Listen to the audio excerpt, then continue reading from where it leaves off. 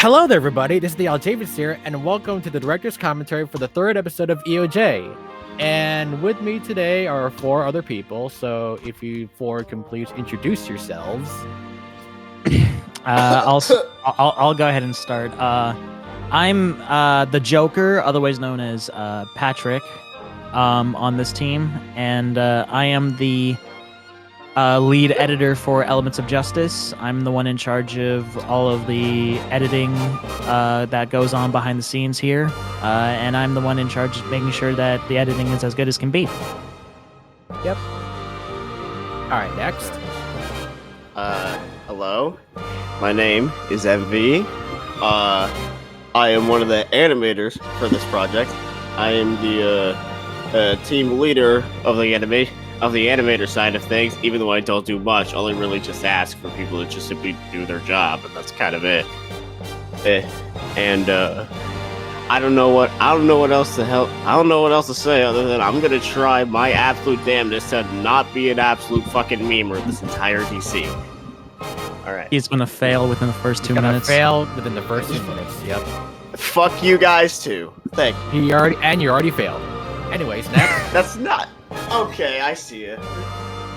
Hi, I'm Serenity. I'm one of the managers and one of the lead writers for Elements of...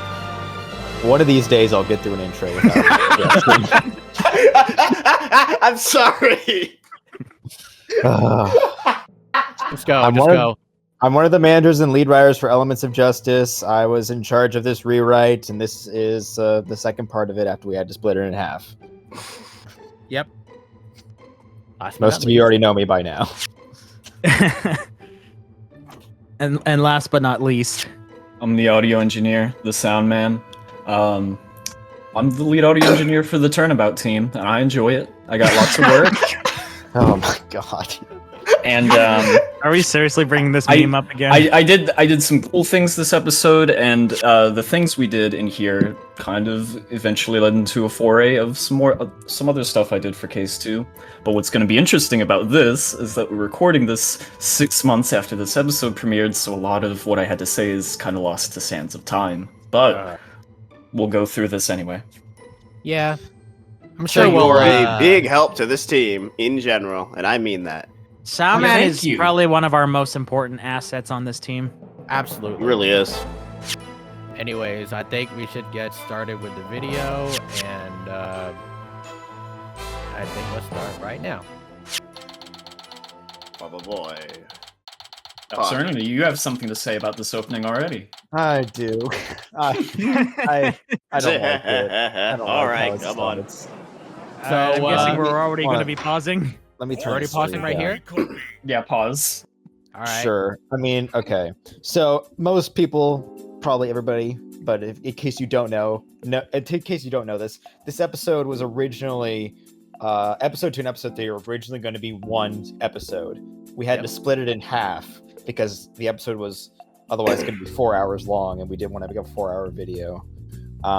So we split it at the recess. After the recess ended in the previous episode. The issue with that is that this episode then opens up into, court reconvening, but there's not really much of a recap as to what we're coming back to.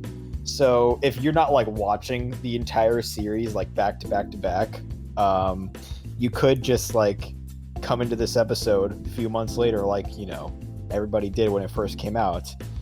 And maybe you didn't watch the previous episode to refresh yourself, and there's some details that just suddenly get brought up out of the blue, like, wait, when did they mention that? And like, this intro could have been much cleaner than it is what I'm saying. I don't... Rip. If I knew ahead of time that we would be splitting this episode up, I would have rewritten this to account for that. But since we didn't know at the time, it resulted in the episode just kind of jump-starting in the middle of the affairs. Well, just know that this is much better than what would have happened if we kept the original script. Yes, better. Yes, true. The episode would have remained as one episode, and it would probably have been a shit ton shorter. Yep. It would definitely would have been shorter. It would have been less than an hour long. Oh, it would have been less than an hour. Are you kidding me, Aljavis? Your episode 1 script, which ended up being 56 minutes, by the way, was 30 pages longer than your court script. Yep.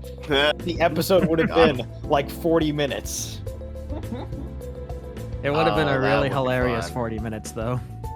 But it Oh, would have very, destroyed very. like this, like the overall story itself. I don't know, overall concept, but like yeah. It's more like I'm just happy that we didn't actually kept episode 2 as one episode, because 4 hours, I don't know if people will like stick around for that long. I mean, of course people will stick around for that long if they wanted to, but I think for the quote-unquote general audience, they're not gonna stick around for that long. Oh hell no!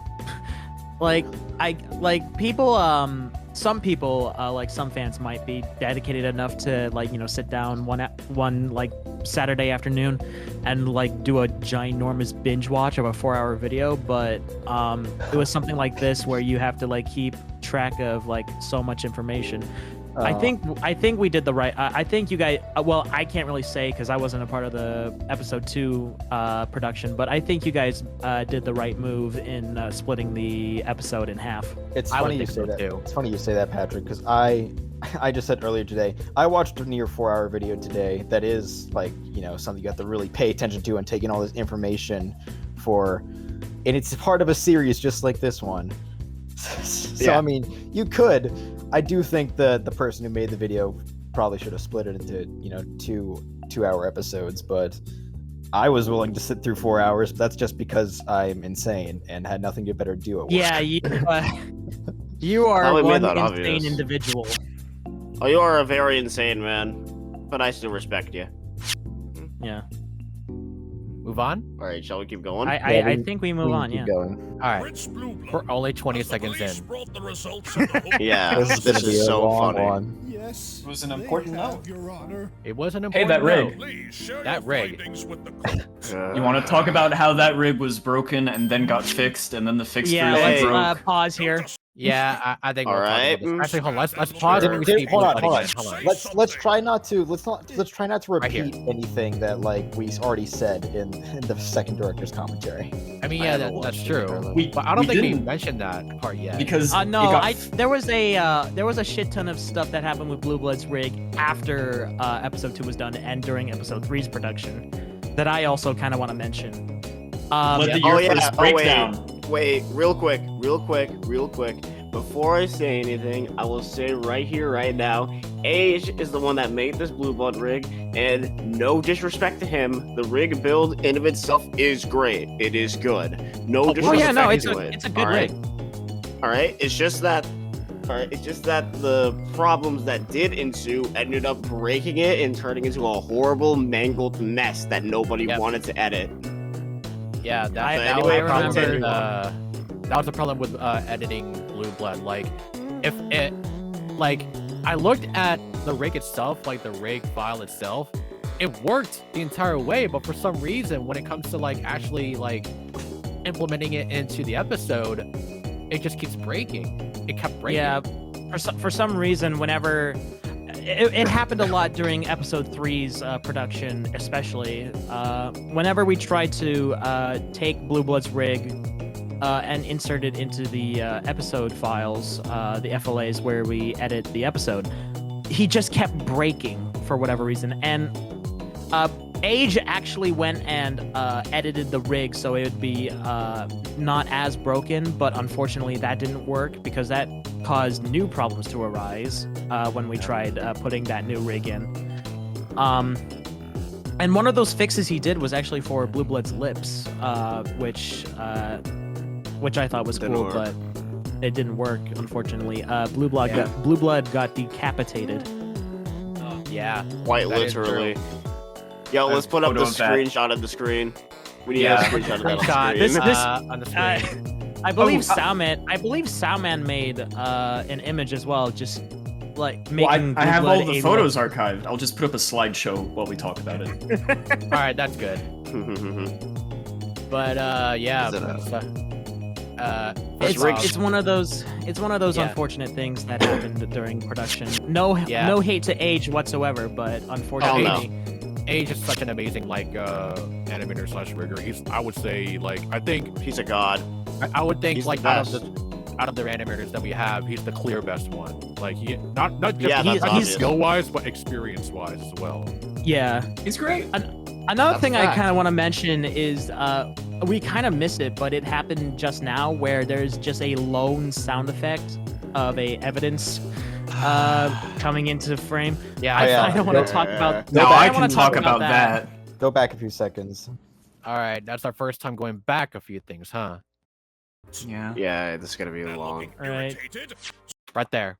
there it is. Okay. So we have to talk about this, which is what led to Aljavis crying. So this is going to be a great story. Go ahead. Go ahead. Brush your Okay. teeth, joke.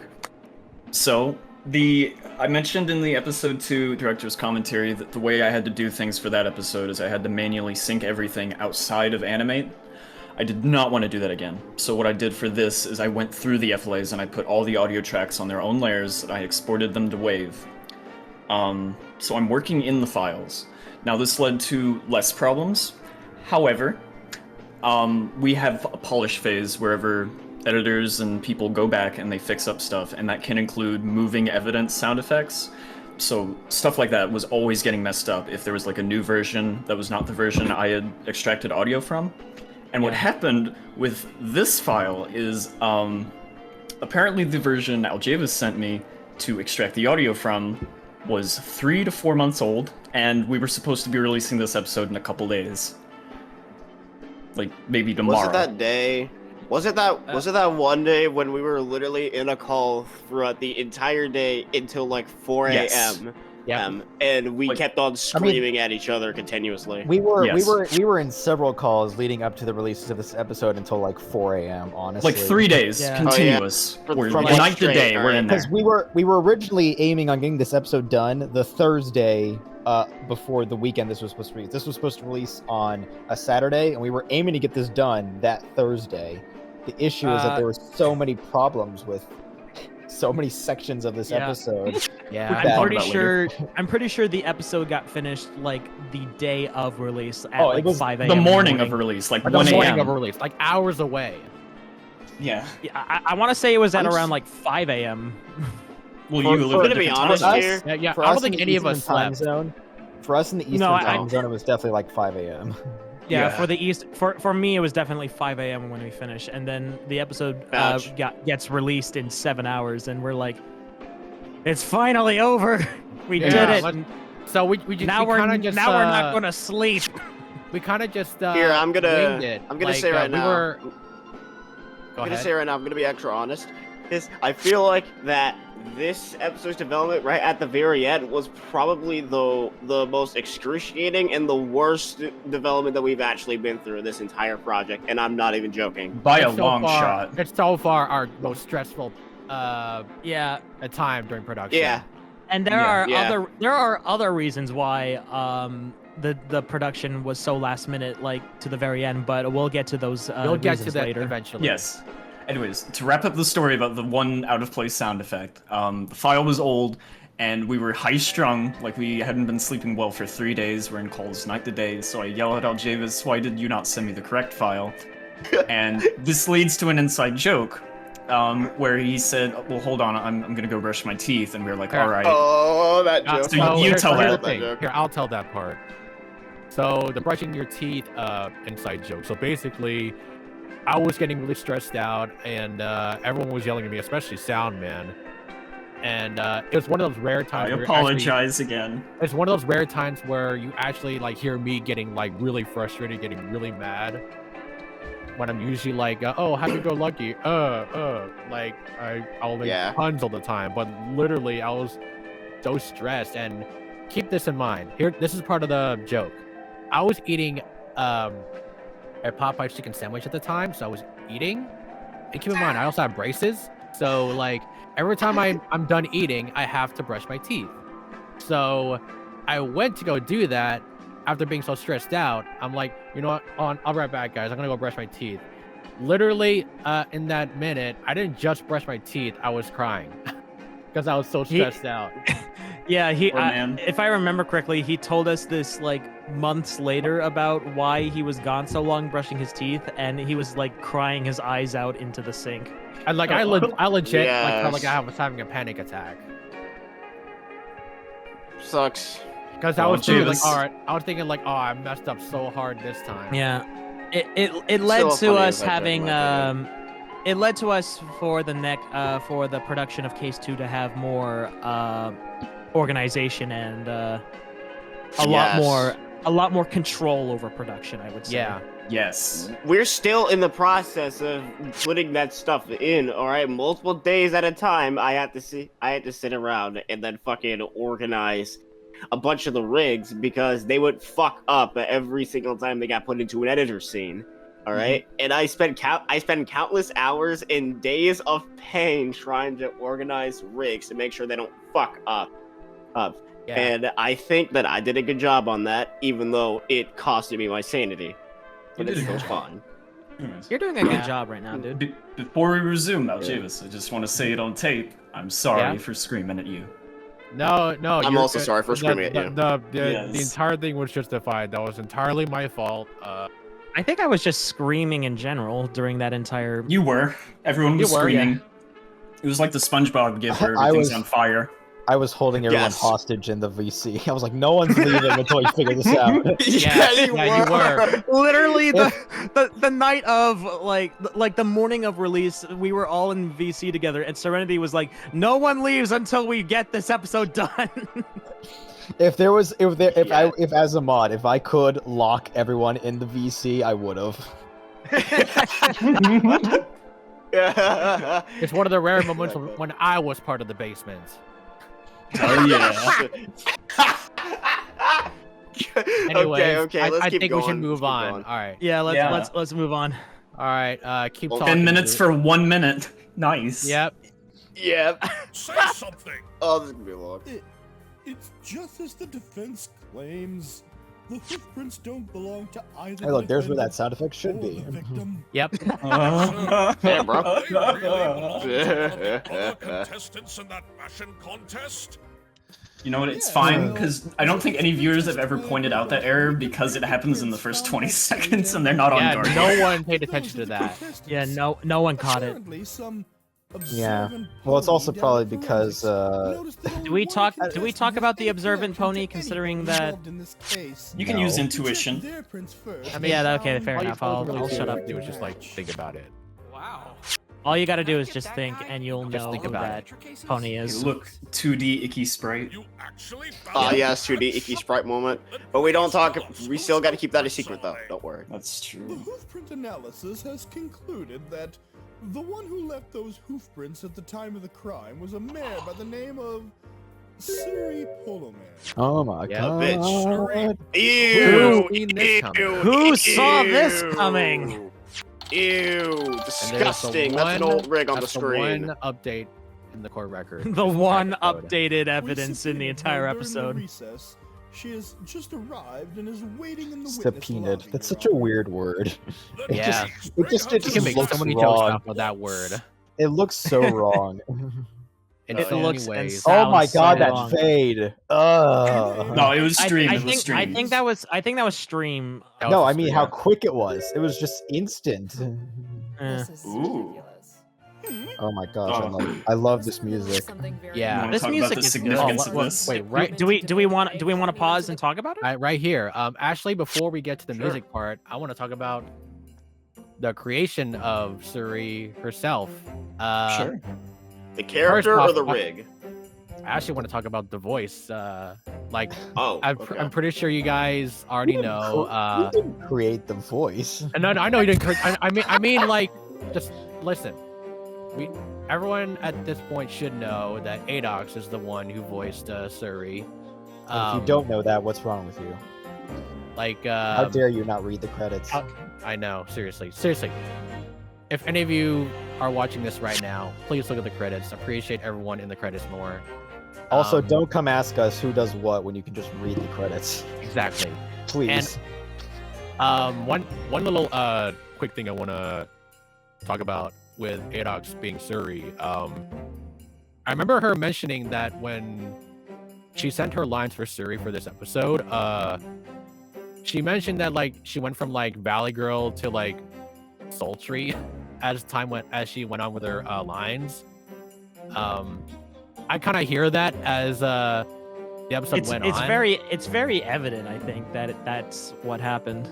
Like, yeah, she starts off as like, you know, this Valley Girl sort of voice, and then as time goes on throughout the episode, she turns into like this sultry voice that you could just like relax to. Yeah. AKA Jarvie Jared. Yeah, Jared, one of our writers, has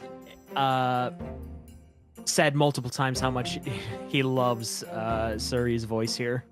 Yeah. This is a call out at this point. Jared, This is a call out. Yep.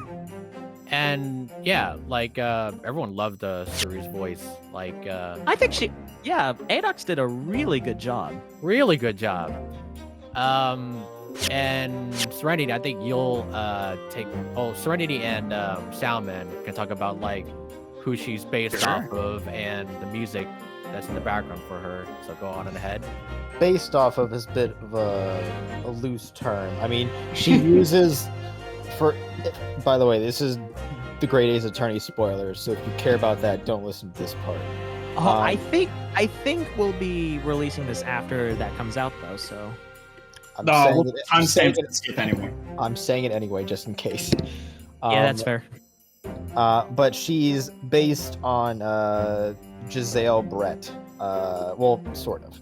Her unique interjection, "Shut Up," is based off Giselle Brett, and obviously her theme music is also Giselle Brett's theme music.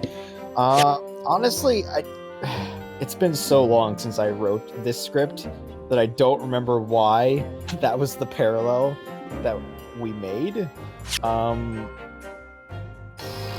think it's mainly her attitude or whatever. And there's one thing I also want to mention. Her animations, they are based actually off of Richard Wellington. Richard Wellington. Like if you notice this she's holding her scarf when she does like that hoof like confident pose. That's like confident the pose. exact. That's literally That is like the exact Wellington. replica of Wellington's And, you know, confident pose. As well as her potentially choking herself when she does the shock animation. Yeah.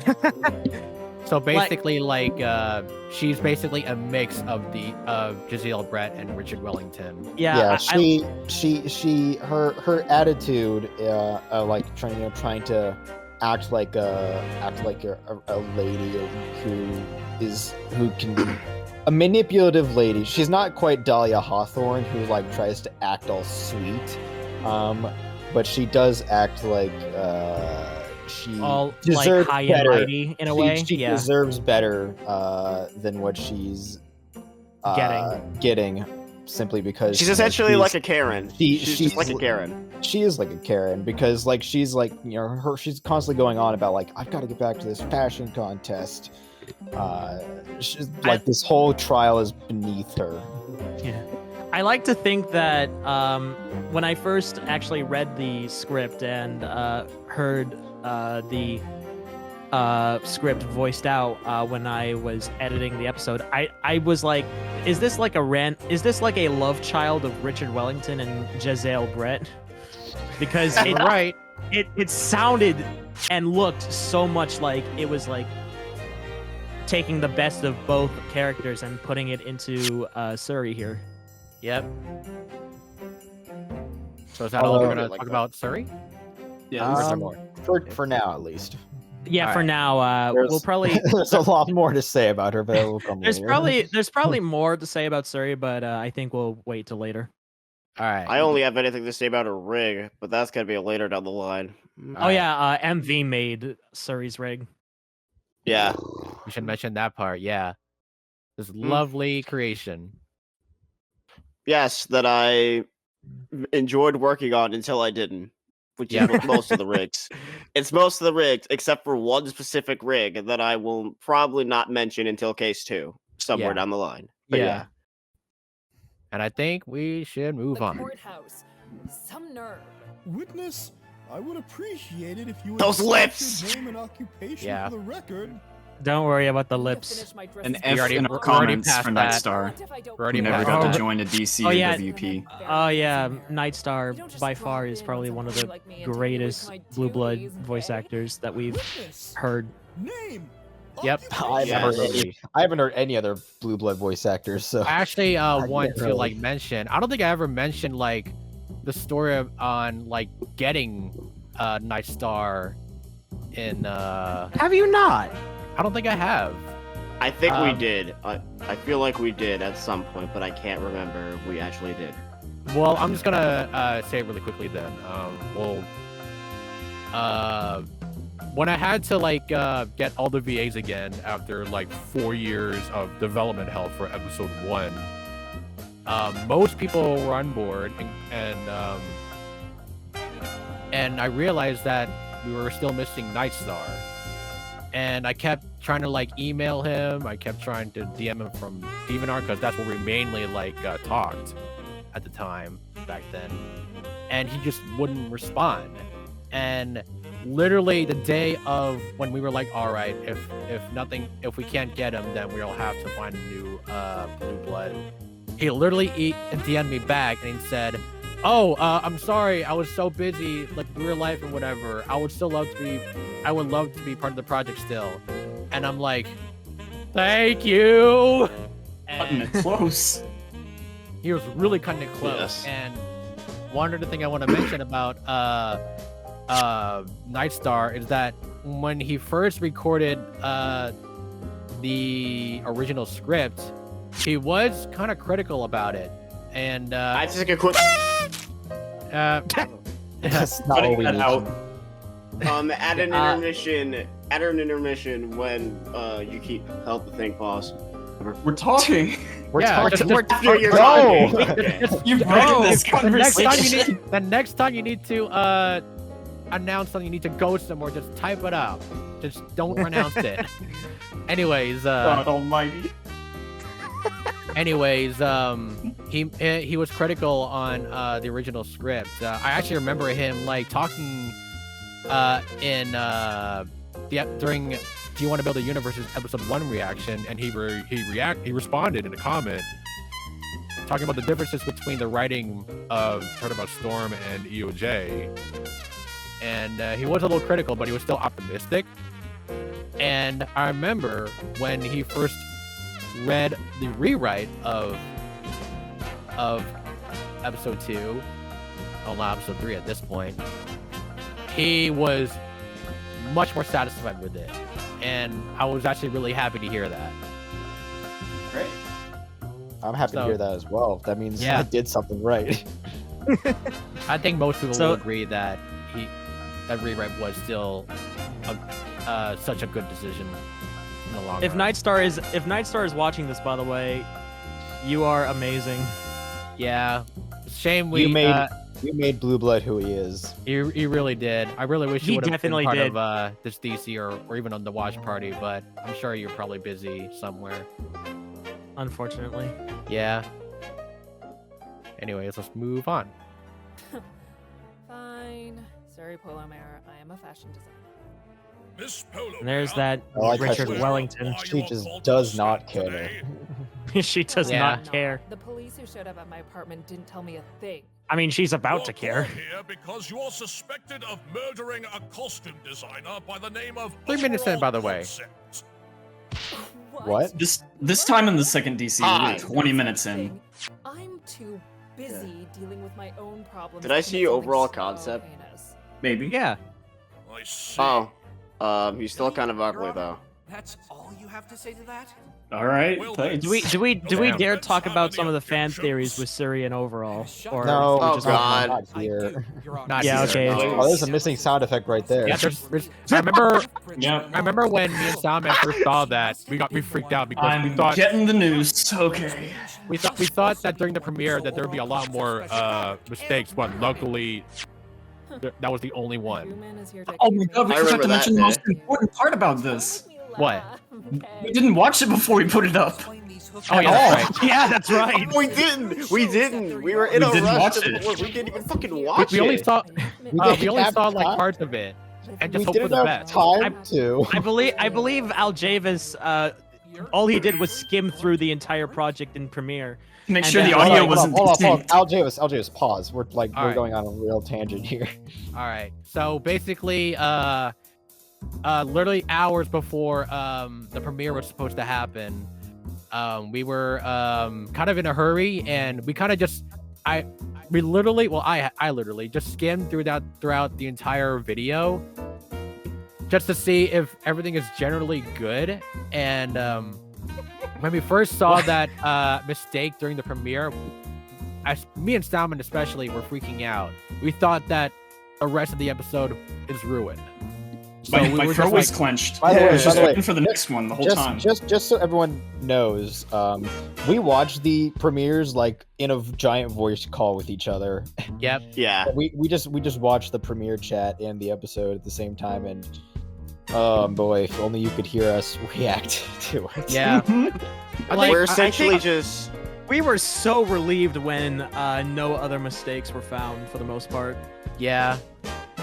We were really happy and were relieved that This episode was, should have had a whole lot more mistakes than it does, honestly. Yeah. it really Yeah. it really should have, but We were really setting lucky. ourselves up for failure that morning. Yes, but luckily we fucking managed to pull through. I also do not recommend doing any of this, by the way. Fucking watch your shit before you put it out. Please, Oh, yeah. for the love of We God. go to bed for 6 hours a day. Please. Yes. Don't be like us. Don't be like us. Don't- Yes. Don't Please be like don't. us and don't be like us and commit to a time crunch. When So- deadlines are coming up real fast. Yeah. All right. So Like we did with Case 2. yeah, Be but in we'll the talk next about that when DC. the time comes. God, Yeah. in that DC we'll talk about it, but for now, Moving on. Moving on. yeah. Besides, Yep. I'm in the middle of something very important, so the sooner I get out, the sooner I can get back to work. Well, we appreciate your cooperation, Miss Polo Bear. Now, please Kind of testify forced as to your cooperation whereabouts at the since time of the she's being incident. accused. Well, I mean, Yeah. she was like, "Fine, I'll talk." She's like, she didn't like be like, Oh "No, God, I'm getting not gonna assaulted by talk." Wobnir in the background. No. Envy, you're always gonna be Yes, assaulted by I can't really Wobnir. hide this. I Oh, there's the was testimony up graphic. tonight. Oh yeah, It's right insane. there. Oh, yeah, That was- that was- Pause. the first time we Pause. used Pause. that. Can I All right. actually? I kind of want to talk about this. all right. I think it was Soundman that actually hooked me up with that graphic. I Like, did. it was like halfway through episode production, and I'm like, we could use this. And I handed that graphic to Jerboe, who was the other editor at the time working on the episodes, and we both added those graphics into the witness testimony. Uh-huh. Originally, that graphic was never even going to be there in the first place, but Soundman found that graphic and gave it to us. Yeah. You know? Like that graphic was not present in the last episode, and no one really noticed. But I think the fact that it's there and it kind of like adds to the entire thing. So like that it shows that like details do matter. So This is a small world story that I'm gonna say in 30 seconds. So that's from the trilogy. I spent maybe 2 hours trying to crack into the files to get that, and I gave up. And I found someone else who did it, and it was Gian, who was not on the team at this time. He had quit and came back during Case 2. So I was retroactively being helped out by him in the past when he wasn't on the team, which is some crazy stuff. Yes, I you've know. been helped in spirit. It's literally fucking spiritually helping you. literally helping us Yeah. in spirit. I Thank you, think we Gian. should. I think we Thank you, should mention, Gian. by the way, during episode 3's production, Gian was not on the team at all. Yes. Yeah, and he left after episode 2. Yeah, he Yeah, left he- for he came- personal reasons. and he came back during Case 2's production, literally in the middle of the night while all of us were like in a call, Yeah, And he quite literally, I just asked about like one thing in DMs, and then immediately he just goes, "Hey, can I join the team back?" And I'm like, "Oh shit, okay, come on Yeah, in. We'd love to have you." Your Yeah, reaction in that VC kind of blew us away. Like, I think we were like looking for graphics, and someone mentioned Gian might have them, and you messaged him, and then you were like, "Oh shit, Gian wants to join the team again." Yeah, Yeah, it was such a nice surprise. It definitely like helped I'm the happy. morale for the entire team. Like, oh my god, like a big asset is coming back. Like, and he's definitely it's been such a joy to have around again. And Oh yeah, Yeah. he is, definitely. and just letting you guys know there is something in the works that he's working on, and I think you guys Yeah. might like it. His work is A grade. He's awesome. There's a bunch of stuff in the It's works. S grade. You're right. He S is S plus grade. tier. Such an S tier editor, and There's so many things that we hope to be able to show off. yeah. Yeah. Yeah, but We we still can't. show it off, I'm but- so glad we have so many talented people on this team. I Oh, know, yeah, like, definitely. Like the EOJ team, as stressful it can be, it's such an awesome team. Like literally everyone in their own right is so awesome. Homies, or just straight homies in general. Yeah, That straight up just gave me a morale boost. yeah, yeah. We are all so lucky to be able to have such talented people working on this project and making it as great as it is. Yeah. yeah. And I think we're all lucky that we all know each other too, because like, you know, as a team, I think we all flow and gel together really well. Oh yeah, Yeah. I'm definitely the Yeah. voice calls definitely help with that as well. Yeah, the Yeah. voice calls. Yes, the in this- amount in of- the game, like if it weren't for these voice calls, then I don't think the quality would be anywhere near as it is right now. Shout out to Wubcake Right. again Like- for like you- because Shout out to wasn't it Wubcake, Wubcake? Yeah. Oh yeah. I'll mention that. Yeah, like, Wubcake Wubcake was the reason why these voice calls happen. Like, unfortunately, she's no longer part of the team for personal reasons. But during production of episodes 2 and 3, well, mainly episode 2, Wubcake one day she was saying like, "Hey, you want to go on a call?" And I'm like, okay. And so basically, she was the one to break the ice for the entire team. And Yes. and when it was and when she left the team, I was like, you know what? I'm the director. I gotta keep the morale up somehow. And it went And from you like do. it went from just me and Serenity, and then I think maybe Soundman joined in, and then Destro came in, then Envy, and then suddenly more than half the team decided to just join in these calls. And that it wasn't happened, until like much later in development. It was mostly just you, me, Soundman, Destro, and Serenity. We were the only ones that came into the call most of the time. yeah, I that- that was, like, remember. I During think as episode 2's well. production. And during episode 3's production, when me and Jerboe joined the team, I remember being one of those additions to the people who joined calls often. Oh Yeah. You did. These calls one are of our mains. powerhouses. Yeah, Yes, when a big group of us get into a call, like a bunch of work gets done. literally, like when no one is in a call, like nothing gets done. No one talks in the EOJ team server, and like everyone's morale is just kind of like getting lower and lower. But the moment we get in a call, it's like suddenly we're just so motivated to work. We become actual friends with each other. Which is We're why, like a like, bunch of fucking I think best it's friends who work. important. I think it's important for any team, like we should get in a call, literally get in a Discord call and just talk to each other. You might Yeah. actually get along. Get to know I'm each other friends. beyond what you're there in the project to do. Yeah. Yes. Oh That yeah, definitely. it becomes a reason beyond just working on a project. You're doing Yeah. it for each other. It's Aw, why that's I'm here. sweet. It's why I'm still working. All right. I don't think I will. I honest to God don't think I will be spending this much fucking time out of my days to be working on this one project about fucking ponies and lawyers if it weren't for the fact that y'all are genuinely amazing people and I respect every last one of y'all, despite the fact that I shitpost about y'all every day. Yeah. I feel like that's just your sign of respect, Envy. Yeah, it pretty is much my sign of respect. Literally though, I feel like after this project is done, I think quite a lot of us would still be like talking to each other, maybe even I would starting think so, up too. another I'm project. pretty Yeah. sure. I'm pretty sure some of us wouldn't object to working on another project, not a sequel to Elements of Justice. Please, Yeah, God, no, don't God, no. say it in the Anyone comments. gets that idea in the comment section, we're not talking about working on a sequel to Elements of Justice. Once we're done with this, we're done with this. Yeah. If we Yes. if we do another project together, we would be working on something else. Yeah. Probably some And- original content too. Yeah. We Something want to we make could money actually- off of this, actually. Yeah, something we could actually make money off of. All right. Well, So, yeah. ready I- to keep I- going?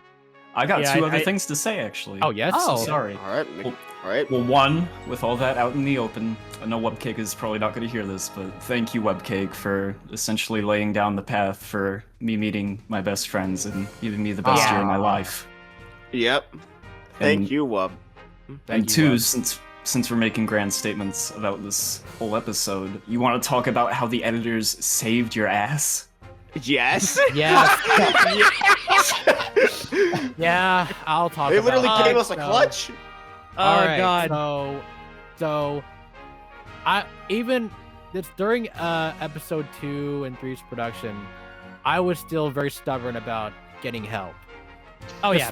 Despite me getting taking like 4 years to finish episode 1, I was still willing to like do much more work than needed because I thought that if I don't work on it, then I'm lazy. If I don't work on it, then I'm not putting enough effort into the project itself. And it got to a point when after working on episode 2, the entire editing by myself, Suck. that's when everyone was like, you need help. You need help with the editing. And that's where Pat that's- and Jerboe That's where came me in. and Jerboe. That's when me and Jerboe came in. We both saw the update video saying that they were looking for video editors. I believe me and Jerboe were actually in the Visionaries Discord, like talking to each other about our editing test entries quite a lot, and I think we even shared them with each other. did. You know,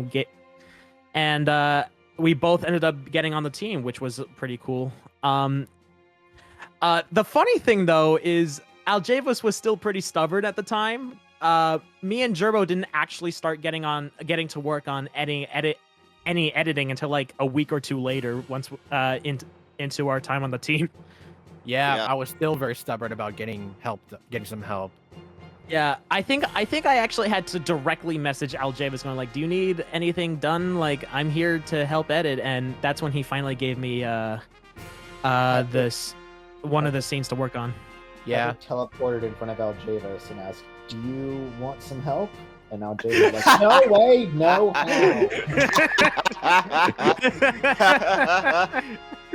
But literally, but as for the saving my ass part, literally, if Pat and Jerboe never got in the team, episode 3 would not have finished like As quick as it did. As quick as it did. Definitely Yeah. not. Like there are other reasons why the episode came out later than what we initially hoped for, but for the main part, the reason why it got out by the end of the year is because before the year ended. Yeah. Was because Aljavus finally got out of his stubborn ways and gave me and Jerboe work. Aljavus still edited scenes 1 and 6 for the most part, but me and Jerboe edited the entire trial sequences. Yeah. He finally sucked it up. I sucked it up. And I'm not gonna mention it now, but like I was still stubborn even later on during case 2, but we'll get to that when we get there. Yeah. Yeah. And All right, let's shall we move on. continue? So, I think we as continue. Yeah. soon as the I got Serenity so much we're- else to say, but we need to get through this. Yeah. We're like Yeah. 50 we're like 50 minutes in, by the way. On the opposite side. I This is a never opened record. the back door and left the door where the incident happened. This might is gonna actually turn reach into 5 like a- hours. Yeah, 5-hour director's So, You commentary. admit that you were actually at the Yo, I'm theater. waiting for the 24-hour I'm so director's commentary. Come surprised. on. Oh no. God, no! Now look, I'm in a hurry right now. I've said what Salmon would happened. just Can I go home consume now? I records have amount of more coffee things to during do, that. okay? Yes. Oh, yeah, We'll do you that would. for all of No, case I 3. don't We'll mind just watch anything that makes everything you in a stay 24-hour longer. sitting. I think during this episode, Salman consumed like I didn't keep count, but I feel like he consumed like at least 5 pounds of coffee. Back then, when this was here, I was probably actually drinking half a pot of coffee per day. Thanks God. You said you were busy earlier. Were you also this busy on the night in question? The amount of like Of course. times I where we just was. stayed up just to work on. This was actually before Soundman, I believe, moved rooms as well, so he was only on in like the middle of the night. Yep. Yes. Yep. Right now. I used to be a chat main, and now I scream in VC all the time. Yep. Yeah, you were. Yeah, you do. Your screaming is This entertaining. contest is such a big Thank deal. you. Why did you go to It the is very theater? entertaining because we're usually used to you being very, very chill. So when we hear you like Yes. yelling, it's like we get excited. Yes. I enjoy it. You met with Miss Palmel. Well, I I think yell a it's- lot on this project. Oh yeah. It was during the intermission that I went to the dressing room to meet up with Coco. Hold it! You went during the Oh, Lord. Got intermission. a JPEG. I was late getting to the Oh, yeah. JPEG moment. You don't need to pause to say this, but ever since we got Gion back, he made us 1080p versions of all of these, so they don't look Yeah. that bad anymore. All of the Yes. interjections, yeah. I find it hard to Originally, we believe were that using people like let someone JPEG in images the audience of go the backstage. interjections, but then Gion helped us make So the staff uh, are quite familiar with high me. quality They just let ones, me through. including Yeah. some custom The ones. staff didn't mention Yeah. Oh, yeah. anything about That we you. will not show You will not until show next until case. later Wait. on. Because they had no reason Yeah. to. I wasn't there when the crime Well, I mean, occurred, mine is after shut all. up, but whatever. In that case, why didn't Miss Oh, yeah. Palmel mention anything about you? Uh-huh. I'll talk about the shut up interjection when we get Miss to it. Palmel could have Yeah. easily Me too. without any pony else being Can't wait for involved. that. Okay. I don't want us to pause on everything, because we have episode to get through, but Serenity, if there's something pertinent and you need to pause and talk about story stuff, just tell me to shut up. In fact, Um, not mentioning Aljavis, just I was that actually going makes to your ask you, previous because three this Uh-huh. leads into something else I did. How long did it take you to make all these text boxes for the episode? And then not even Uh, bother to mention that a third about a party month. Yeah, especially yeah, when there Aljavis actually was Aljavis was the there. one who edited like all the text boxes in this episode. Yeah. Mhm. Minus me making a couple What of the defense changes is here and there. thinking. Yeah. Unless you have a solid objection to this testimony defense, I suggest you Is this move on. is this before or Very well. after That leads your me to my next question. code Why did implementation you or meet with whatever? Miss This Well- was before the code. All right, so we This don't have was to talk about it before. yet. Yeah. I Yeah. beg to differ. Your business with Miss We'll Palmel has talk about the everything to code. do We'll with this probably talk case. about the code later in case 2. If it's that Yeah. The amount that I am going to be talking about stuff for case 2. Visitor. Yeah, Uh, you're gonna be like the highlight for these Nothing in DCs for case particular. 2. Yay! Oh yeah, definitely. Case 2 was your time to shine, bro. You aren't Yay. exactly on good terms. What were you saying, Serenity? Palmel said she used to be your Nothing. assistant, and she quit. Aw. I was gonna say Wow. something. I was gonna say something about I wish we just established there to see her Suri's again for character a old bit time's more sake before and we put delved into this everything whole behind us. cross-examination. So, what did we Because talk about? a lot of this cross-examination Much. does sort I of was like wondering how she assume was you already know doing. who She and her Suri friend were is. just working on this Oh, fabulous yeah, that's we fair. talked. So I Like- kind of wish we could have established Did you know her a about bit the fabric more prior to before your we got to visit? this, but No, this was the first time I'd heard about this I mean fabric. that's just They looking let me back have at a it in look, and I even hindsight. touched a bit. I mean, you Yeah. get a It's not you fabric, get a you could bit say. of backstory on felt the Suri fabric. at the end of That the would last explain episode, how she but got going you do, into but, this but episode, that's just her backstory. That doesn't really like give you much of an indication as to who she actually is. I think, As soon uh, as the well, second act started, took a I think casual what we walk did for backstage. episodes 1 and 2, like based on other people talking about her, I think that kind of like Well, I was set the finished with tone our for conversation, so I Suri just for figured this that looking episode around because backstage episode was a 1 good way to you saw unwind. that The area was her You- and you Rarity saw did that not brief like moment each other. between those two, yeah.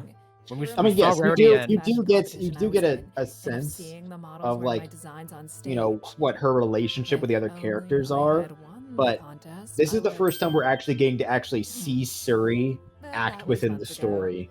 And Yeah. I kind of wish we could have gotten a bit more of this before we got to this point. Or lack thereof. can I According just to Rarity say, and Coco. Couldn't you have just watched the show instead? Suri's excuse for walking backstage and on the catwalk is so like unbelievable, and somehow she testified about it, and it drove me nuts when I was editing it. I was like, are you sure people are gonna buy this? On the opposite side. went up Yeah, to the it is. catwalk. It is ridiculous I that wanted like to she see the just play for a walks short while around before I this left. the backstage I of must this admit, play the height was without very anyone like being like, intimidating, "Hey, you but aren't it really was a supposed to be great back view. here." But neither Yeah. Playwright nor the stage hooves mentioned anything about you going up to the catwalk. Yeah, especially when Why would Phoenix they says not that mention you there. being Like, backstage, especially since you're not part of the someone audience or the obviously should have staff? seen her if she was going to go on a If you backstage recall tour. Playwright's testimony, you would know that he was paying attention to the play. He only looked at the catwalk. Yeah, because shut your the face, airport was Blueblood. running. This witness Shut had your face, no Blueblood. reason Blueblood to make die. any sort of ruckus. We're Fucking probably die, gonna be Blueblood. we're gonna She went up to the continuously catwalk insult quietly without Blueblood throughout this, I anybody think, because Especially since backstage He was deserves to be dark at that insulted. moment. Yes, I can't deny that. that was the You point, could though. explain the hoofprints, but I don't believe that's the right explanation. It has to Suri's be just trying to say else. something that matches I'm like going to the show her hoofprint why she all realizes of she this left is false. behind. That's another Yeah. thing that I wish. That's another thing I wish we did better is that like she actually gives some sort of surprised reaction to the fact that she left hoofprints behind, because that's not something that she would have known like coming into this yeah, courtroom. no, Just so Yeah. we're all clear, the you the couldn't hoof go prints through the main entrance probably and would left have through the back surprised door. her a lot That's what you're more saying. than what That's was correct. shown, considering that well Relating this to she your had no testimony idea she for left behind clarity's such sake? incriminating Yeah, evidence. she kind of just brushes it off, be like, "Oh, well, I mean, I didn't leave this." Oh, well, no, It's like- she acknowledges that she did because that they tested it and revealed it was her hoof prints, which is like, oh, well, I mean, yeah, because I just walked around backstage, obviously. Happy now. So she just kind of went along with it. Miss Yeah, Polomaire, there's a significant but I kind of wish that she contradiction would in have your been like, "Wait, testimony. what?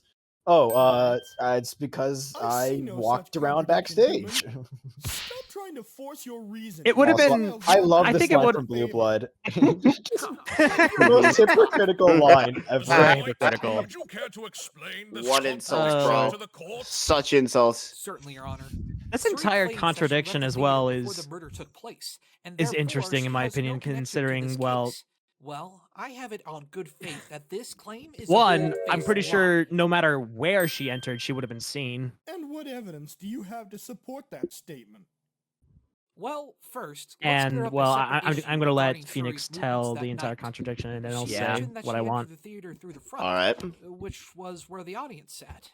I find that very odd. Odd, but she was an attendee. That's where every pony goes when they enter the theater. You're right. That's where the audience goes. That is, if you're actually a part of the audience. Explain! The witness said that she was late to Explain, the theater human. and arrived after the play had started. According to your own words, Prince Blueblood, the show in question was sold out around noon that day. It was actually Coco who purchased the last ticket and gave it to one of her friends as a gift. This means that if Miss Polomaire just went to the theater on a whim, she would have had no way to get through the front door to get inside the I theater. love this song. Which one is it from again? It's from, Professor Layton. Yeah. Oh. Yeah. We got a lot of influence of Professor Layton versus Phoenix Wright in this entire episode. We didn't And even the mention. anime. We didn't even mention What? the HD gavel. Of Yep. course not. Oh, Oh, yeah, yeah, the HD HD gavel, gavel. Must have It gotten exists. confused. That was It- thanks to Gian. It exists. Thanks to Gian. I take it a few days in advance, so I was Gian able to get into is the a theater big-ass without clutch problems. throughout most of Even this. if Just that to were actually true, give us some that doesn't HD solve the looking biggest stuff issue and with not the have complaint. things look like shit that was made in 2008.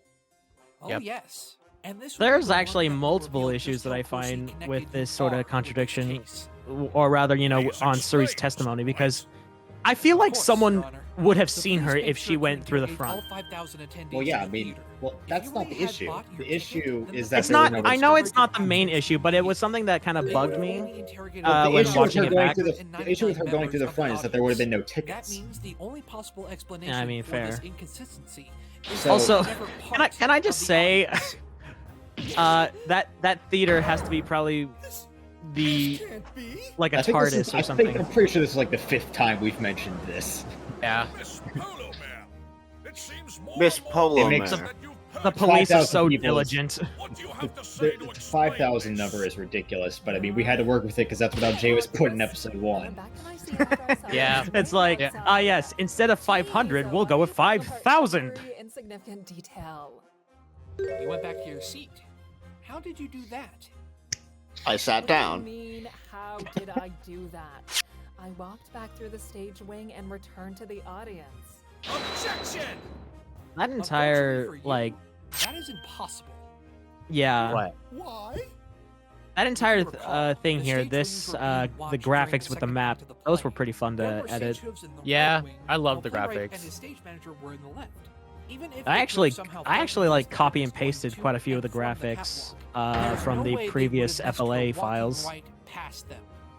Objection! Bitmap Um, smoothing. Right wing was empty following the incident. She could have made her way back to the audience at that point.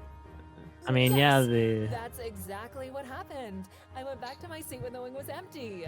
I keep losing my Then train the of police thought obviously so took your easily. name down when they GG. This is one of those parts where it's like Phoenix could have started with that, and we wouldn't have had to go through all these little details to get to there.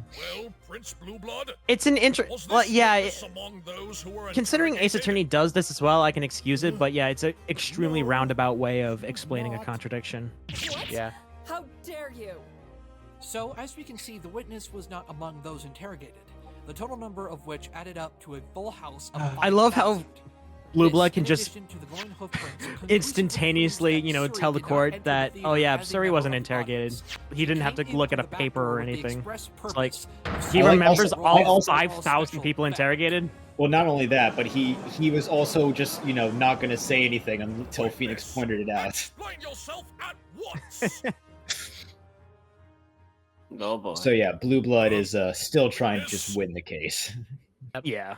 Oh god, here we go. Oh, and this Oh, is oh the boy. part where Suri begins. So, this is how far the equestrian royalty have fallen, huh? The line that changed everything. Pretty much. How This pitiful. I remember You can't even editing protect a this damsel in distress from being falsely accused. and I just had so much fun with trying to Oh. get their Oh, wait. shouting match. Shut up! Okay, Yeah. pause here. Hey, the I'm graphic. gonna talk for think we have 15 to- minutes about that. We have to All pause right, there. come on. Yeah, we have to Okay. pause here.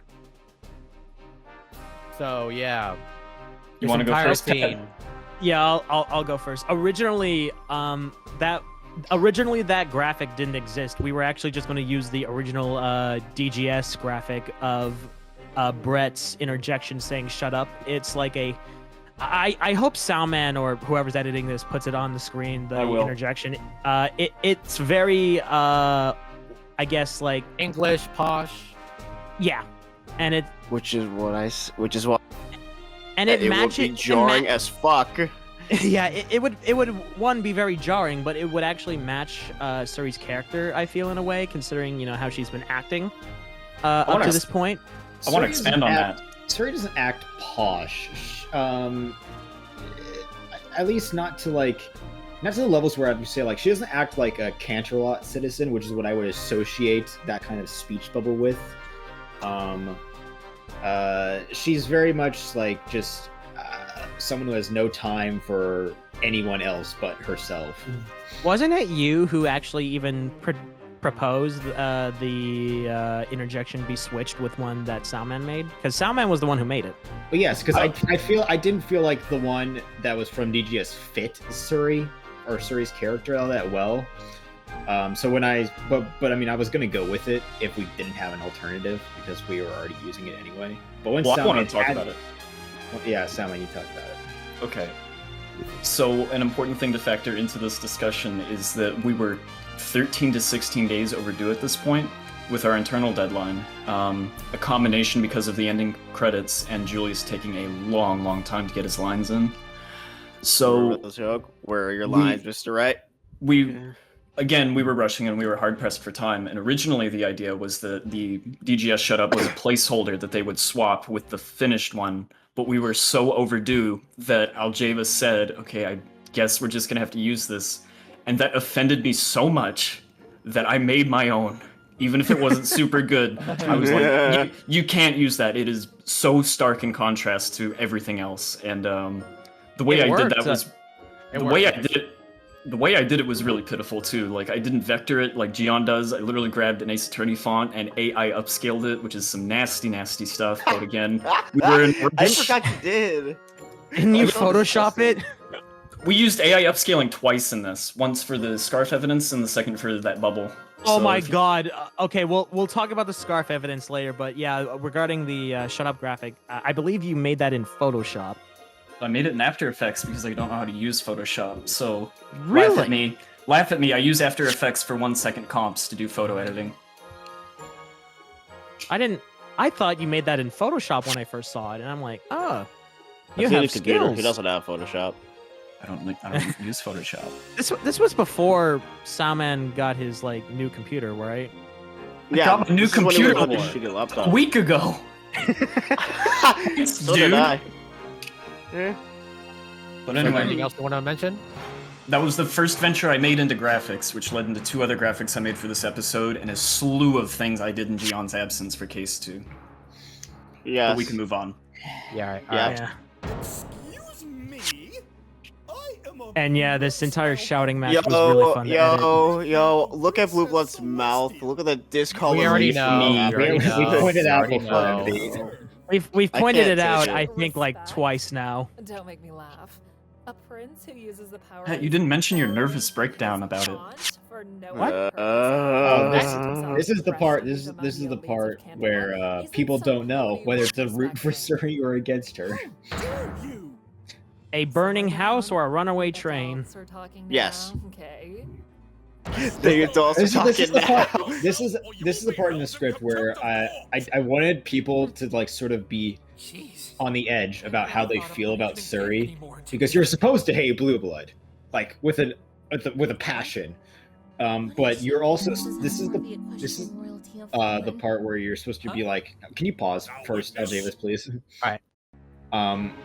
But this is the part where you're supposed to start being, you know, somewhat on Suri's side, like not entirely, but you're supposed to start like to be like, okay, yeah, like I agree with you on that point, but that's about it. And it's just gonna slowly inch more towards that direction as the episode goes on. And then we also just had the line from Twilight about what do you reach me is how far equestrian royalty has fallen, and Twilight took that. She took that to heart. Yeah, I remember when I was editing that, I took notice that she was like taking it personally, and I think Serenity was the one who directed the editing of that scene, or at least he was in charge of the polish notes for it. Charge well, I mean, goes for a lot of scenes. I do a lot of the polish notes. Most of the polish notes are me. Let's Anyone, here, let's just say this right any now. of the video editors will know that a section isn't done until you receive the Serenity notes. Uh-huh. Because Serenity. This is just what it is, all right. Look, I learned. Let's just say I learned it this like the hard way. Let's say it like this, all right. Serenity, like, yeah, sure. All right. The quality that comes out in the final product is so good, but it is ungodly annoying to deal with Serenity, who picks up every little detail that'll, pop up. Look at a video. but I respect Look it. at a video before I go through it. Compare the quality Yes. of the two. Yeah, That's basically. all Like I'll literally, say. like literally, whenever they're editing a video, or at least when I was editing it at my time when I was an editor, I'm always like thinking like, all right, what's wrong with it this time, Serenity? Yeah. Let's just say that Serenity is by far the most thorough when looking through unfinished scenes and seeing what else could be added or changed. I think at one point there was I can't remember the poor editor who received like the 5 pages of polish notes from Serenity, but I think Serenity at one point put down like 5 or 6 polish notes for like a 10-minute scene. And then there's also That's the part just- where I gave up. And it was like, fine, I'll do it myself. That's We'll literally talk- part of we'll the reason why. We'll talk about that at a later time, but And yeah, that's why I'm now a video editor. yep. and now we have like a weird like power balance where I'm the lead editor in charge of a manager who's also in charge of me. It's like a weird power balance. Yeah. That's just kind of scuffed, don't you think? It's like, yes, I'm in charge of you, but you're also in charge of me. It's literally like it's kind of like a historical reference where the Holy Roman Emperor was sort of in charge of the Pope. But the Pope was the only one who could crown an emperor, and they both sort of had this leverage over each other. Yeah. Yeah. I feel It's like you weird. don't have the same leverage over me, Patrick. No, I don't. I don't think I have the same leverage, but I'm still in charge of your editing and making sure that it's in time. That it Yes. flows well, looks good, yada yada. You know. Yeah. All right. Now, if moving on. only we can get to that part.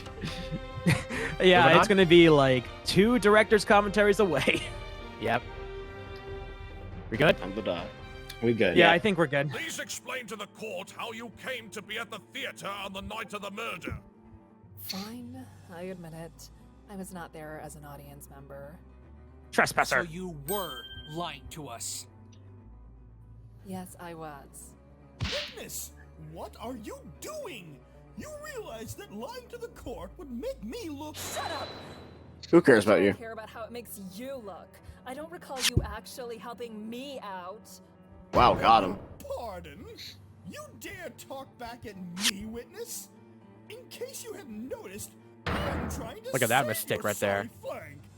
Then Oh, why yeah. don't So you funny. Stop sitting on yours and make yourself useful for once? That's an example. That's an example of me forgetting to fix all the keyframes. Yep. I've been trying to be patient ever since I got here, and I have no time to be patient. I swear to have God, dresses you to could work put this on. video, you could put this exact clip in a video compilation of Karens, and nothing would change. I swear to God. I will allow you an opportunity to clear I mean, the air. here's the I thing, though. suggest you Again, take it Suri rather is than supposed to argue be the with voice of the prosecution. audience in that Now, moment. why would She's you literally lie to tearing this down court? Blueblood. Maybe if Yes. you would just be quiet for one moment, I can explain. I love how in Ace Attorney as well, it's like, you committed perjury, Okay, shall we? but You're trying to say that I stole the fabric from the Per- curtains, Yes. Perjury yeah? doesn't exist in Ace Attorney. What are you talking That's about? right. Uh-oh. For Why the do I sake have of a bad Perjury is storytelling. such a feeling about what serious you're crime. Perjury is a serious crime, even more serious than murder. Why wouldn't I have just left the theater after stealing it? I had no reason to stick Suri around and actually- murder overall, she correct? brings up like an Well, what if you extremely tried good to point. escape? You naturally Yeah. want to stop Well, yeah, Considering Stop him, perhaps? She's But there are she's smart. several Like ways we to do said in that the with watch that. party, she's Oh, a yeah. smart pony Okay. who makes dumb decisions. Well, perhaps you had some sort Like of a connection to she's the victim she's that we intelligent, don't know but about yet. what she uses that intelligence Now, for is please, not Your exactly the Honor, best I would thing. like to testify regarding my You got a big connection to brain, this pony But you overall don't concept. exactly have a big competence, Okay. if that's even a real word to What say. are you doing, witness? she had big she I'm has big supposed to brain, be but she the one doesn't to use it call very for well. things like that. Yeah. Then how about you actually Big do your brain, job no instead of confidence. waiting Fuck for me off. to do it I mean, for you? competence. Shit. Maybe if you were actually competent at your job, I wouldn't be standing here. I do wish we having could have my name rewritten some of dragged these through the lines mud and my because patience tested because of this some of them stupid can be attorney's clunky at endless times, like questioning. that one right If you there. want She used something done job right, like you do it twice in a yourself. row, Ugh. and I would have liked her I to use a never different rely on word. others to do work for me anymore. Like I always Shoutouts say, to everyone Andrethist, for who themselves in the next whose city. job is to try to make sentences as less clunky as Well, possible. then, witness, Yeah. You know, Andrethist, that is about your until connection that's to the until vic- up to the catwalk. But whatever. Yeah. Andrethist said before that what he does to see if a sentence is clunky or not is that he would literally like act Wait a these minute. lines out, I wasn't part of and the audience. and then he I edits noticed it that the accordingly. tickets were sold out, so I figured I'd come in the back door. That's good. The reason I I came guess. to the theater was to visit Coco I think it's a good anyone way who's- to do it. and nothing else. For anyone who's curious It was as to then how that I we write the first scripts met for these overall episodes, concept.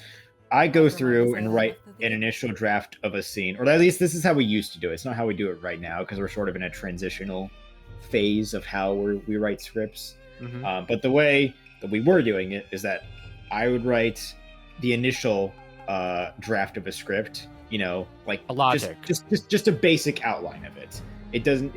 The dialogue was not always, you know, the best. What mattered was fact is that we had something there for everybody else to work with, and then James and Destro would go through and add just, you know, a bunch of extra character moments or characterization to characters, add some quirks, add some jokes. They would essentially give flesh to the skeleton that I gave them.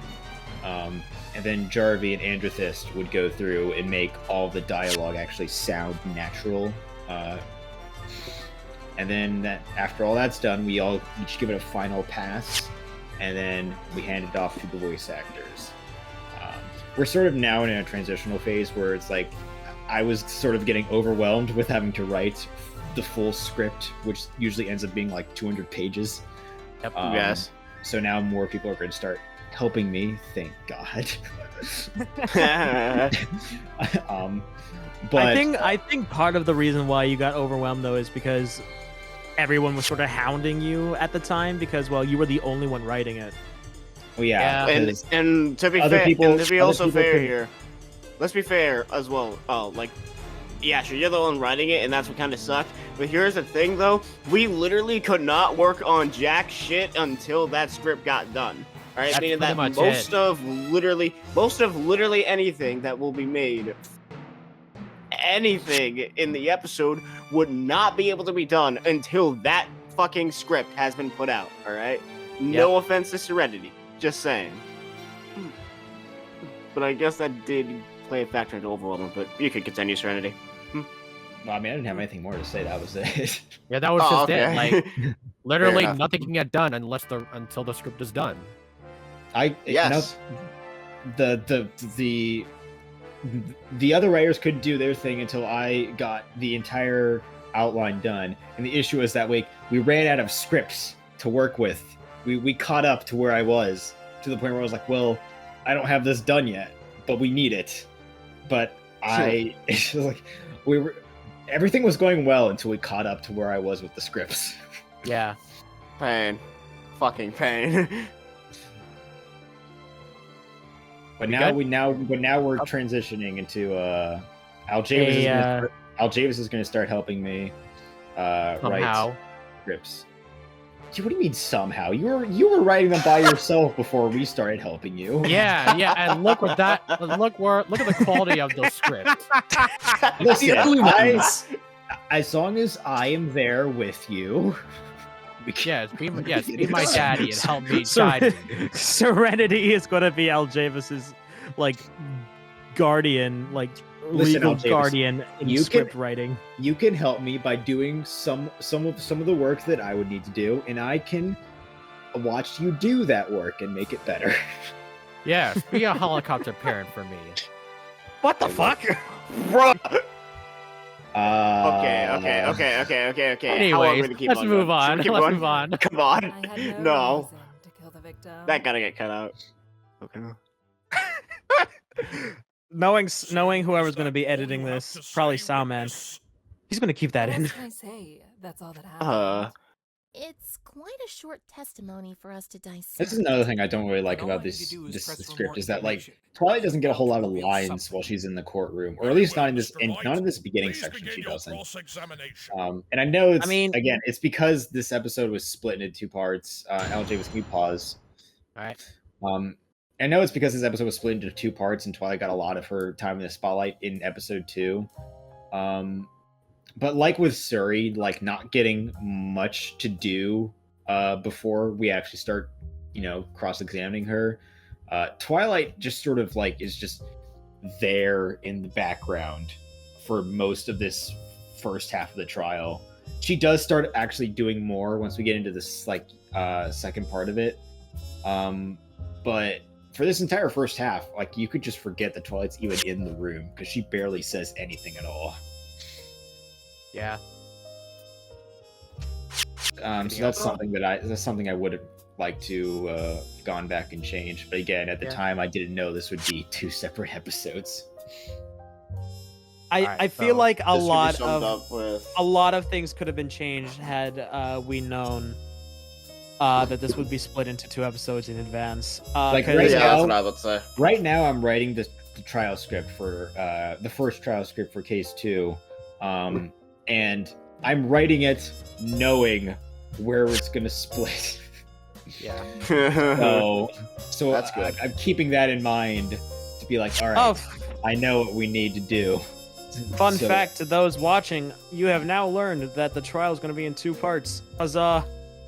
Yeah. I mean, the investigation was 2 parts, so I guess that would make sense to think. Also, this trial is in 2 parts, so I'm we're pretty making sure everything a two-parter. people God damn should be it. expecting that by now. that's Yeah. what I'm hoping. Yeah. Anyway, I do have something to say in a little bit. So. All right, so Yeah. you wanna keep going? Yeah, with it? let's get to Go? it. Okay. Yeah. I admit, I wasn't part of the audience. Because you sucked. You acknowledge that you willingly trespassed in the theater. Yes, but it wasn't as if I was gonna harm somebody. Besides, it's not like any of you have ever trespassed before. Ooh, sorry. Wow, what a call-out Phoenix post. out. Fucking call out post on Twitter.com. It's funny because Phoenix has probably planned trespassed to, in every single but- building on the fucking planet at this point. Yes. I know I that's noticed what tickets that were line is sold supposed out to be for a referencing. theater. Come in the back door.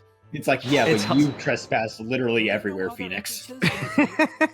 The only one I knew was Don't be the talking door. shit. Or And it'll- there were no ponies guarding the back door? I'm pretty sure I wouldn't be in this mess if there were guards in the back to stop me. Wouldn't you say? Yes, like Gart too. Point taken. So what did you do once you went We'll mention inside? that later, like way later. Yes. The reason I came to the theater was to visit Coco Palmel and nothing else. Hold it! Oh. Why did you want to visit Miss Palmel? She invited me to come over. So you were a guest. Yes, I actually went there. I don't like how long the pauses are between some of these lines. Like, the dialogue dialogue is... The Pause here, dialogue is Aljavis. A letter. Huh? Coco did Can you pause here? All right, I'll What? pause here. So by now people may have noticed the switch between two different testimonies. There's an obvious difference in how it was edited. Oh, yeah. The reason for that is because me and Jerboe edited our sections of the episode in completely different ways.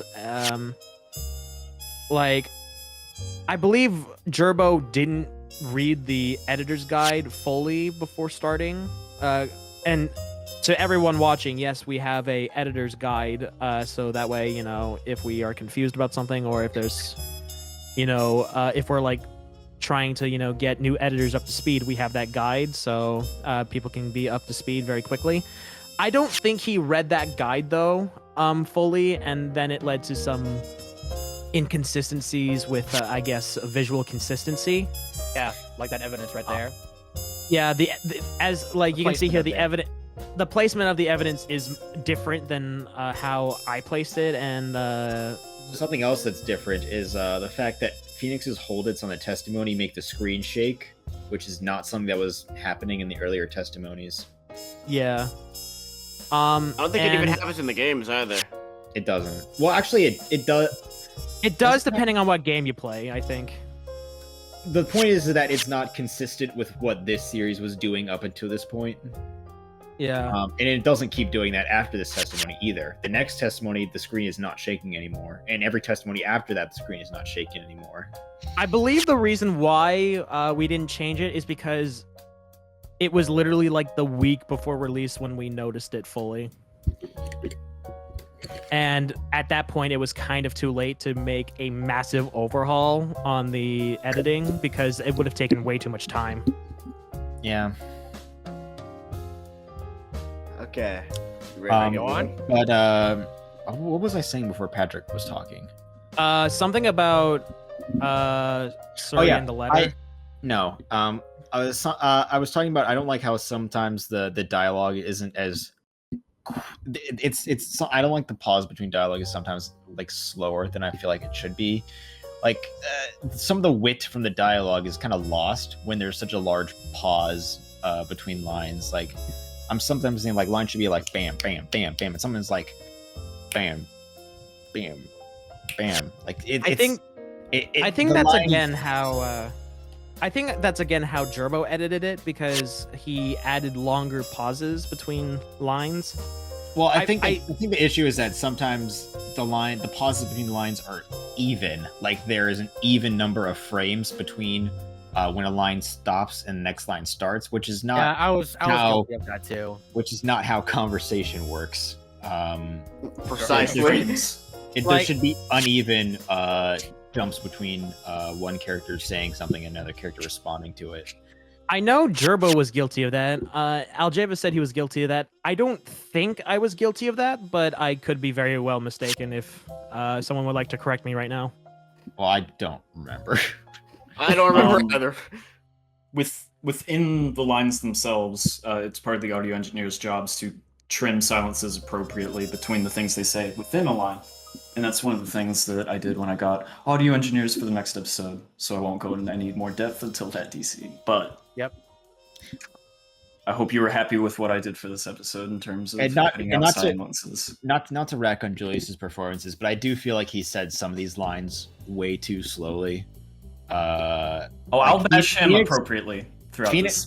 Phoenix is known for being a quick, witty character, and there's some times where Julius, he takes forever to say something, and I'm like, all right, come on, Phoenix, speed it up. Julius has said himself that like he would literally go over these lines as we're watching them, and he's like, all right, that's not a bad line, but it could be better. Like literally, he'll critique himself every single time he listens to himself. So Julius also mentioned at one point that he didn't really like his performance in episode 3, but improved quite drastically, I believe, between case 1 and 2.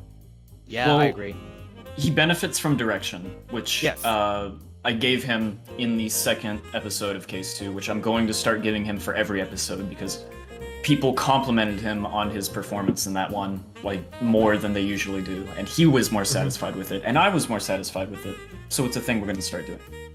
Another thing too, I believe Jerboe actually also mentioned this. He's not here to explain it, but I do remember he also said that he benefits from direction, which is why I directed him to that editor's guide to read fully, so that way he could be more prepared in the future. I also remember Jerboe. He gave me, I think this was like a week before release. Like he gave me some of his files to see if I could try to fix some stuff, and I remember, I think we were both in VC, and I was telling him, some things, like do's and don'ts and all that. So I think he benefited greatly from a learning experience when editing this episode, and he's gotten a hell of a ton better at editing the episodes. But yeah, we all start somewhere, I guess. We all start somewhere. Yes. It can only go up from here. Case 1 is the case where we make all of our mistakes and we learn from them and make every other case much better. Yes. Reach it. Which is why we absolutely hated Case 1, literally at All the of us- year end of development. All of us look back at Case 1 at our individual contributions and we're like, oh my god, why? Yeah, I think no one on the team liked Case 1 and what we did for Case 1 because it felt like we didn't do our best. Listen, Despite the rig fact that we department? got high praise for Case 1, we were Oh like, yeah, people we love could be Case better. 1. People have said that they think Case 1 is better than a lot of other cases in the Ace Attorney franchise, which I am glad to hear. I just, oh my god, there's so many issues with it that I know how to fix them, but I can't now. It's way too late. But listen. If people are saying that Case 1 is already better than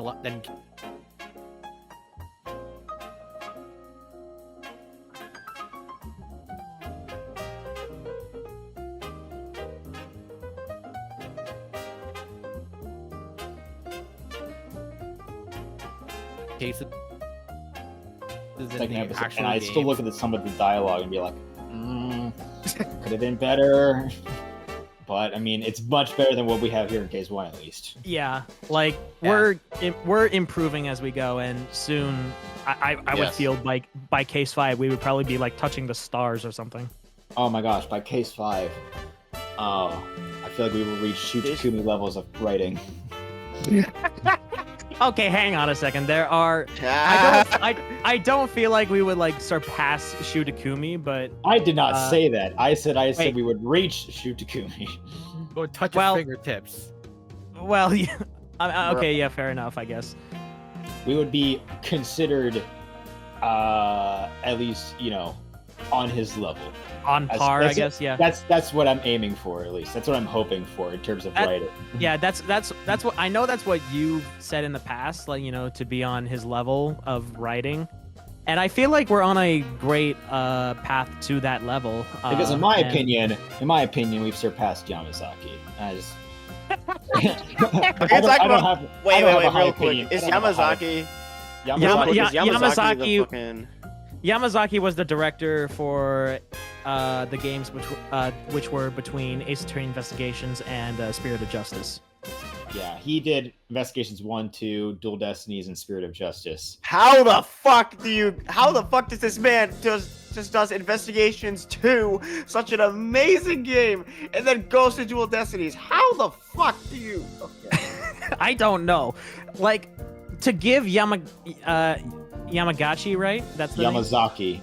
Yamazaki. Okay, I'm proving how much of a short-term memory problem I have. Yamazaki, to his credit, made an extremely good game of Ace Attorney Investigations 2. That doesn't necessarily overshadow. I don't know where Investigations, Dual Destinies, I don't know where that talent went when he made Investigations, Dual Destinies, and Spirit of Justice. One hit wonder. wonder. Man. Why was it present for Investigations 2, but not of any of the other games? Listen here. Listen. We could rant about that all day, but right now we gotta focus on this. So like, save that tangent for another time. Let's keep going. We gotta keep going with this. But we have so much to say about that, though. Yeah. And I'm really wait. I'm really happy that I'm gonna say this right now. If everyone thinks Case 2 so far is glorious and continues to think so as it progresses, you don't know anything. You do not know. Case 3 is all I'm gonna say. Case 3. Just wait. Case 3. You don't even want to know what we have planned for Case 3. Thank you. Was anyone else happy though that Takumi returned with the Great Ace Attorney? Yes. Sorry. Okay. Real quick. Let's go. Shut up, Alarm. Great Ace Attorney. God damn it, Serenity! I have to inject something into this conversation because we were What is talking it? about our performances. So I mentioned I hate your audio mixing, Aljavis. I can't even listen to episode 2. It's so bad. I hated it. I hate it. It's my worst work. And this one is not super bad, and this laid the seeds for Case 2, which is like eons above this episode and eons above episode 2. And I'm genuinely happy with the work I'm doing, starting from Case 2 going on, and I'm going to be getting better, so I'm happy. But I mean, I already mentioned I extracted the Animate audio from this, which is why it's kind of crispy and too much high end. Yeah. Shitty. It is shitty. So I still got complaints about this, but at least I can say it is better than episode 2, which was watered down and bassy and amateurish. We don't talk about episode 2. Yeah. No. We Never. don't talk about episode 2 very much. Anyways, Then this how letter, will you this know that letter. everything you just The said letter. was the truth? Forget the letter. No one cares about the Suppose letter. you can't Yeah, know. who cares about it? But you absolutely Yeah. cannot see that letter. Everyone was like see that going. Everyone was going nuts about the letter. Yeah. The entire chat. I remember the exact thing. The premiere chat was literally going fucking insane about that one letter. The letter. Honestly, yeah. I talked with Coco for a bit. A letter of answers. Yes. Everybody It was wanted then that I that first letter, met but overall they never got it. concept. Too bad. Right. Unfortunately. James, let me see the runtime. No, but I've heard of him. 25 minutes. He earned his fame a few years ago. when 25 fame minutes, fashion and we're was almost an hour and a half in. something I'd like to get back to working on. We get it, God, sorry. there's so much I want to fucking say over one Right minute. at No, that he was too moment, consumed by that his moment work. right there, where like He was Sir was busy like with something I'd like to get back to working on, and then Blue time. Phoenix would be like that checks out what Blue said earlier. That pause between those two What lines did was you so do after your long. visit with Coco? Like, ugh. And all it's doing is Yes. just Phoenix just reaffirming what Blueblood said. And it's like, God, it had no reason to be that long. You did Well, have a reason. You went to steal It's the called fabric. learning from your mistakes I in this did, episode. which Literally, I case didn't, 1 by the way. is I wouldn't have needed to kill Mr. Concept in order to get What? away with Is it. this like this us? entire director's commentary is just us You had to get bashing him off your tail on this somehow. episode. Yeah. Yes, all right, It's because just we're us the ones who like- made it. God, I hate I this. mean- God, I hate this. God, I hate this. I mean, had we recorded it like Am I a right? couple of weeks afterwards, before like case 2, I feel like we wouldn't be bashing it this hard. But No, because we made the first episodes of case 2. We know how good we can be now. And looking back Yeah. at what we made earlier, we're like, God, why did we make this? It's just a thing that it's just a Why did simple we thing that think this artists was? go through. Why did we think this was okay? We Still were- though, I still think that even if we fucking shit on it and that it's very, very, very trash compared to our work now, we should still respect it because it's our start and it's how we got into it. What were you asking Alright. me? I mean, yeah. No matter how much we shit on it, it deserves respect. I agree naturally, but like just in hindsight, it's just there's so many things wrong with this Perhaps episode. she didn't have Hindsight a is 2020, and motive 2020 for sucks. So Perhaps her right. was- That's Also- right. We made both of we made both episode 2 and 3 in 2020. That should have been a Oh my sign. gosh, yeah, they were doomed to fail then. Well, I say that, but they were very successful actually. They were Yes. very You successful. see? So you finally but acknowledge they, that I'm but they, innocent. but they failed in our Not hearts. quite. You didn't have a motive to kill the victim. It's actually but you did have a motive to hurt. it's actually someone interesting else. how Mr. Wright, Suri had. are you Oh suggesting God, that there screen were shake. 2 Yeah. victims that Uh, night? Indeed, I am, Your Honor. The motive for What Suri nonsense here is for this? There was for only killing one Concept victim at is the theater that interesting, night. in my Overall opinion. We'll do concept. that probably in a Your Honor, moment. It's, I would But like the witness the to add motive that is last statement to actually- her I testimony. wouldn't say it's a reference to something in Spirit I'm of not Justice, sure which how I'm this not going to will say because help, MB is here. but I guess I'll Um, follow. But it is Witness, it is the please add same that last as statement to your a testimony. certain. I think I killer's know what you're motive. talking about. It's the same as a certain killer's motive There in was Spirit of only one Justice, victim at the theater that night. which is Overall which was concept. which was intentional. When I was writing it, I intentionally made it that way. Was Um, it? just- Okay, let me privately message Serenity if it's who I think it was. Overall concept was the only pony who was killed at the One theater thing about that these night. screen shakes No, is you you're can- wrong, Patrick. God damn it! Quit wasting All my right, time. guessing game time. Say No. what you There, wanna say. there's the answer. Oh fuck! My next guess was also wrong. Its true overall concept was the one murdered. But Oh being wait, no, murdered you're right. isn't Now a that I remember requirement that in order case, to yeah, become you're a victim. right. That's like I'm just as exact. confused I'm as probably gonna everyone ask else. Soundman Could you please to explain, reference that Mr. case on screen right now, considering. No, well, I don't want to spoil people, and I Gonna haven't spoil played MV. SOJ. Assaulted before his death. Oh, You're that's literally gonna spoil me. yeah. Okay, never mind. At the scene of the crime. I guess it's gonna be a secret between me and Serenity then. I Do was you mean with And that anyone statement, else who knows Romaine? what I'm unsubtly referring Yes, to. That's exactly what I'm saying. Yeah. Objection! It's from Spirit of So what does Justice. that prove? It's the case where the killer has almost the exact same motive that Phoenix is posing for Suri here. Well, it's not It's exactly not that. proof that It's she was literally the not one who that attacked subtle. Miss It's Palmel. clear who I'm It referring would to. establish Although a apparently motive for Patrick didn't murder know. overall. It's been years since I played it Why don't you play these things on the loop, Patrick? because I'm not insane like you, Serenity. No one's insane like you. Serenity You has understand. Serenity said he's played Told you I wouldn't want games to like become- these kill like him. 10 times over. I would also like to address that Serenity has watched and rewatched Turnabout Store What do you 40 mean? times. And I've also watched and rewatched the MLP series Joke. I've already mentioned I do. countless times. I don't even know how many. Unhealthily. You are the That's- most qualified writer. Look at you. You're Yes! obsessive. That makes you qualified. I should warn That's probably why I got the job. That should have been your first message, Dow. I've seen Turnabout Storm 40 times. You're hired. Get You know in what? here. Yes. You know what? What is My Miss old Palmer self and wouldn't Mr. have thought that Palmer's would have worked, but relationship knowing me after now and knowing Aljavis, yeah, that probably would have worked. That probably definitely would have worked. Oh, it would've. No fucking doubt. Negative things to say about Miss Polomer. See, yes. this right here is a reason why I feel like Suri should have had more presence before we actually got into this cross-examination, because this entire contradiction has to be put on hold so Phoenix can explain all of this to the judge. Phoenix has to give Yes. backstory for the entire contradiction, which I don't think has happened very much in the No, actual I series. don't think it has happened at all, or if it has happened, it's rare, and if it wasn't good in that instance. In response to her dishonesty, Where Coco Phoenix quit has as to Miss Polonaise explain You're why saying this that contradiction makes witness has sense. a history of lying and cheating? So, Damn, bro, another even if I one? did any of That's that, how so does this have fucking anything insane. to do with this case? Another history of It's lying actually and got cheating. everything to do It's with like if they are Really? a Now that we con know their artist. history together, let's bring it back to the current incident.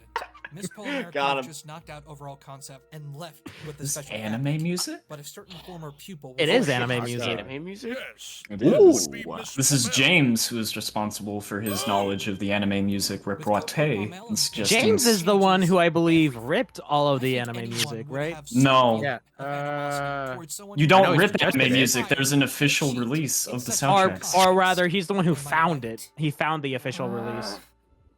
Maybe the feeling was No, so I'm still Mhm. mad that there was that a. you would I'm still be mad that there was a happy Turnabout Sisters to get remix back in the at anime and they never released Maybe it. even I'm just saying.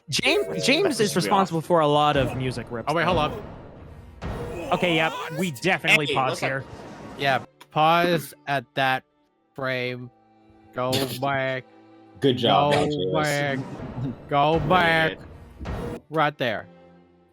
That edit was done by Jerboe. Yes. Another thing that I should probably mention, I don't think I mentioned it when I was talking about editing consistency before. Apart from, Jerboe basically going sort of on his own and editing the episode the way he did, this edit right here is a part of what Jerboe really likes to do. He likes to experiment with certain effects that he feels like could work. And granted, most of the time those effects don't make it into the episode, unfortunately, because we feel that it's out of place or not needed. But here it was definitely a really cool moment where where the effect that he came up with was kept, because I feel it added a lot to the moment. Jerboe likes flair. He likes to add He flair. definitely to loves his flair. section. It's If you're like ever me when it wondering comes to which, editing. if you're Yes. wondering which video editor edited a section, look for flair. That'll tell you the answer. Yeah, if there's like flair in the part, it was probably edited by Jerboe. yeah. One thing that I like to think about when comparing different editors with how they edit the episode, I go for a lot of consistency with Ace Attorney and how to edit the episode. Try to be consistent with Ace Attorney. Jerboe loves experimentation and sometimes goes off the walls with his edits with Flair.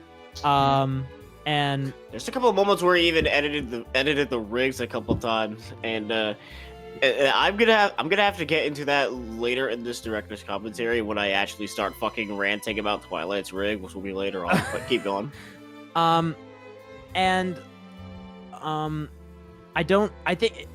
I won't talk about the other editors because, well, they didn't show up until case 2. But for me and Jerboe, we have a huge difference when we edit the episode. I go mainly for consistency. Jerboe goes with a lot of flair. Yes, visual flair that makes things look awesome. By the way, Sometimes. Sometimes, yeah. What the fuck? Unfortunately for Jerboe, a lot of what he tries to do is extremely hit and miss. Hit or he miss, really rather. stretches the limits of Animate. Yeah, he does. Yes. It goes to show that Animate is not an editing software. Who would have thought? Fun fact, actually, when both me and Jerboe tried to do the editor's test initially, we both tried using different softwares that we were really comfortable with. Me with Sony Vegas Pro and Jerboe with I can't remember the software now, but it started with a I forgot K, the software. like Kinetics or something. I think I've that's never what it's heard of called. that. We'll figure it out. We'll ask Well, him later. we'll probably ask him later, and maybe he'll show up on the screen of what what editing software Jerboe tried to use. But we both found out really quickly that we couldn't really use the rigs in our editing softwares because they were FLA files, which are Flash files made for animation software. So in other words, specifically look at Adobe this. Animate. Specifically Adobe In Animate. in other words, we were stuck with Adobe Animate no matter what we wanted to do. No matter fucking what. I'm sorry. Yeah. Always will be. Always will Yes. be. And I remember Jerboe actually went and learned Adobe Animate while he was doing the editor's test. I had prior knowledge of Adobe Animate when I took software classes in school, in high school, but that knowledge was like 2 years old and dormant, so I had to relearn some stuff as well. And I'm still teaching some of y'all new stuff, alright? Because I've been using this program for stupid long, alright? And yeah, fucking 4 years worth. I feel like me and Jerboe now have a shit ton of knowledge of Animate, but we still learn a shit ton of new things every single day when using this program. Okay, movie clips. So, yeah. I began using it not long ago, and I already hate it. Oh, good. Yeah. Yes. Good. Welcome I think to our hell. I think one thing that if you want to be like a animator or video editor on this project, one thing you will learn very, very quickly is that we all hate Adobe Animate for a reason. Yes. You may like it All now when you first use it, or maybe you had prior knowledge and use of Adobe Animate and you love it, but when you use it for this project, Fucking hell. It's insanity. Never have I had this much hate for a software that I've been using for so long until I worked on this project. Soundman has a shit ton to say about it, but it'll probably be for Case 2's commentary. Yeah, we're not going for Case 2 for that. I spoil it if I say my complaints now. There's so many needless, tedious things you have to do with Animate in order to get it to do what you want it to do. Yes. Go to and if you know how to do it, right? Like, here's my thing. Here's my thing when it comes to that. All right, it's a bunch of needless and tedious shit that makes no goddamn sense and should not be in any software whatsoever. But when you basically get used to that for God knows how long, it becomes less insufferable. You know, until the moment where it does become super insufferable. Well, but there's still some more stuff that, even as an experienced user, ends up catching me off guard and make me feel like absolute shit. Alright, that's just kind of what it is, alright? It sucks. Yeah. Hidden hardware acceleration settings. Shut up! Shut up! No! Alright, you wanna move on? You wanna move on? I think we move on before we straight up kill ourselves. Yeah. Yes. Good old Adobe Animate. Fuck this software. Mr. Wright, explain what you mean at once. You're not Mr. Right. Your Honor. Her motive was revenge against her former. You know, if Al Javis were editing it alone, I wouldn't be surprised if the text box accidentally said Phoenix. Alright, Patrick, does this help you figure out what I was talking about earlier? How Suri's supposed motive for murder is sort of a reference to another killer in Case, or in Spirit of Justice. I almost said which case. Then Coco showed up right behind the victim. After knocking her out too, Miss Polomare realized that she was in a perfect position to get revenge on the pony who had caused her such great humiliation. That's right. The wording is like 4 cuts in that line. Just to get revenge on Coco. Literally, Serenity, the wording on that is like almost exact. Yeah. Yes. Long pauses. Get fucked. This is gonna be fun. Pause here, actually. Pause here. Right here? Oh god, my headphones went very low. Pause around here. I want to talk about how when I believe both me and Jerboe ran into this problem because I looked at the file as well with this scene in it. Serenity originally wanted like this moment here to be animated, but no such animation existed. Yeah, I was kind of disappointed with that. I was honestly hoping to see Suri's like sort of slow breakdown with her laughter, but that animation never got made, so they had to work around. We had to work around that. Yeah, I feel it still works this way, but not as well as what Serenity had in mind. Yeah. What I was imagining was Suri starting off like, you know, her normal laughter, but then as she gets crazier with laughing, she's sort of like, you know, the classic Ace Attorney stuff where, like, you know, her hair starts to get more disheveled, her clothes start, you know, coming apart. But none of that ever got made, so we had to work around it. Yeah, with I believe you even made a polish note about that, and I had to go and tell you that animation didn't exist. And then my heart felt like it was being torn to pieces. Yeah, what could have been? But another even more reason why we hate this case. Yeah. Yep.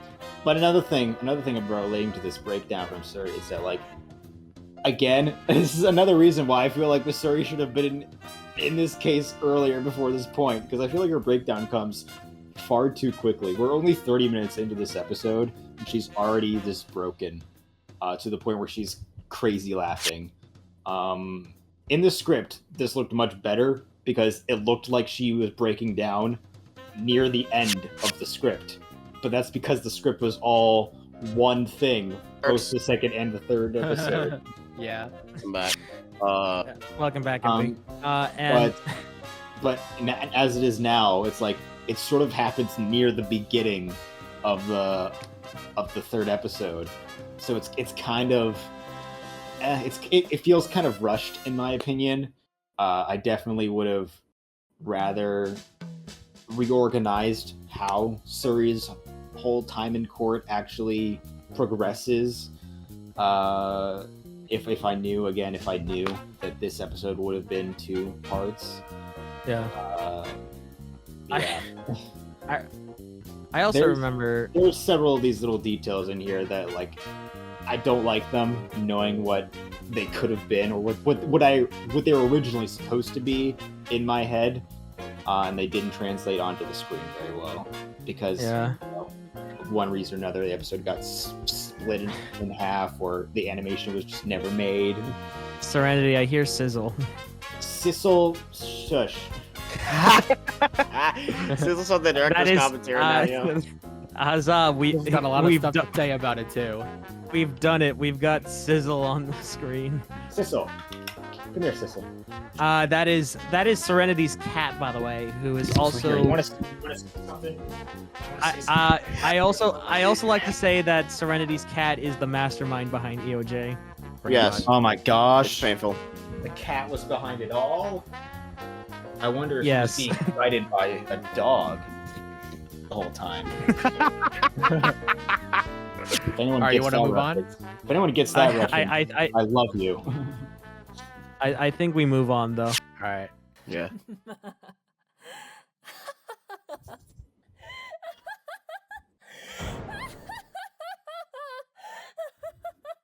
Evil laughter. Witness? Shut up! I've had enough of this farce of a trial! Hey. And I Listen to you all. This is what Equestria is depending on as its means of serving justice? This court is an absolute farce! Where's your cat so needy? Okay, can we pause there for like a quick second? I'm just gonna address right here. Senile? I'm just gonna address right here, right now. Oh, for some fucking reason, and this breakdown moment, when I had to animate this breakdown, right? Actually, it was unironically actually kind of fun to animate. Not gonna lie. All right, I love the fact that I had to fucking. I'm gonna go get some water while MV explains this. Yeah. All right. I'm just gonna say right now that entire thing was fun to animate. I actually for some reason fucking liked having to make a whole new arm and make the stomp. You know, so have some fucking force to it. I love. All right, I loved having to make a new fucking and the arm to actually hold that tie, even though it was a pain in the ass to actually get that tie to work right. It was just generally It was just generally a fun task to do. I'm gonna be real. I'm gonna be extra fucking real. So it's one of those rare times where I actually enjoyed animating. Yes, it's one of those rare fucking times where I actually enjoyed animating. I know, such a shock. I know, Man, right? Isn't Yes. it weird how the things you're always so good at is the thing that you hate doing? Nah. Here's the difference, though. All right. One of the things I can do is video edit. I'm really good at video editing, and I like to video edit. What I'm also very good at doing is animating, and I don't like animating most of the time. That's kind of what it is. It's a weird juxtaposition. If you were to edit videos all the time, don't you think you would start to hate it though? Maybe, just fucking maybe, but I don't know. Oh, we'll see when I actually become a video editor for this project, which I probably already am becoming that. All right, but keep going. All right. Well, no, Patrick's not back yet. God damn it, Pat. Senile? Senile. A senile old fool.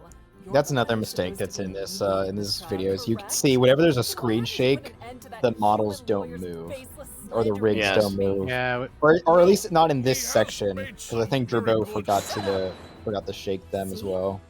I was gonna say actually that you could see the canvas. Yeah. Well, that's that too, because That's another the backgrounds aren't big enough. That might Which be we fixed. Yeah. That's only a real issue for the mere fact that the backgrounds are not a high enough size It's not resolution. Your job to stand there and complain. It's to prosecute that little traitor over there. But my job is to complain. Started by debunking this lawyer's theory. This is whining. Amazing. Do I have to do everything myself? Yes. Absolutely worthless. Ugh. Bubba boy. It's a shame that Bubba Suri's boy. that we couldn't pace out Suri's development more evenly, because I love how she develops in this trial. It's great. The issue is that it could have been so much better if it was Yeah, just separated a bit more. You feel you the development could have been better if Fine. If it was this breakdown was a bit later, you're saying? well, not necessarily later, just that I wish Suri was in this case more before this episode, because she appears once in the first investigation, or just in the investigation, and then she just You can blame doesn't James for that. then she doesn't show up at all until now. I feel like the reason why that happened is because I feel like Aljavis wrote this originally with the intention that people have seen MLP before and would understand the reference. I mean, even if you have seen MLP before and already know everything about Suri and all that, I feel like her time on the stand would be a lot better if she actually had some sort of influence on the story before this point. Coco come from behind. Maybe do something in the investigation that actually causes a problem for the gang, but she just kind of just shows up and then goes on her way just to be like, hey, I'm in this case, all right, bye. Yep. And this is when I take over the editing again. The editing process was Aljavis edited the first scene. I edited the second scene. Jerboe edited the third scene. I then edited the fourth scene, and it was a combination of me and Jerboe in fourth scene 5. Oh god, we'll talk about that later. Oh yeah, this is scene 4. Oh god. God. We'll get there when we get there. We'll talk about it when we get there. It was a combination of me and Jerboe in scene 5, and then scene 6 was a combination of Aljavis and myself. Coco told me to keep quiet about it. I find that very hard to believe. You honestly Originally, scene 5 and 6 was going to be edited by Jerboe and Aljavis alone, but they both asked for help, and I volunteered. Look, Thank you, Patrick. I saw what I saw, Thank you, Patrick. and I had to obey because I was afraid I would be her next victim, okay? She's trying so hard to frame Coco for all of this. Thank you for your input, Twilight. Now go back into the background. Now go back to being a background character. We just need to show them. That is until I rant about you for 5 Go minutes. back to your but, doghouse. Go back to Jesus your Christ, stop. Yo, Go bro. back to your doghouse. Good God, Al. Now I wish I made you I edit met scene with 6 Coco by yourself with that after comment. receiving a letter from her. No. I What time did you receive I this so letter? wish I wasn't as freaking Well, I generous found as it I in my was drawer with when I got editing. back to my apartment. It was probably around 4 in the So that way I afternoon. can make you both suffer. That's odd. Good. Because I thought she was because- lying about the letter earlier. we'll talk She about it answered when we that get there quickly though. there. Yeah. And what time did you go to the theater? Well, I knew the play started at 7 and lasted about 2 hours long. So I This made was sure to around arrive the at time theater where around people started realizing 8:45. that According to the Suri autopsy report, might time be of death telling was the between truth here. 8:30 and 9 o'clock. I This mean, lines up perfectly. the What did you do once you were there? Suri's the I thing met I like with about Coco in the Suri's dressing room. whole She said testimonies she here is just that wanted like to catch you're up not after supposed to not really talking know for a while. what is true She and and her what is friend overall false. concept Even were just after this finishing up case is coating a sheet of over, fabric with fluorescent there's paint. some things in her I even testimony you're like, was she accidentally telling the touched truth some or of was the she wet paint lying? when I went to feel the Yeah, fabric. that's what I Overall love about school some of the for doing writing in this so. case because it feels like That mostly lines up with what Coco you don't really remembers. get an answer Is that as a to lucky guess, where or did Suri she was actually lying visit her? Did you do anything and when else she was during your visit? actually trying to be truthful Nothing because much, this was really. around this point As where soon as we were Suri done with actually coating is the like, fabric and wait a paint, minute, Coco left the room for a moment I'm to actually wash her probably going to get face. convicted There was for really something. nothing for me to talk about, Well, yeah, so because the whole I just thing is made that my like leave. going I through did this have to case, wash you're my supposed to be hooves as well. convinced that Suri's the killer. However, I mean, I obviously, suddenly like heard some she's kind she's of the obvious killer from the outset. Just go back. Just go back to where we were before MV blurted that out. All right, where? Okay, I'm sorry. You should be Fine. ashamed of yourself for not knowing what was spoilers and what was not. Oh my God. All right, where is it? Right around here. It's like right around here. After our meeting, I left the room. Oh God, All what were we talked talking was about? easily. God dang it!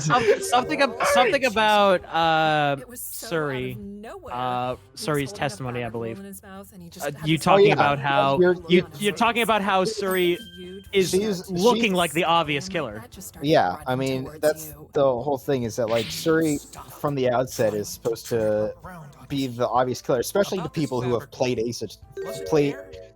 Yeah, watched played Ace MLP, Attorney. watched MLP before. I mean, Suri's going to be the initial suspect because Coco's the defendant.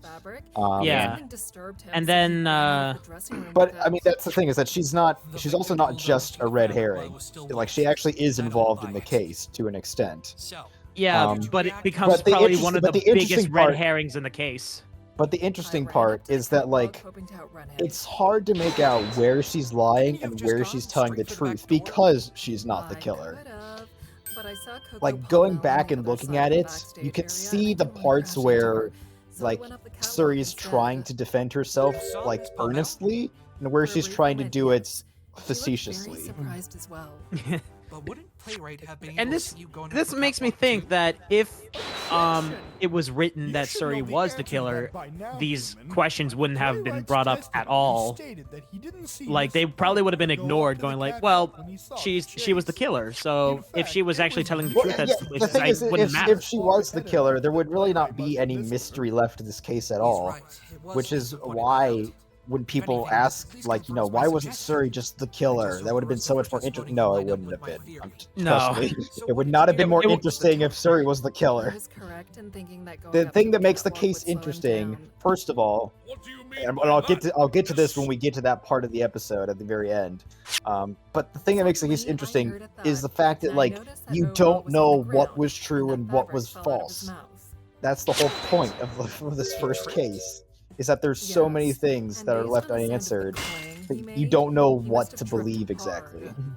Coco and Playwright Yeah. mentioned something about hearing a cling as well. And But would the victim trip over Another thing Balance- too that here balance, is that that balance between what was Where true and did what was the false fabric wouldn't roll, really exist if it was just well, as simple as, roll oh well, Suri did after he dropped everything it? and she's the killer. Nowhere really. and It just landed right this in front of entire him. testimony is like Did you keep people running then the start trip? realizing, wait, she's I was saying going stuff to that originally, was possibly but I confirmed saw true something originally by other plain people, and it's like, wait, is she actually telling the truth here?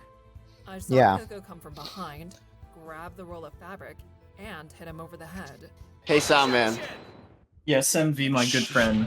show the Miss bonk Blueblood, image that as statement soon as that contains comes up. glaring issues. God damn it!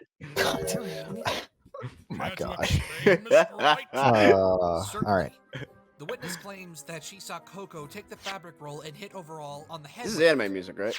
Yeah, it is. This is anime music. I think Soundman had a lot of fun with editing the music and sound here throughout this section. No, only one part. Oh, never mind.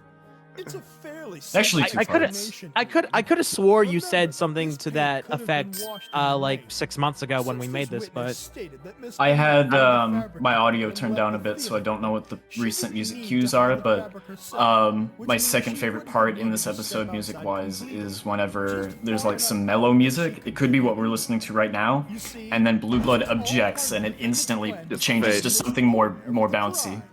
You know what I'm talking about? yeah, Serenity? no. How do you plan to explain We haven't reached that yet, but we're about to. Alright. Inconsistencies. Indeed. This entire contradiction at first is like a huge roundabout of trying to explain why other things wouldn't work. And then Phoenix then goes, oh, by the way, here's the actual contradiction. Yeah, that's another issue I have with this first case in terms of writing, is that looking back on it, I feel like we try to account for way too many details, like for Phoenix to explain why everything why all the other possibilities wouldn't work, instead of just stating like what is actually the truth. Yeah.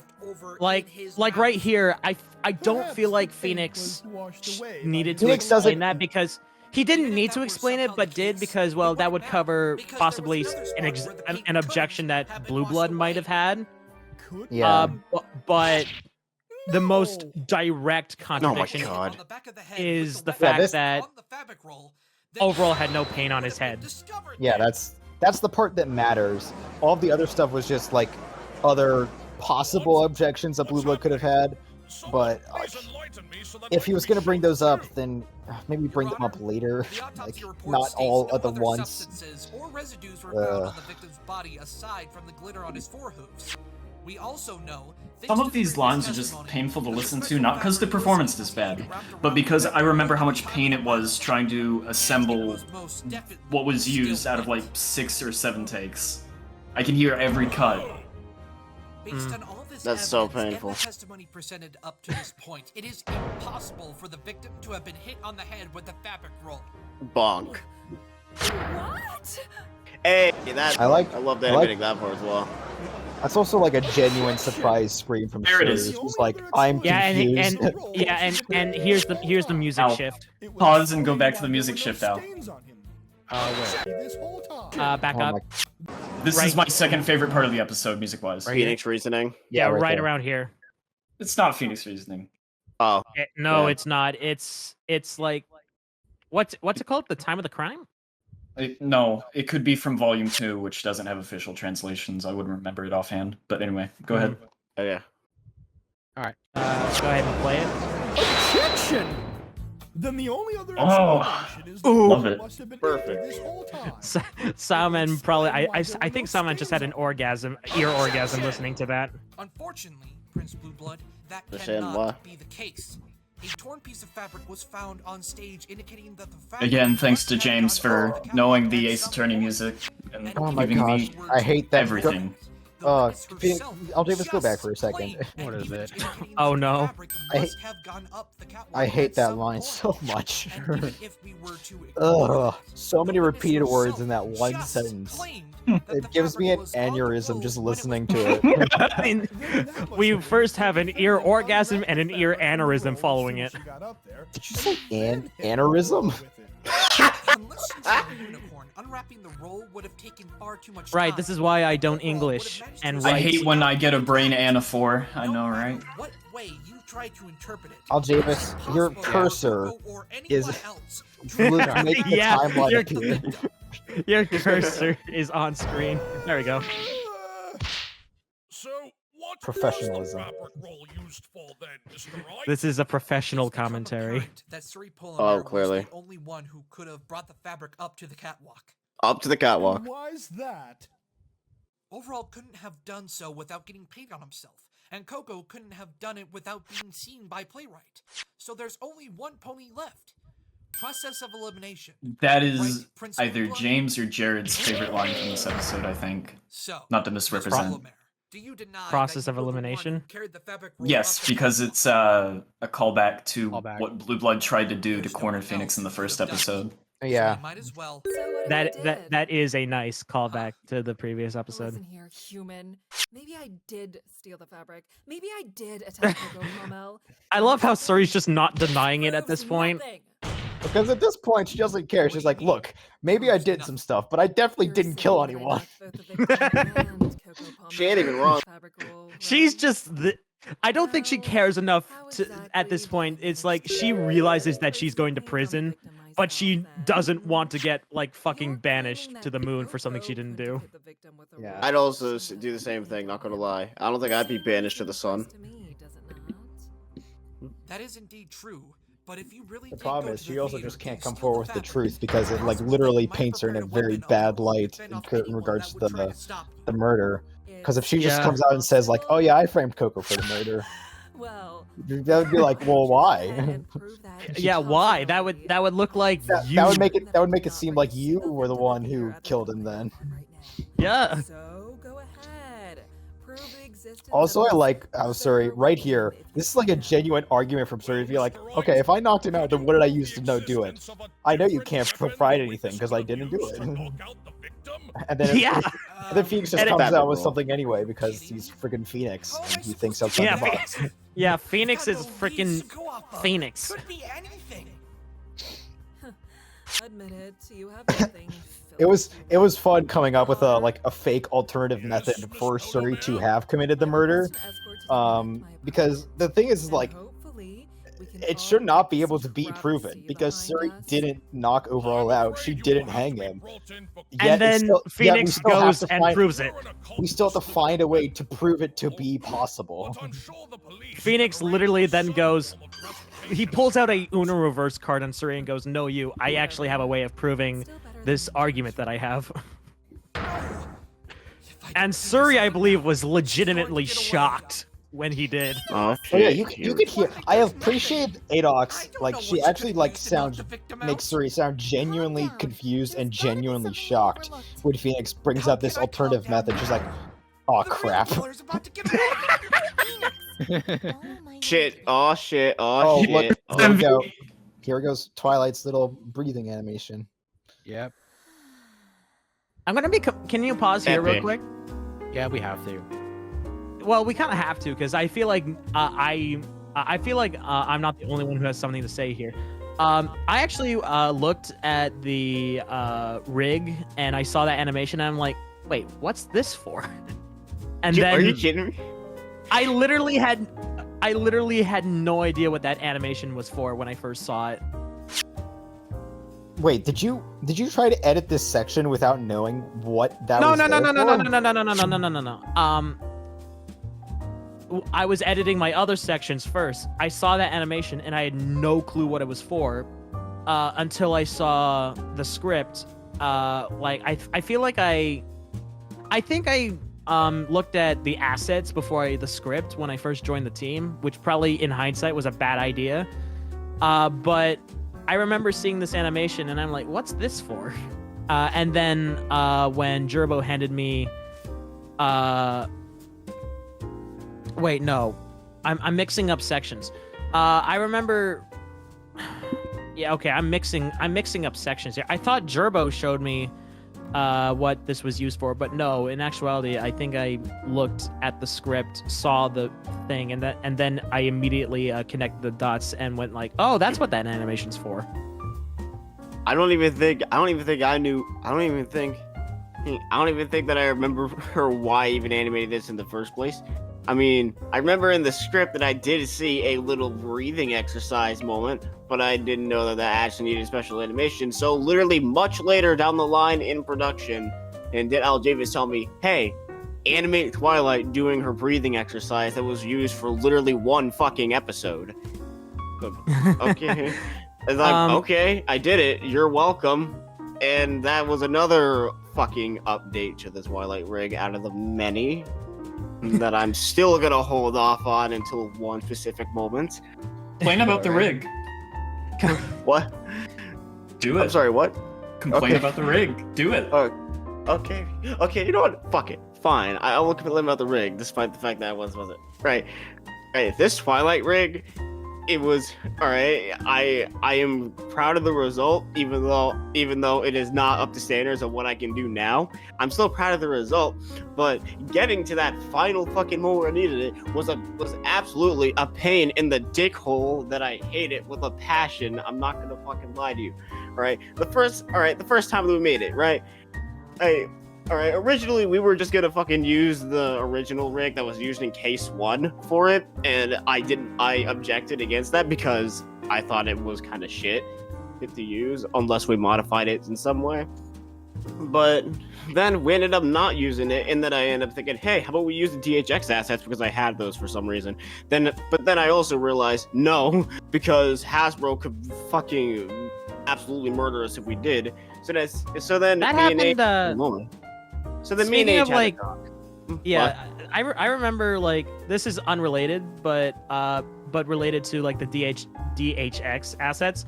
I remember, I believe another YouTuber got in so much trouble with Hasbro for using DHX assets. I can't remember the YouTuber, but their animation actually did get taken down by Hasbro because of that.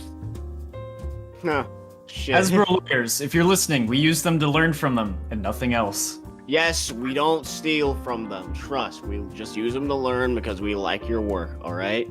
Don't fucking sue us, please. Don't sue us to the ground, please. Thank you. Alright, well, as I was saying, right? As this rig, alright, so then me and Age, we had a discussion, alright? So then Age decided to make his own Twilight rig with some assets that were stolen from the old rig that we used to use, but it was still generally a new one. And then I modified it enough to look almost as show accurate as I could possibly fucking do, while also being original, well, in its own right. And I think that turned out well. So then, alright, and then eventually the front view posters of Twilight. That was almost no fucking sweat for me. It was really fun, but it was still almost no sweat, and I was cool with it. And then came the Defense Co-Counsel, alright? Which was a piece of shit, right? Hey, after all, JV sent me the sketches. It was fine. It was fine for a good minute. It was fine. Until when she actually got put into the scenes. Eventually, I realized that I needed to add more poses because there's moments where she should be doing this or that. And then, in the middle of production, I would have to add more poses, which wouldn't be as much of a problem if it wasn't such an absolute bitch to import them in already edited scenes without those poses added, because Adobe Animate fucking hates you, alright? Hey, they were an absolute bitch to add in after they were made, right? Hey, and then it kept getting worse. When there was moments when Aljaves would open up the rig and then something broke. Something fucking breaks for no reason, alright? I look into it, I see the things break for literally no reason. I'm sitting there wondering, why the fuck were they broken? What happened? How did this tail decide to disappear? How did this tail go into pieces? How did Twilight's eyes get fucked up? How did this or that happen? I never understood why it did. It just did. So then I had to resort to wasting my fucking time trying to fix them. All right? Multiple times, all right? It was a pain in the dick, but then I got it until I didn't get it because Patrick comes in and saying, hey, you forgot this or that. And then I immediately feel like killing myself because I'm so sick of it, all right? I got so sick of Twilight's Ring, all right? Yes, as MV said, I'm probably one of the reasons why he was in so much pain, because I had to go tell him or ask him to do some stuff because they would need to be in the episode. Jesse, mid-production, by the way. Mid-production, alright?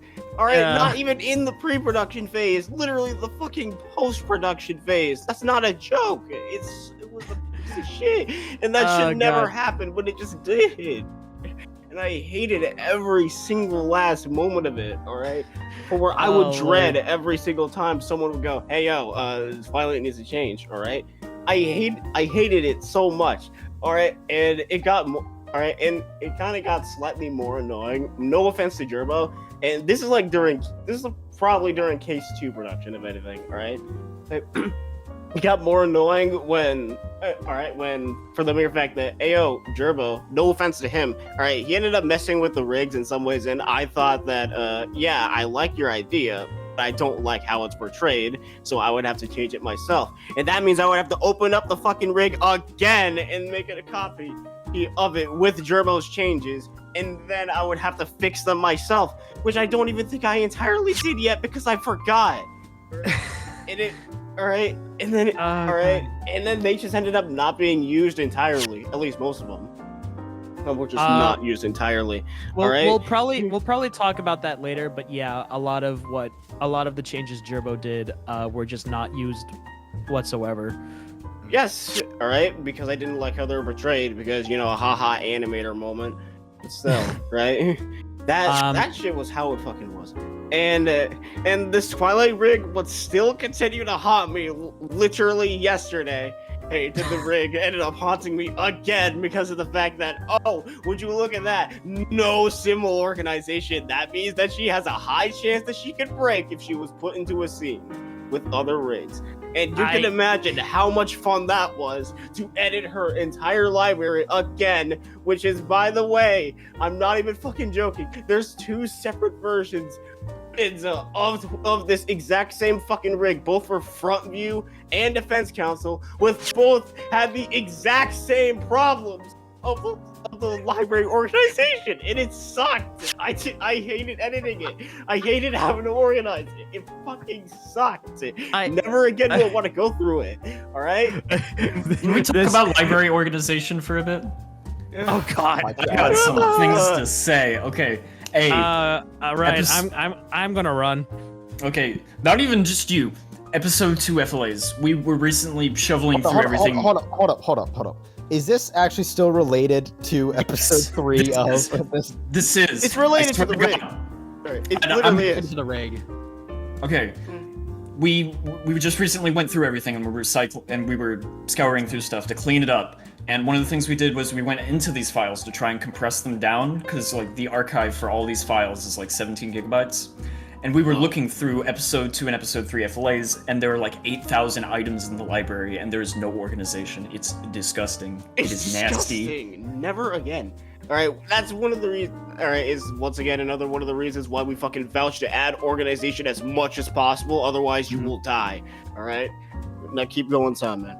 Well, if you want an example of what functional problems you run into if you have a poorly organized library, look no further than the blooper reel in which Suri's eyelids were missing and Playwright had a scarf on his nose. I think, yeah, and that case kept in because it was the blooper reel. Yes. Yeah. And I remember in the comments some people were asking about it, and I told them, haha, file organization. And yeah. Oh my God! This also reminds me. That same issue happened when I was editing episode 3, and because I was so lazy, I won't do this ever again because, well, Soundman would probably destroy me if I did. I renamed certain symbols and files that were conflicting with each other to Biden and Trump. You're so funny. I don't know why.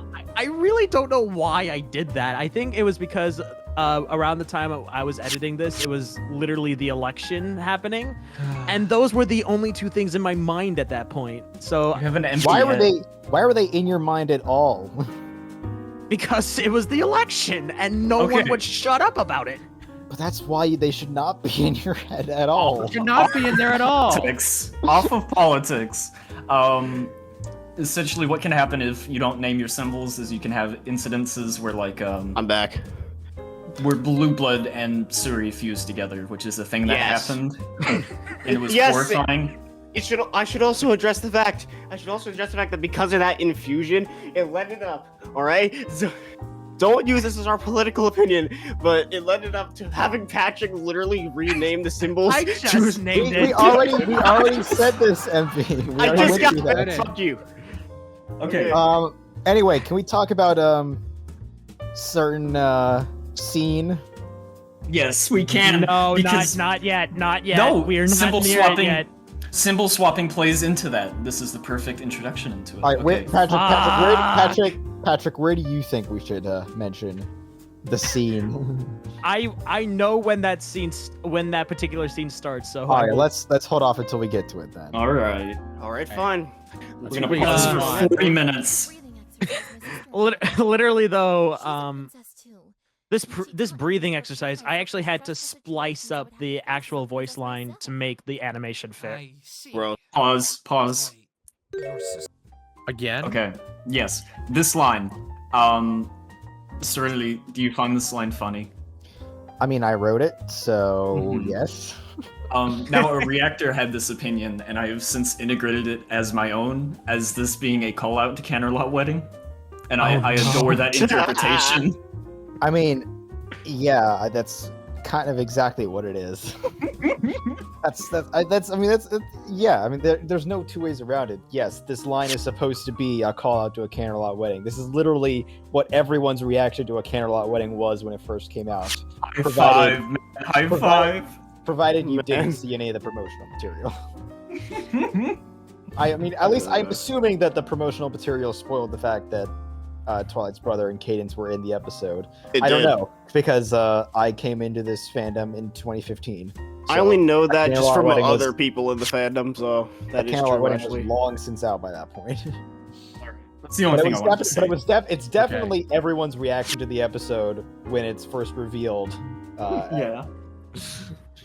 Alright, let's keep going. You have a sibling? And there's another princess? Damn, there's so much more I want to rant about, but fuck. We have time. I'm Oh, so God. sorry. There's The too amount of much. ranting we've done though has led this to be 2.5 hours so far. Oh god, we're not even halfway through. To having brought with her the clothes she has on now. Then let's see if we can use those. Are you nuts? How could she have knocked someone out with an article of clothing? We'll think about that later. This is the only lead we have left right now. This is like the third usage of the song in these 2 episodes, and I hate it. I believe it is time we conclude with this Why do you examination hate of that this particular script. song? It was used 3 times, all in the same situation when Twilight That's pulls what him the song aside. is supposed to be Okay, used hold on, hold on. for. This thing is, here it is. Hold on, pause Okay. it. Pause. Hold on. Pause, Why are we pausing? Pause. Aljavis, pause. Oh my gosh. Are you deaf? Okay. What were you gonna say, Soundman? No, you heard what I said and you had an objection. You say your objection. Okay. Okay. My objection to what you said about, not liking having to use a particular song multiple times for the same scenario, even though it's designed specifically for that scenario. It's like, well, yeah, but the testimony songs are used constantly in the testimonies, and the pursuit songs are constantly used when cornering someone, and the objection songs are always used when Phoenix is bringing up an objection. Why do you have a particular issue with that one song? Okay. Detail me the exact situation in which that song is to be used. It's when the characters are trying to work out the logic behind a scenario before they're able to present an accurate objection to it. So was it accurate in episode 2 to have played that during Playwright's confession? It's not really a confession. It's more so just him providing information for Phoenix to use that assists in his objection. Okay. So you have no complaints with that then? Okay, that's fair enough. No, I don't. I will concede this is a matter of perspective. I simply wish that we could have used like one different track in that case, especially since it only lasted 40 seconds.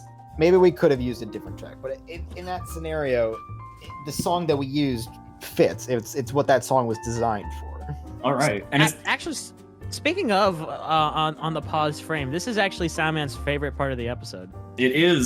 Yeah, let's go back a few seconds, and actually, before we do, there is something I want to mention, just a small thing. In the script, I actually said that Phoenix does the breathing exercise that Twilight did here, but that was never replicated because I don't think we ever figured out how that would be possible for us to do. Was it actually like Wow. Okay. I do not remember that at all. I wrote in the script that, as a direction note, that Phoenix would repeat Twilight's breathing exercise here, just to sort of like follow her lead. But we didn't do that because we don't have sprites of Phoenix doing anything that remotely looks like he's breathing. I mean, we have those. Never mind. I was about to say something, but then I realized it wouldn't go anywhere. GG, Pat. Actually, Serenity, we bickered over this moment for like weeks. Oh yes, this upcoming. Hold on, let's go back a bit, Al Javis, and start this moment What? over so we can properly hear it. All right, right here. Yep. That would mean I'm pausing. He's tapped out. He's tired already. Al Javis. Like, sorry. Al Javis is already clocking out. What is It's only it? What is it? 7 o'clock where you are. Get it together. Play. Go. God. This is amazing. This is how you know this director's commentary is starting to fall apart. Oh my God. Serenity wanted. You want to say it, Serenity? Okay, so yeah, we bickered over what music to use for this part of the episode. I wanted the Oh music. my God, I remember that. I wanted the music that's playing right now, which is called "Take That," and it's from the anime. Oh fuck, I just remember that. Soundman, I think James and Al Javis as well, wanted the track that's about to play right here. Yeah. Okay, pause now. Pause. Ow! Okay. I did. Okay. And You this took is so long. This is my favorite part of the episode because when I was making this, I was so convinced this couldn't work because it's like 170 BPM track and then it just dissolves into like a 70 BPM track. It has no reason to work. But a simple, well-timed crossfade, and my God, it was golden. It sounds Like- so good. The best part is that it accidentally came together. We were just gonna be like, we were literally I just remember gonna be the call like, on "All that right, let's day, see if we too." can, Yeah, let's see if we can I make re- this work." And I Simon remember you both. Simon just shoved it together, be like, "All right, this will be where we start." And where we started was this. This is It's so good. I remember. That's awesome. You guys. I think I was just in the voice calls, just like in the background, while you guys were just like near each other's throats about this for weeks. Yes. Oh, okay. And It's not then- a week. and It's not a then- week. and It was then- like maybe days. Well, I might be remembering it wrong, but I do remember you guys were just arguing about it for a long ass time, and then you finally came to this compromise, and it works so beautifully, which is why I feel having like healthy debates about two different ideas for what to go into the episode is a really good thing because it could lead to moments like this. Yeah. My favorite moment of this episode is this. And go ahead and keep playing because when it crosses all this back into Take That is also really good. Overall, with just a piece of clothing. She's not wearing anything else that would be heavy enough to cause such a large bruise on the back of his head, though. So, time to think outside of the box. Instead of figuring out what she used on the victim, let's figure out what And she that's a did to classic cause that Phoenix bruise. Wright trope right there. Just taking the initial premise and flipping it on its head. Phoenix, the Ace Attorney games tend to have like a lot of repeated lines of dialogue that aren't exactly repeated, but recycled uses of like previous instances of the same line. Look at that grayscale text box that caused this grief in case 2. Okay. Let's not talk Just about paid that. in a Let's later pretend episode. let's pretend that didn't happen. Wait, could it be? Listen to this. And we come out of the thought process and back into It's the action. It worked. Oh my God! It's like all action, and then we jump into I Phoenix's do, head, and Your it Honor. calms down a bit. Then we come out of Phoenix's head, and it's back into the action. Oh, it's Bring beautiful! a weapon It's to the so theater. beautiful. This is what I want to be doing on this project, making music that is typically formulaic blend into these wonderfully dynamic things that tell a story beyond what is being said. Yep. It was. and It is still awesome, is. Soundman. I really love it for that. Explain, Thank human. you, thank you. What if this other weapon is conventional? Oh my god. Okay, this is another part. I mentioned this sort of in the watch party, but this is another like instance of like some of this dialogue. I wish we could have shortened it because I know I complained that some of Aljavis's dialogue was too quick. Like the characters instantaneously like went to the contradiction, and there was like instantaneous like characters reacting to it. It was like, oh my gosh.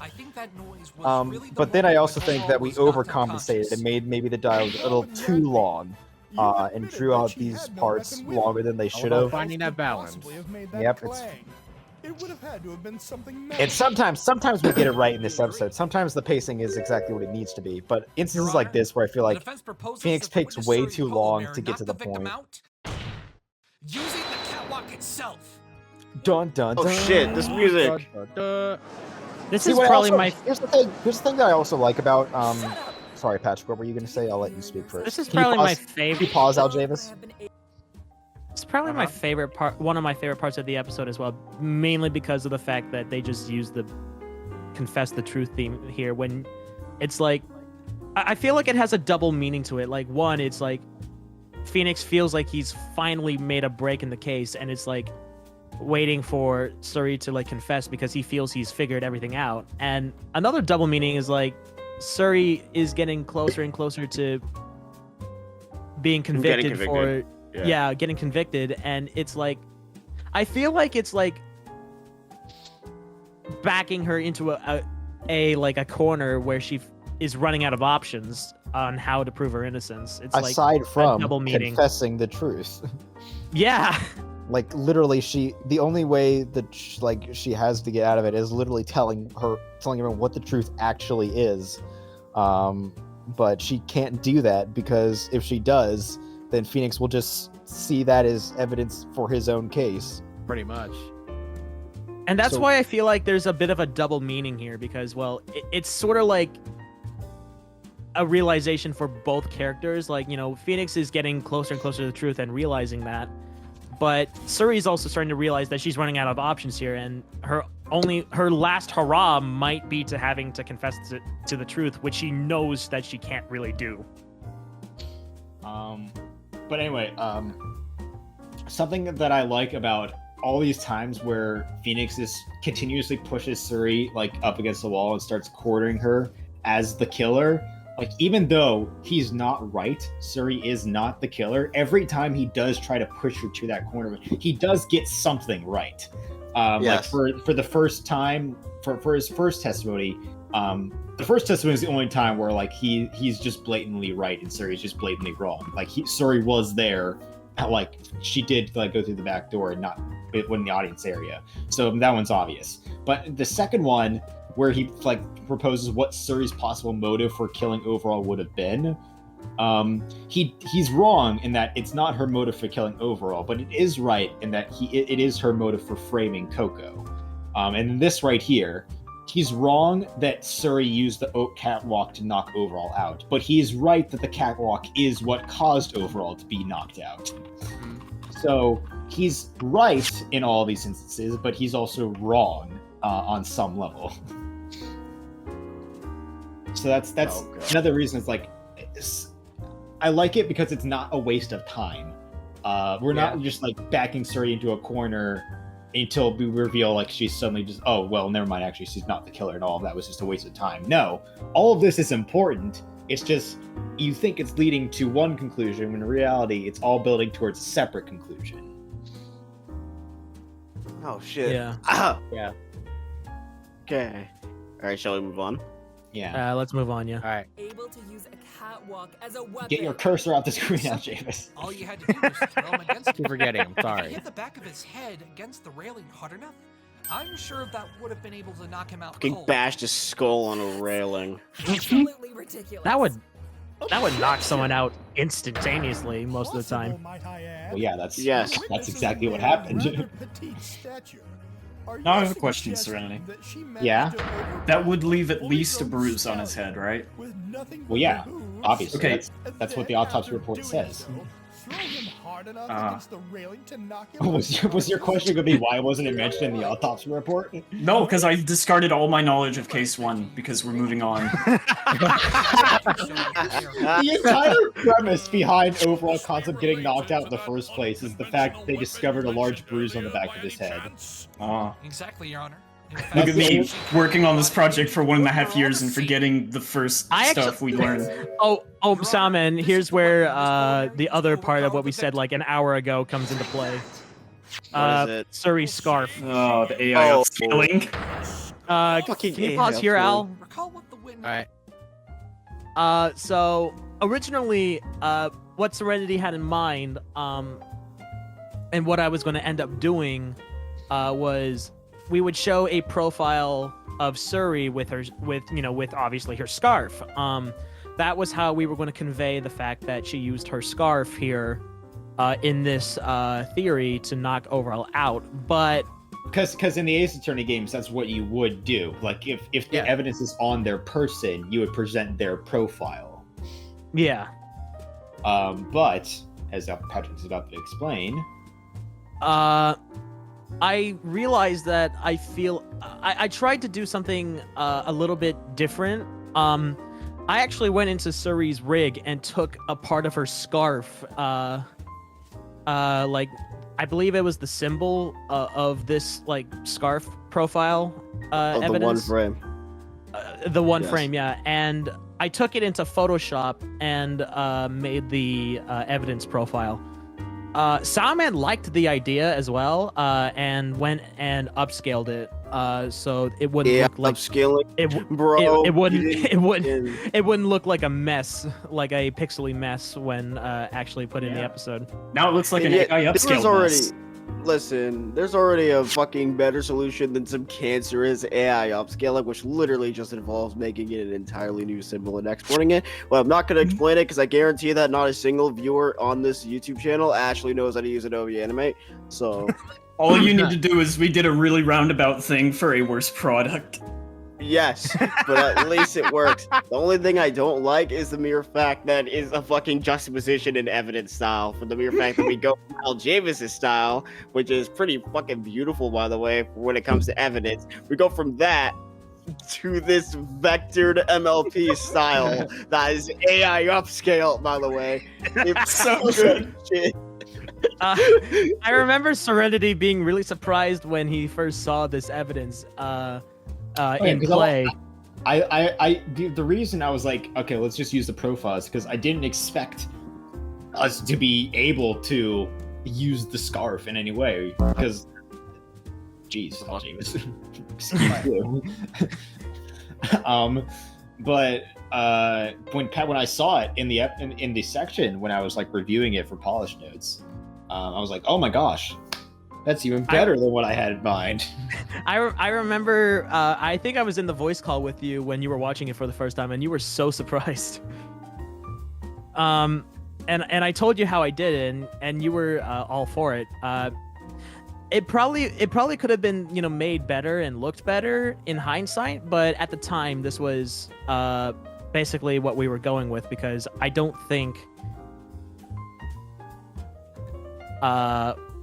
we had enough time to try to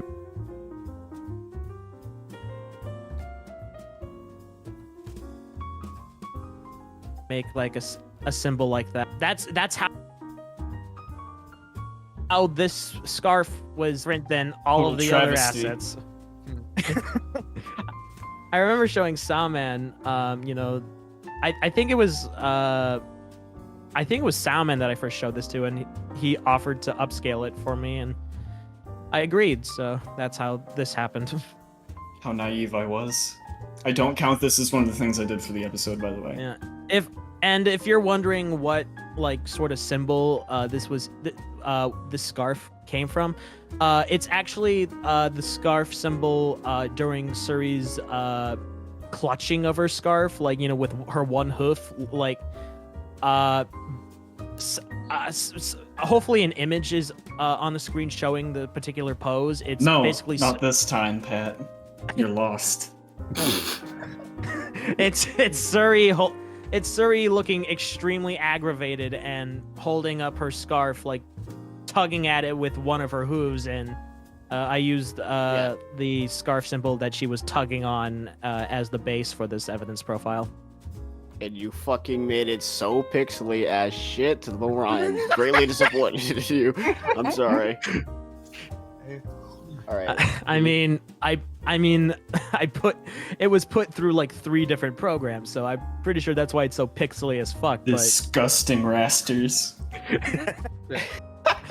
Something that Adobe Animate hates, by the way. Just saying. Yeah, that's what I wanted to say about the scarf evidence.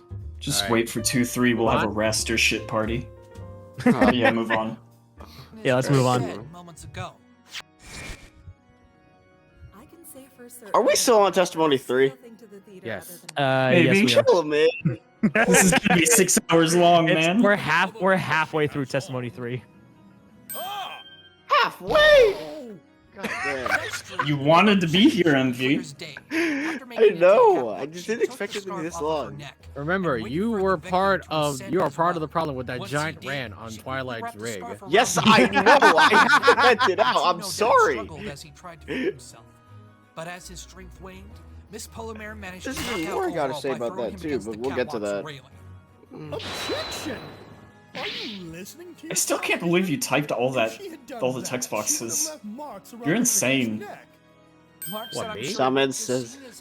Oh yeah, you are. Yeah, Aljavis individually typed all of these text boxes out. As Miss Polymere finished incapacitating Overall, I hated every second of it. Over the And course it of took a you a month. month. It took you a month. It said. Yeah.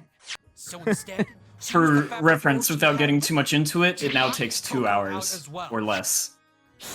Yep. How does it take that? What are you I thought it was Patrick. instantaneous. No such thing. You're No. I know we'll discuss it later, but the courtroom now. Still a that's major right. improvement. Yeah. Yeah. I'm sorry, Oh, Mr. and Polymere, but I there was can't- Suri's pose where the scarf evidence came from. Why is that? Mr. Wright's theory may seem far-fetched, but I cannot deny that what he has proposed is indeed a possibility. Prince Blueblood, any thoughts? And this is when Blueblood is a pain. It seems He's No always been thoughts, a head pain. empty. With his Suppose brainlessness, I have meant. no choice but He to has suspend proceedings always of this been a trial royal for another pain. hour. Yes. Honor, Oh shit, I have Suri. evidence to prove my innocence. You do? Well, let's hear it then. He sounds so honest. I love it. Very well. Mr. Wright, Shout out to you're saying Thespio that who Miss voiced the Wright's there to judge. save the victim. SBO, you got. Correct. Well, He did a really not good job with exactly the to judge. death or anything, but something like that. Yes. In that case, there should be paint marks on my scarf, right? And here's Suri again trying to like genuinely defend herself. No, Suri, listen, there's no paint marks on your scarf because I was too lazy to actually put paint marks on your That scarf is on your not rig. the reason. Yeah, I know, I'm kidding. I'm kidding. Then go ahead. Because The script was- there's no the there's script no was written- paint marks on her scarf at all. There are no paint marks on her scarf because she never touched her freaking scarf. But Phoenix is going to argue that there aren't any there because of the rain. But you know, MV, I wrote the script without any consideration as to what your animating abilities were. Oh my god. I feel offended by that. I feel offended by that.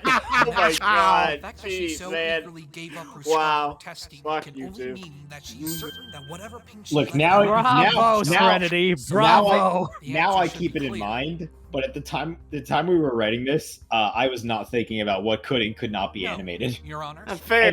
Evidenced by the fact that I literally asked for Phoenix to do Twilight's breathing animation. Okay, fair enough, Serenity. I know, but fuck, man, you didn't have to do me like that. And how are you so sure of that? I also like this part here where Phoenix literally turns Blueblood's own like It was raining outside. His Yes. trump card against him, basically. yeah, Yep. because Blueblood used that against Phoenix in episode 2, but now Phoenix is going to use it against him. Okay, pause here. Oh man. This is the start. This is the start of Oh, this is 404. the beginning. Here we go. This is it right here. Here's like a This- short thing, by the way. In the watch party, there will be a haha funny joke about this at the end. and I have no idea this is coming up before or after, but if you're watching director's commentary, yeah, this is the context. Ladies and gentlemen, so have fun. This is what we referred to in EOJ as Yes. the 404 incident. Yeah. Soundman, put that meme Jerboe made on screen, please. Just That depends on whether or not the watch party will come first. But Soundman, whatever. are you there? I think he's I think he's gone to the bathroom. But I will explain 404 for everyone so that the entire audience in the world knows what the Don't actual talk for 10 minutes. I'm out getting food, and of course you asked me if I'm there. So here, I'm here. Okay, 404 time. So section 404 is a subsection of scene 4 where it starts right here where Phoenix is, It's scene 4, section 4. Yes, it's basically a subsection of the entire scene because the original scene was so long that it had to be split up into different FLAs. Which is the case for most of these, by the way. It's the case for most of these as well. Because Animate doesn't like FLAs that go beyond, what is it, 16,000 frames? 15,000 frames. Oh, Yeah. 16? Okay. But yeah, Animate has a frame limit to how many frames you can have per FLA. It sucks, by the way. But whatever. So basically, when we're editing these, we have to keep in mind how long these scenes are and how many frames it's going to require. And so this is 404, which is basically scene 4, section 4, which is basically FLA number 4, I believe, for this scene.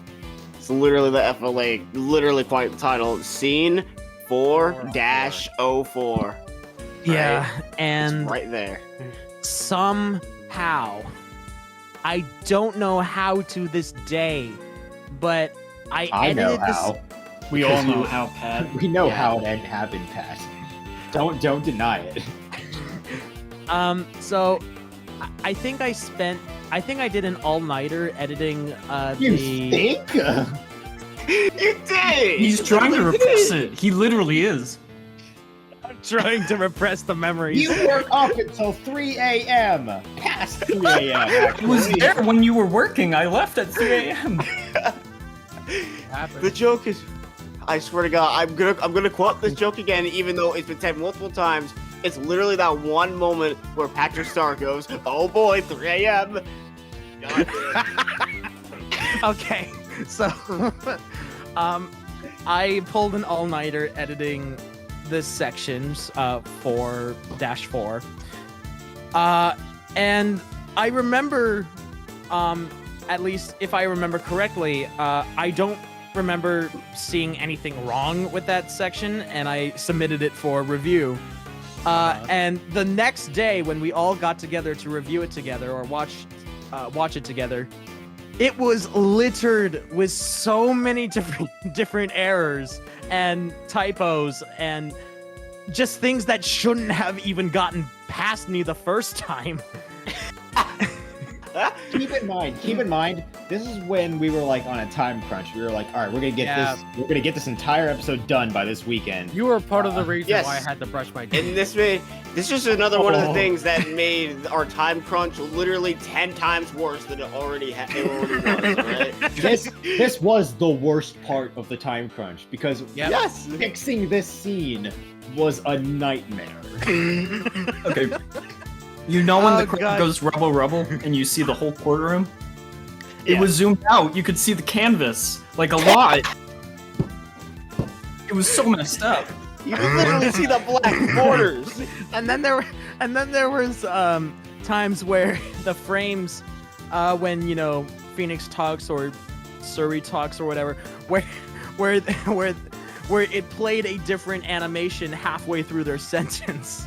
Yeah. Oh God. I can't believe you. Oh And you my butchered god. my rigs. You And butchered also, my I want to fucking mention, asshole. when I tried to render it on swivel, like different things would show up that are way different. Like, how did this happen? I was in the call when that happened.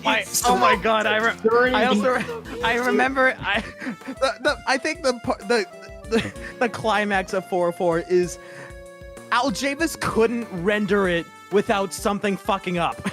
Literally, frame 1, something fucked up. I think the worst part was when we finally managed to get past a certain point, and then we got a decent amount of way into the render, and then something messed up, and we had to start the whole thing over again. That was when not Suri cool. replaced Phoenix Oh, yeah, body part by body part. Suri broke all over Suri Phoenix. body part fucking replaced Phoenix. Patrick, what did you do to massacre this scene? He was high as. It was high. This has led to a shit ton of memes within the server, where everyone forces me. Well, they did at first, but everyone was like forcing me to just not touch any sort of software at 3 a.m. when I was up at that time. No fucking joke. No joke, alright? When you were editing the watch party, when you were editing the second watch party, Oh my all right, god, and that's I saw right. that- Yes. Yes, when you were fucking editing it at 3 a.m., I was literally tensing up, literally going, bro, I swear to fucking god, if you fuck this at 3 a.m., but we're 8 months without it, I would lose my shit. So, during the editing of the second watch party, I offered to help MV finish it up. And I believe I put a time crunch on myself to try to get it out at a certain date. And that led to me completely omitting an entire watch party scene. It was a watch party scene that was good! Best scene. And you got rid of it! Because you didn't bother to remember seeing it! I didn't mean to get rid of it! What do you fucking... What do you mean? It's 3 a.m. Pat, where you're meant to fuck everything up. Oh yeah, right. I forgot. I was there when Pat was finishing up, alright? It was past 3 a.m. I should have fucking known. Oh my god. So, and the worst part is that I had to fix what I had to reap what I sown, because I was the one who rendered the entirety of scene 404 because Al couldn't legitimately do it in Swivel for whatever reason. I was the one who had to render it. Is it also because Aljavis was out and did not have his PC at the time, which will probably make it Yeah, worse? that's another reason. I had to use my crappy laptop, and it would already render really slow, so the fact that it was rendering this slow and we had to wait to see if anything messed up, it's like it made the time crunch even worse. Yes. All right. Oh my god. This is why it took us until like 5 a.m. on the day this episode was supposed to release before we could put it up for premiere. Yeah. And why and so much fucking pain sucked. happened that day. There and was the too team, much pain. to this day, the entire EOJ team will not put that behind me. I refuse to let that behind you until you die, bro. I'm sorry. Listen, I'm not letting you forget. I have And that's- cakewalk. I have cakewalk. H has the dangerous The blue blood face. The blue blood face. You have 404. I have logic and trick. You have that. We'll get. Patrick, we all have our little thing that we're known for. Our little Yes, but infamous thing. I'm known for more infamous things than you guys. Because you do them all because the you time. deserve that. Yes, you do them all the time. You fucking. Literally, I think I'm the most memed about member on the team because of 404, as well as just a shit ton of other things. You are literally a walking meme. You know what? Let me count right now how many meme emotes you have. Let's see. You have you have the yes it does. You have the oiled pat, classic. I don't think you have any more faces on here than those. That's disappointing. Why don't you have more faces, Patrick? I Like don't literally, know. you guys. Whenever I talk about my stories and you say, "How am I still alive?" What I want to know is like, how does Pat have a functioning brain? He drank oil. He drank oil. He nearly burnt down his the kitchen. director's commentary. Oh my god. This is turned into the roasting of Patrick. And we're not explaining Oh, the don't oil worry. story. Oh, It doesn't deserve to that's- be explained. That's the best part. We don't have to roast Pat. The kitchen already did that for him. Got him. Oh my god. Got him. And also, Anyways, go on, Soundman. I don't know why more emotes are made about me because I'm literally just fucking up something every single Because time. I'd rather save up emotes for something more meaningful. Patrick, just go back to your cardboard cutout of Athena in your closet and your Athena mouse pad. Oh my god, no. I will Soundman, put those Soundman, photos up no. right now. Soundman, what were you gonna say? Don't explain the oil thing. Just let it be known he drank oil. He drank He's oil. insane. Yes, he No- drank no oil. and thought it was milk. Yes, Oh, now you can explain he it. poured oil in his cereal. Okay, moving on. Moving No, on, let's I did go. not. No, let's I just did go. not, Let's just MV. go. We gotta- No, I we gotta did get not. through this thing. We gotta get through it. We're not even an hour in yet. Remained on your hooves. Yes. Would have undoubtedly Bro, the final recording is literally just gonna be a compilation of ranting. Someone should make a fucking video compilation of it. I'm actually going to.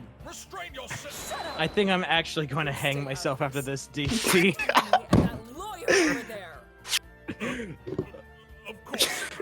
I did not expect this much roasting. What do Well, you mean? at least we fucking know that idiot? this is gonna go over 4 hours. Yes.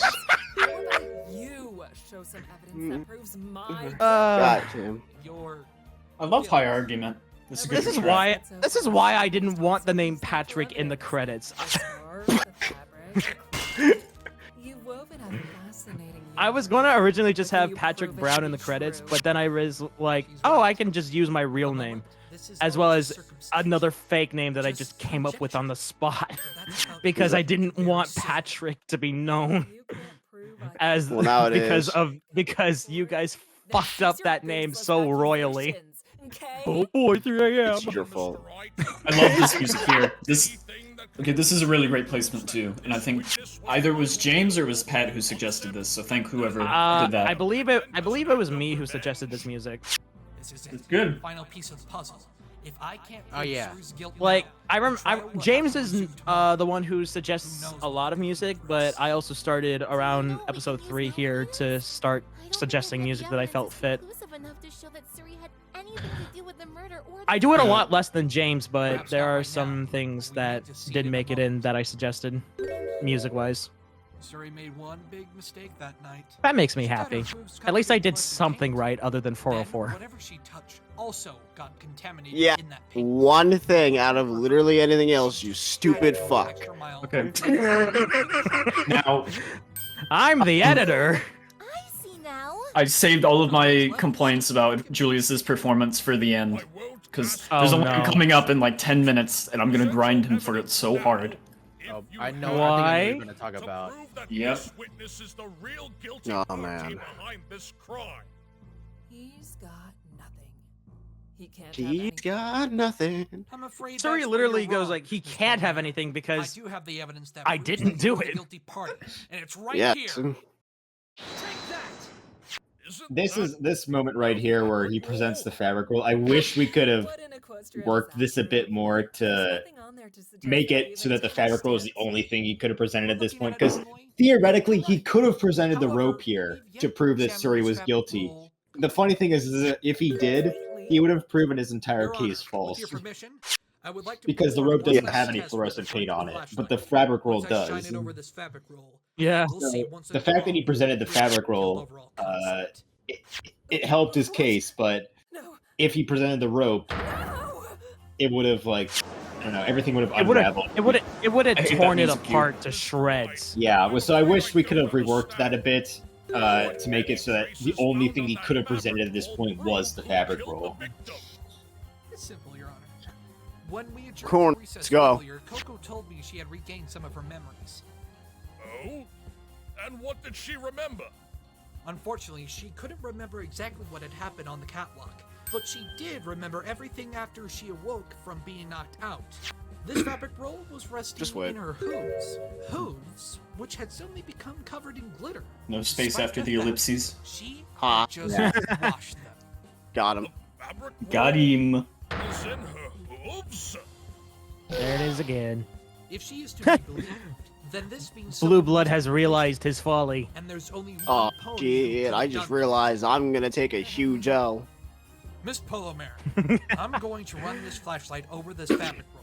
If we Uh-oh. find your hoof prints on there, left clearly by the paint your hooves were covered in, then I would say this whole case is solved. Oh, Phoenix. If only it was that simple. If only it was. Can we pause on this frame, by the way? All right.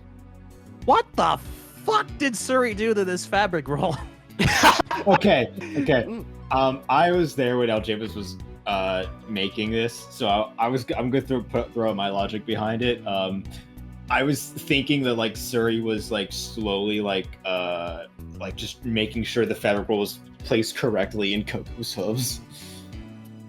I mean, the fabric roll is like I don't know how to properly explain it, but like my thought process was that like she was trying to make sure it looked right, so she was like repositioning it constantly. The fabric roll is just covered in her hoof prints. And one thing that actually does bug me is one of those prints is on top of the glitter that is on the fabric roll. Well, yeah, it should be. But wouldn't some of the glitter just be missing in that case? Because, well, she touched it and it probably would have stuck to her or something. Oh wait, no, sorry. Actually, it shouldn't be on top of it. The glitter should be on top of the paint because she put it in Coco's hose first and then sprinkled glitter on it. Oh wait, no. I forget whether she put the glitter on the fabric roll first and then put it in Coco's hose, You or were she put it in pressed Coco's member hose of case 1 too. and then put glitter on it. I think it was that she put it in Coco's hose first and then poured glitter on it because that would have also covered Coco's hose in glitter. No, I think it was the other way around. It'll probably explain it when we get there. She explains it. She explains it herself later on. But regardless of which one comes first, I mean, it doesn't really matter because you can interpret the way this is drawn either way. You can interpret it as the glitter is on the fluorescent paint, or the paint is on the glitter, because this is just a light. This is just an image of what the paint would look like if it was, still, like it's hard to say which one's on top of the other just from the illustration, because again, this is just light. Move on. Yeah, move on. Oh, there they are. Quick, someone analyze. Someone analyze them. Oh my god, the fades! Why are they so fast? Also, that's not centered and it's bugging me. Was it actually? Oh, well, okay. Well, at least we now know for next time. Man, this entire DC is just roasting all of. We're roasting each other and this episode. Yep. This is our version of everything wrong with this episode. Yes. All right. Take some notes. Extended cut. Yeah. Low cinema pwn view. stinks. Low pwn view. If you ever do everything wrong with Elements of Justice, don't worry, we've got you covered. Yes. Come on. Okay, I have something to say after this breakdown happens. All right. Same here, actually. I'll go first. Your mom. What the fuck, MV? Oh no, that's the first thing in my head. Anger. Right there. All right. Let's talk for 5 minutes about this. Okay. We're gonna make it quick. All right. This animation, or Soundman, I don't know if you can show it on the screen, but if you want to, you can. All right. This animation is actually not what it originally looked like. Like, at first, it actually looked almost completely different. All right. She wasn't holding her body in the air entirely. All she was doing was just stretching her scarf downward, and there was only like 3 bangs that were kind of slow and made her look like that she fucking broke her nose. Just saying. And Right? And that's what it originally was. All right. And mainly when I was making that, I was following off of Aljavis's sketches that he implied what the movement actually kind of was. All right. And then I worked off that. But then Age came in and then said that, I don't know, it's too weak, fam. And then he took it upon himself to actually remake it to even make it be even more dramatic, making cooler, which is not exactly what Aljavis's sketches looked like, but it is fucking very good, by the way. It is. I compared MV and Age's two breakdown animations, and I agree that Age, I believe, captured more movement and, like, I guess more dramatic. Like it's an Ace Attorney breakdown. It's supposed to be over the top and dramatic. I just realized this is dead center of the episode. It really Holy is. shit. Yeah. Oh my god. And another thing too, actually, when I was editing this breakdown, Patrick died. we'll probably talk about it later, but I actually included shots of flashback art just sort of flashing in the background while she's screaming, because I felt that it adds to it. And also put it in chronological order. Yeah, I did actually. Another thing too is this is actually a retake of a line that was used here. Originally, Suri didn't sound as dramatic as she does here. She sounded, I think, a lot more quiet when she did the breakdown originally. And shorter, yeah. And shorter, yeah. And I believe Serenity wanted a retake, and we got the retake, and I believe the retake worked a lot better than what we had originally. Yeah. Still, though, Suri's breakdown pretty cool, though. You can move on. All right. Let's move on to the best part of the episode. I'm surprised that in 404 the breakdown didn't break. Krista Master looks at camera. Case solved. Case solved. How many times are we gonna call out Krista Master? A lot. For as long as we live, I'm sorry. Krista Master, by the way, we're watching this on June 27th. It is 10:40 for me, and you have not posted your reaction, even though you said you would do it this weekend. I'm watching you. Crystal Master, you're trading on thin ice, buddy. Serenity is crazy. Don't worry about him. Yeah. Don't mind the insane man who writes good stories. Why? Yeah, it's a good thing he dies next episode. Why? Wait, we haven't gotten to that part yet. Don't talk about that. Also, this right here is a direct reference to trying to story. Yep. No, I can't lose. Aljavis! Yeah?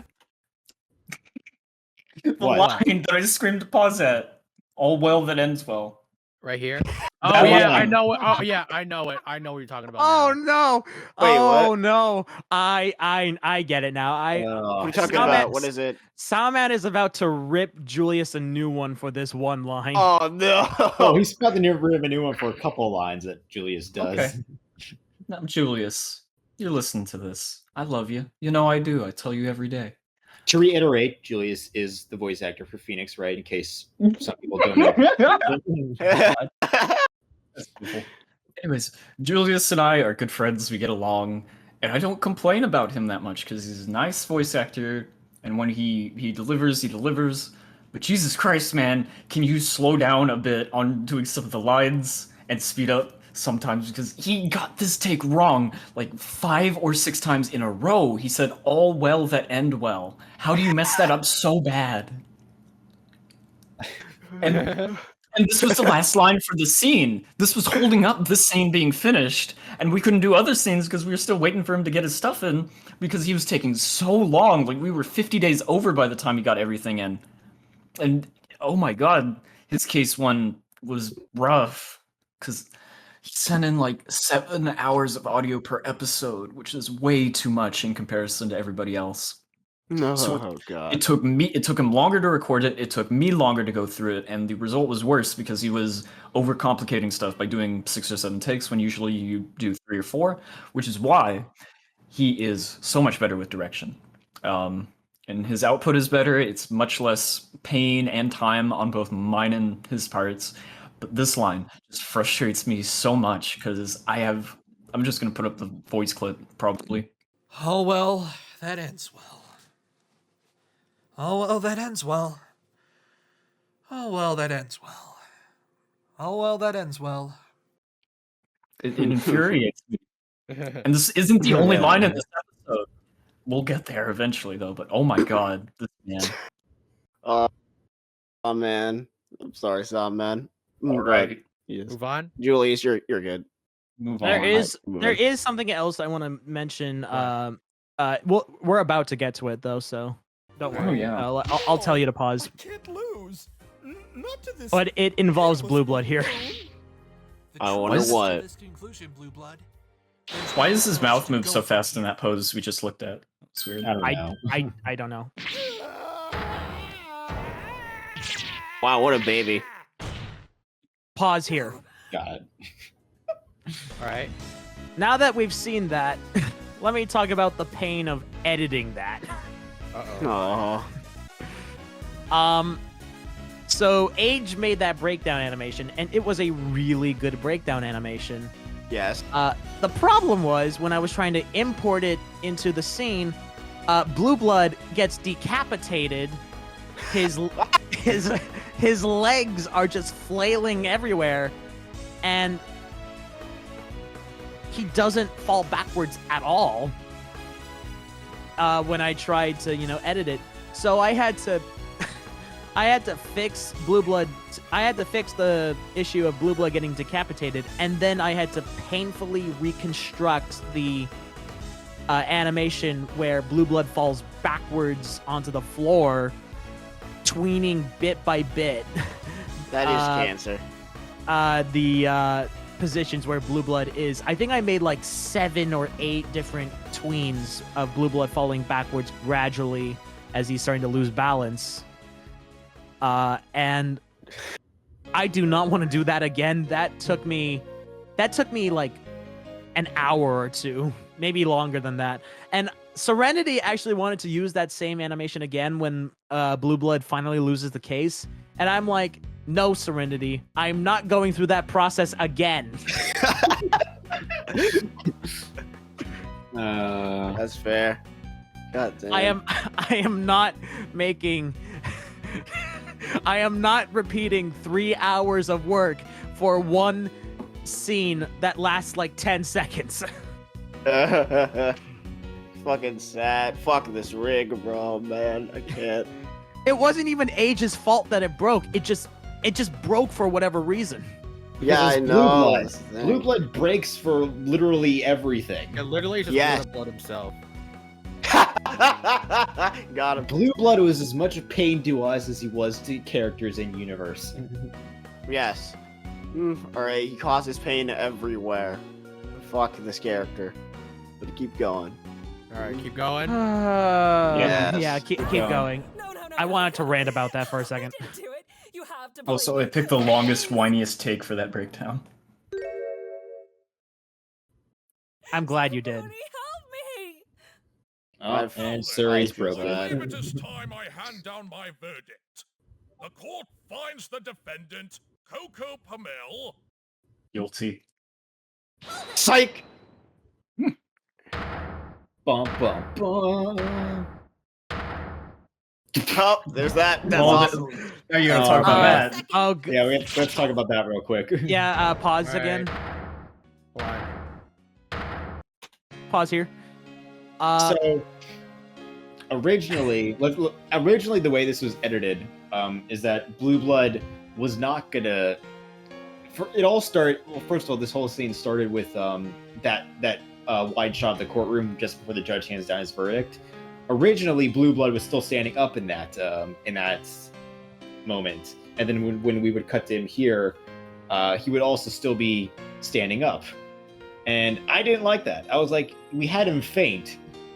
Why don't we keep him on the ground for all of this? The whole panning and the shot of all of the characters reacting to Coco saying "hold it." And I don't remember who. I don't remember who was that I had to have this conversation with. I think it was Patrick actually, because he's the one who was editing this scene. Yeah, it was me who edited this. But we debated about like how we would go about making it look like Blueblood was still fainted, and not just Patrick, I think, wanted to just have nothing, just have a blank screen here. Who came up with the idea of using stars? I think it was you, actually. Was it me? I can't remember who it was, but I do remember scouring the internet for just a basic animation. I know I wanted some sort of like indication, like above his desk, to indicate that yes, he was still there. He was just on the ground. But I don't think I suggested the stars specifically. Whoever it was, essentially is like I wanted to do, something funny for Blueblood here, just give a little bit of humor into the scene. I know it's rare for me to want to inject humor into something because I'm known as the guy who does all the serious stuff, and everybody else is the one people. Is it funny? Yes, I'm the one who does the serious stuff. Everybody else is the one who puts all the actual jokes into the episodes. I put like one or two jokes in, and that's it. But this is one of the ones where I was like, okay, you know what? I want to do something funny with Blueblood here. Let's have him still be fainted and like have like some sort of dizzy animation, and then have him like pop back up as soon as Coco comes to the stand. I know Patrick fought me on that, but I think we both agree it turned out pretty funny. Yeah. It is. Yeah. I do remember fighting you really hard on this though, and now that it was edited in, and I can't remember why I fought you so hard on this. I think it was because it would have been nice. I think it was because I felt that people would have understood if Blueblood was missing, that he, because of the previous animation, he was just on the floor. But then you said, how about we just try to do it anyway, and it might be really hilarious, and it turned out to be pretty funny. Yeah.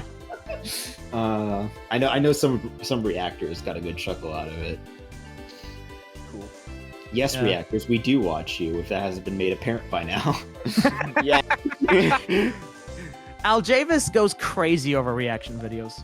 I do. The amount of times this motherfucker says in one single call saying, "Oh, there are no new reaction videos," is the exact same amount of times I want to slap Patrick for 404 and the watch party. So. Anyway, moving on. Unless if I want to talk about how this star animation came to be. Well, if you want to talk about it, let's talk about it. Yeah, it was, and there's Blueblood. He's back. He appeared in the thin air. From thin air. I literally ripped that star animation from Google and just had the keyframes just play in the background and on a loop. Something important? What is it, Miss Pamel? It was a lot easier than I actually thought it was going to be. Can I pause down and comment on that real quick? What? On what? About Coco. Last minute, quite literally another rig. Last minute, that pose that you see there was not there originally, and so are the next few poses you will see from Coco. All right, I had to add that shit in last minute because I looked at the script, I looked at the scenes being edited. I thought, well, shit, there's actually should be more with that, and I think it turned out fine, but it still costed my sanity because it was the exact same shit I had to deal with Twilight, except less worse because there were 3 poses. But yeah, keep going. Okay. Last statement. Well,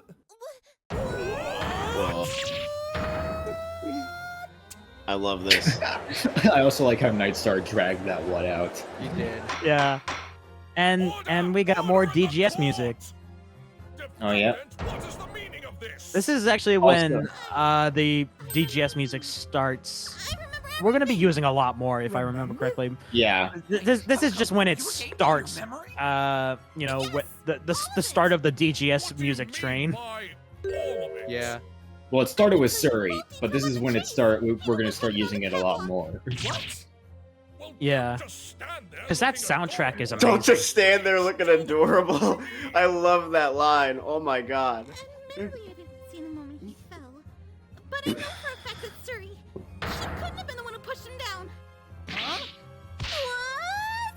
What? That's impossible. This is And amazing. suddenly, the entire case was turned on its head. Yeah. Sort of. And not even by Phoenix Wright. Not even by Phoenix Wright. Everyone legit thought that the case was over, Yeah. but then Coco goes like, "Oh, by the way, no you." Yes. Also, this is I know we've been harping on this episode so much, but this is legitimately like the best part of the episode. It's just It is. so well done on all fronts. And even The better voice part of the acting- episode is when the episode ends. Okay, I was trying to be positive, MP. I'm sorry. I'm so spiteful.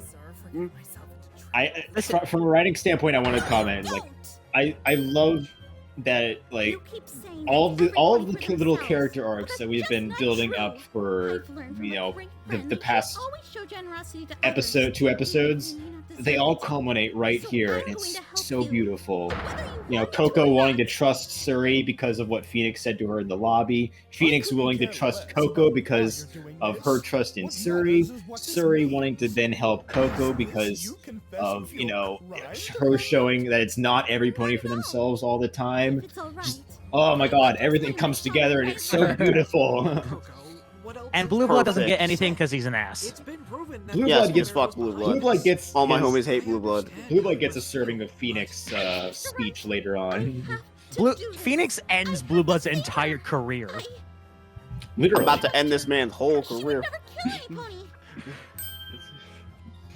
And you trust me, right? You told me so. Oh shit, come on. Let me testify. Let me tell you what really happened that night. She is just the de facto fan Coco for me now. She's perfect. Yes. Yeah. She is the Coco, I'm sorry. Yes. Yeah, PBW does a really good job. Amazing job as Coco. We should be able to find the real truth of this case.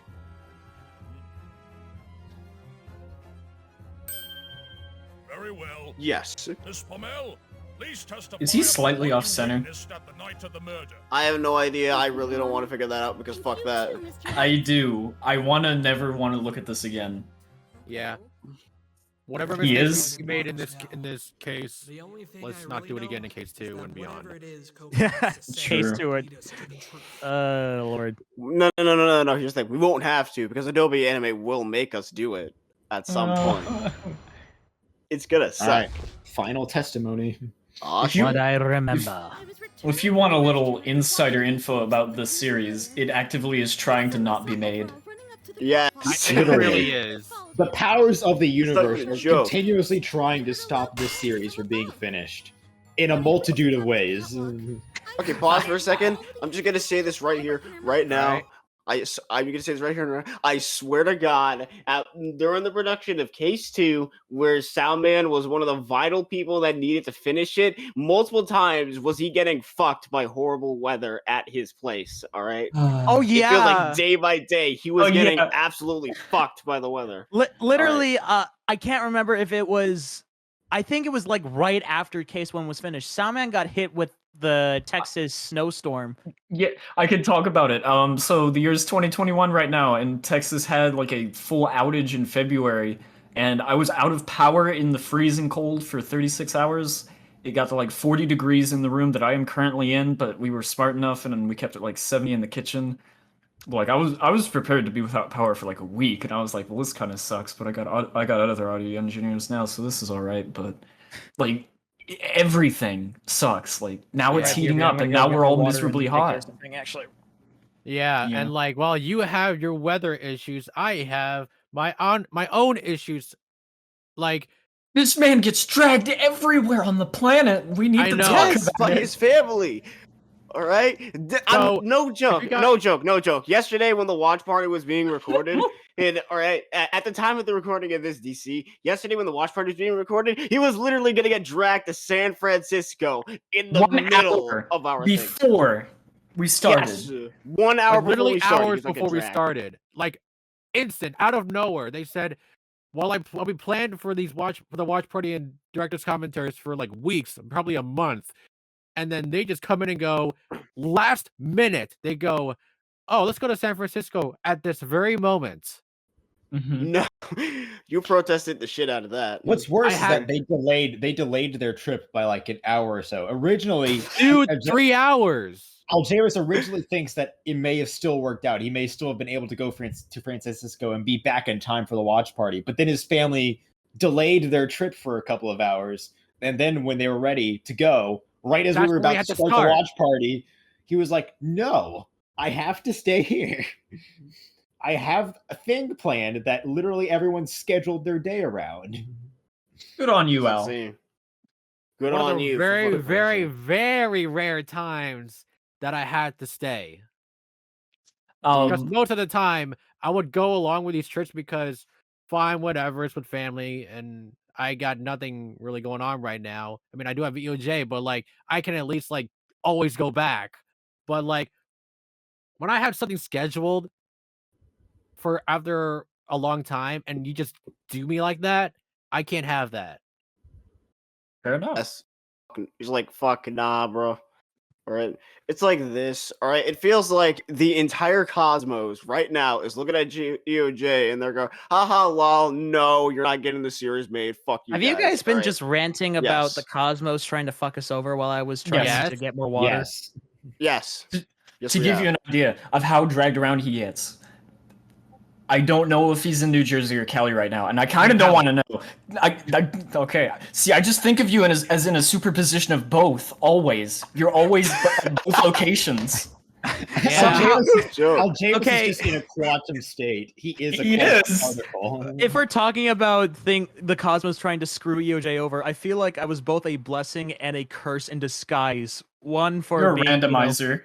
One for me being like one for me being the lead editor of this project and actually trying to make it work, and two for 404.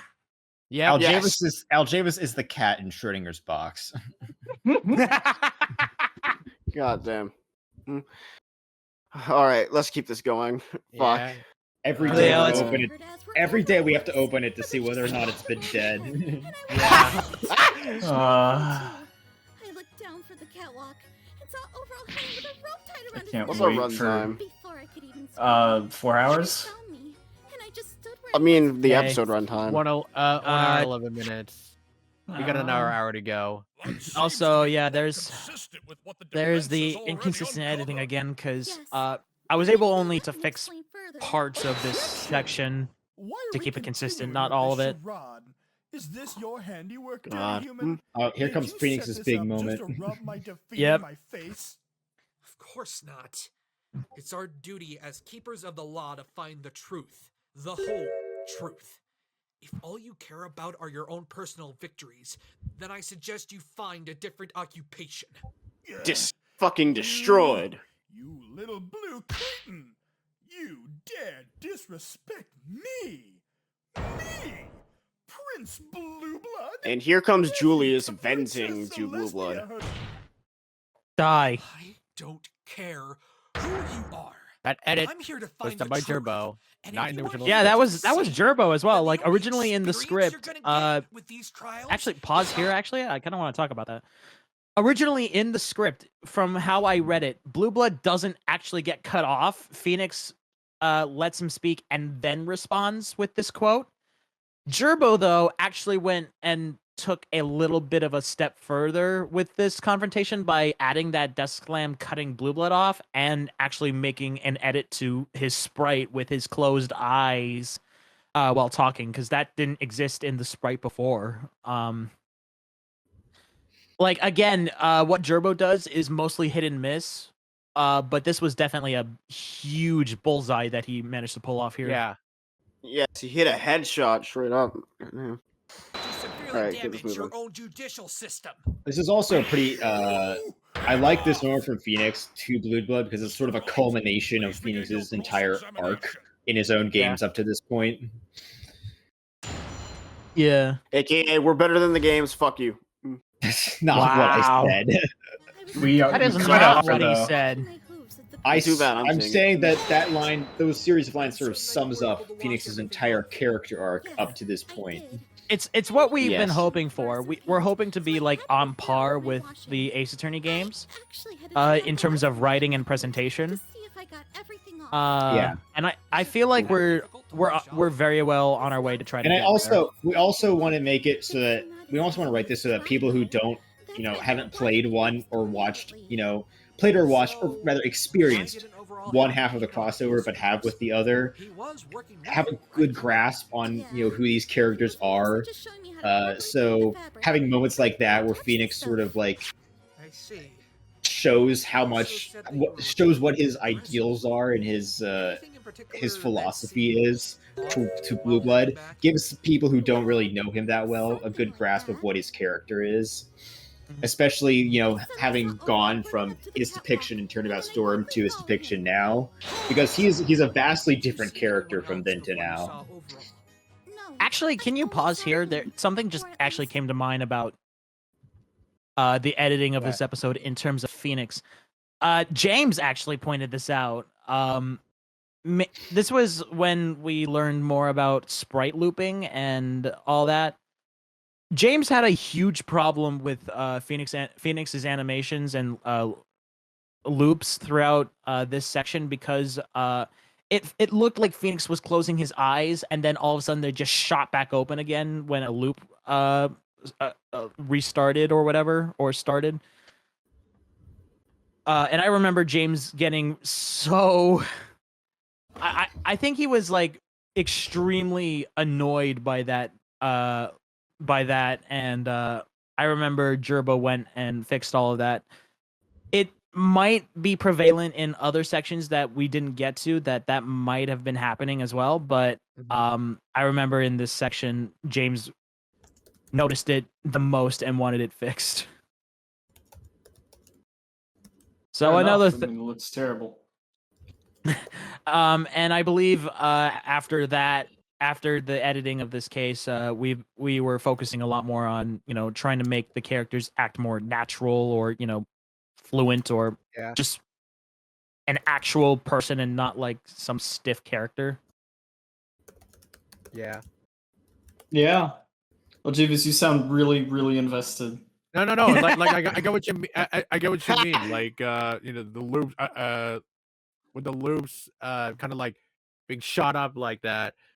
I would see how James would be bothered by that because like it's inconsistent with like the rest of the animation. So yeah.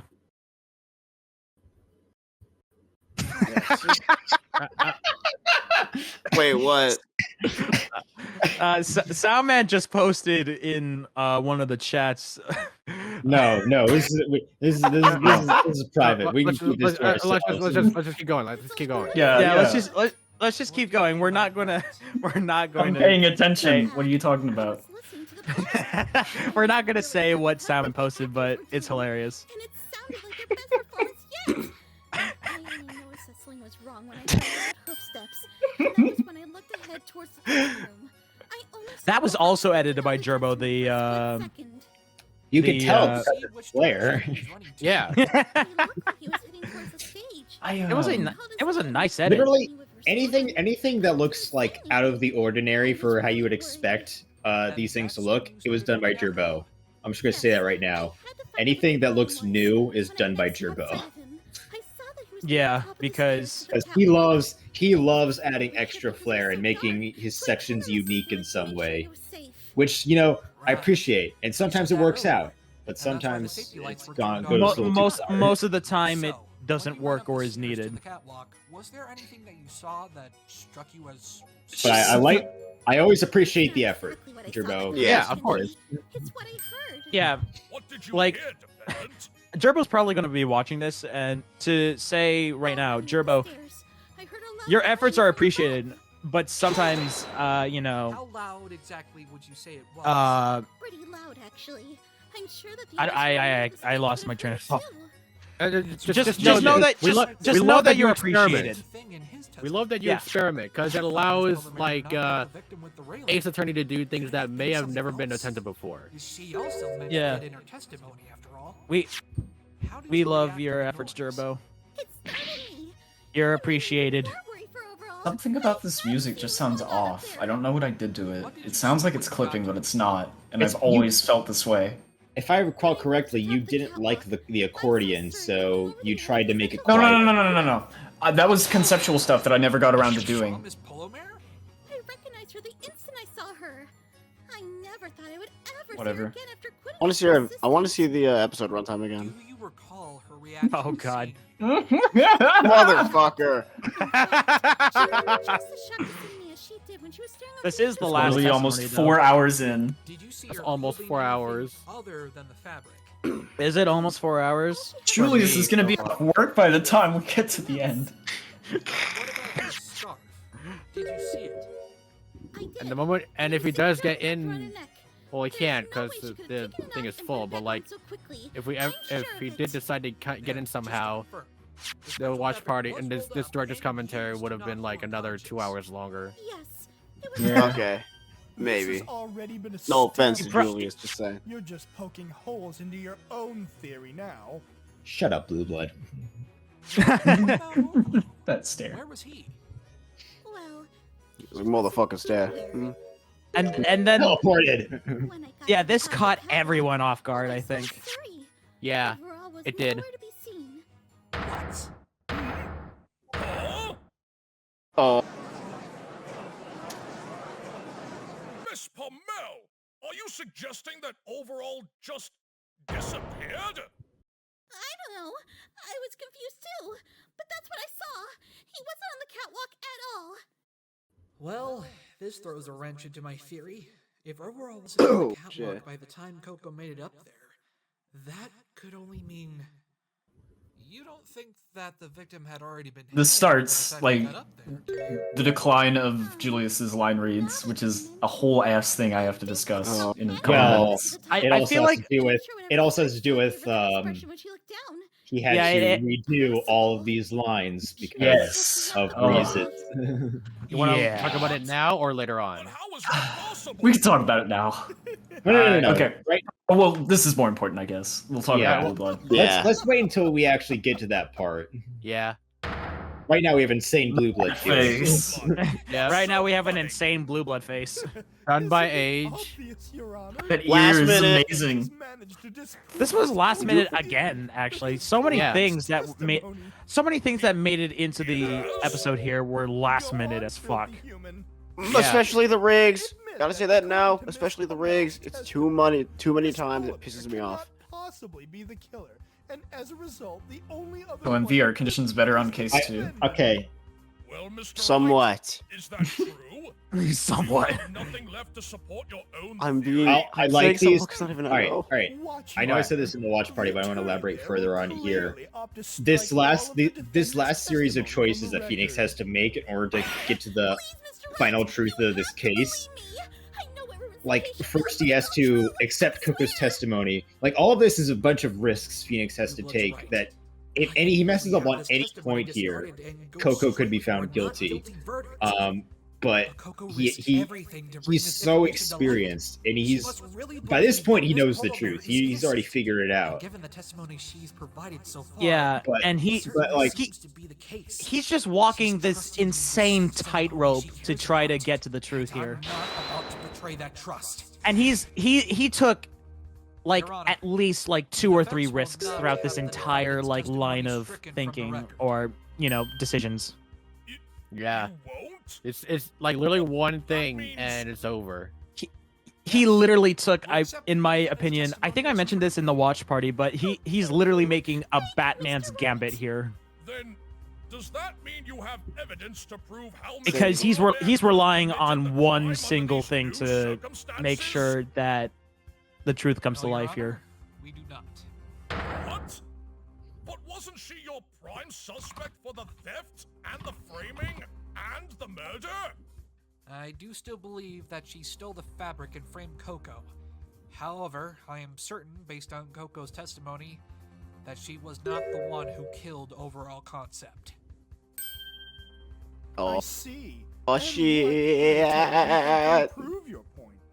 After all, there's nothing to suggest that the defendant is even telling the truth here, is there? Talk about showing your hand. Blueblood's clearly baiting me into presenting this evidence. He knows what it will prove if I do. And There's right no here, way to Phoenix go gives but a little forward. hint of his My plan. only hope now lies with her. It's like, please cooperate. The person that I literally just accused a couple minutes The ago. defense would like to present a piece of evidence at this time. It's like, oh, I love how this is all done. It really feels so climactic. Like this is a series of decisions that like any one of them could go very wrong, but Phoenix manages to pull all of them off because of just his past experience as a lawyer and how he handles it. Yeah. Like all of it works out exactly as he Shows his perceived. growth as a lawyer. Yeah. I love it so much. This is the Phoenix Wright we wanted in Dual Destinies, Yamazaki. Yeah, like Phoenix in this series, he still gets stumbled, like he still stumbles and gets tripped up sometimes, but he is he is a shit ton more competent here than in Dual Destinies. And in Spirit of Justice. Like I don't know why Yamazaki decided to completely 100% backtrack from the Phoenix that was in Apollo Justice. Like I get it. You need to have like if you're gonna make him playable again, you have to have like him still act like a bit goofy and stuff. You can't be the wise teacher that he was in. Yeah, that was another Jerboe edit because and that but I get that you can't have him be the wise teacher that he was in Apollo Justice if you're going to make him playable again. But you also don't need to completely 100% backtrack on that, which is what happened in Dual Destinies. He went right back to how he was portrayed in the original trilogy instead of maintaining the story aura of experience. I'm sorry to interrupt, Serenity, but I just love that line that Blueblood did. It's like, you've activated my trap card. See, I don't really. What is that from? Is that from Yu-Gi-Oh? Yeah, that's from Yu-Gi-Oh. Yeah, it is. See, I've never watched that, so I don't really. I never watched it either, so of course I don't really know the origin of that meme. I don't understand it. But like this is an example of Phoenix showing his experience while still maintaining some of that goofy quirkiness that he had in the original trilogy. It's what's missing from Dual Destinies and Spirit of Justice. He still sort of maintains that experienced lawyer when the plot calls for it, but most of the time he still just acts like a goofball. And I don't. That's why I don't really like those games all that much. Is because Phoenix is like. Phoenix doesn't have any growth left. It's just how he is in Trials and Tribulations. Yeah, it's like. I love how you have Phoenix reasons to disagree with that, but I'm not going to rant about that. Blueblood thinks he's trapped Phoenix here, but in actuality, Phoenix in actuality is like 5 moves ahead of Blueblood. Playing 4D chess. Well, as I said, Phoenix by this point already knows what happened. He knows the truth. He's literally just waiting for the right moment. And right here also, where Twilight is arguing against Blueblood, like this also does not make Twilight look stupid because she's genuinely providing some good arguments against him. But she's not as experienced as Phoenix, so she's not seeing what he has. So it's sort of a good way of balancing, like, Phoenix is the experienced lawyer, but Twilight is a competent assistant. Yes. It's not like MV. How many times are you going to ask that? No, we're not. No, I want to know. There yet? No, I want to know because there's something I want to pause at. I'm asking because there's something I want to pause at because Twilight. Yeah. What were you saying, Patrick? Twilight actually like pulls out some really good arguments here, but the one thing she doesn't realize is why Phoenix had done what he did here. Pause. Oh, I see it. Go back a moment. Go back a moment. Right there. Yeah. Yes. The wing okay. clipping. The wing clipping, the head shifting, and all that shit, right? And yeah. That little error is another testament into Twilight rig hooking up. And there's one more quick little thing I'm gonna add that kind of made Twilight rig more painful. It's because of the fact that I was on shitty hardware when I was making this. All right. Yeah. For the longest time, I have been working on this project, and literally anything I've been worked on until a couple weeks ago, was on a shitty ass all-in-one computer that barely ran anything well. All right. Basically, what he's trying to say is you had a Celeron for the majority of your life. Yes, an Intel Celeron computer. It wasn't even originally your computer. It was your mom's, right? Yes, it was my mom's computer that she handed down to me. All right, and it worked for a bit until it didn't. That's the thing. All right, and that made all of Adobe Animate's annoying little problems 10 times worse on my side because I literally had to wait like 30 seconds for anything to fucking happen. And when there's too much file size and there's too much of anything in Animate. So I feel like it ended up leading into small slip-ups like this where Twilight's little transitional pose was not consistent with the normal one. All right? And I couldn't notice it because I lost my fucking patience.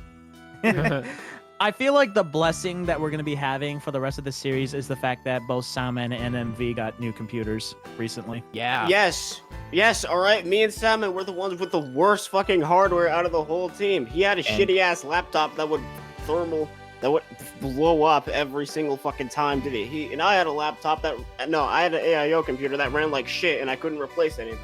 So I was essentially stuck with trash. And I also plan on building a computer myself with the help of Soundman and Al Davis. Can't wait for you to die.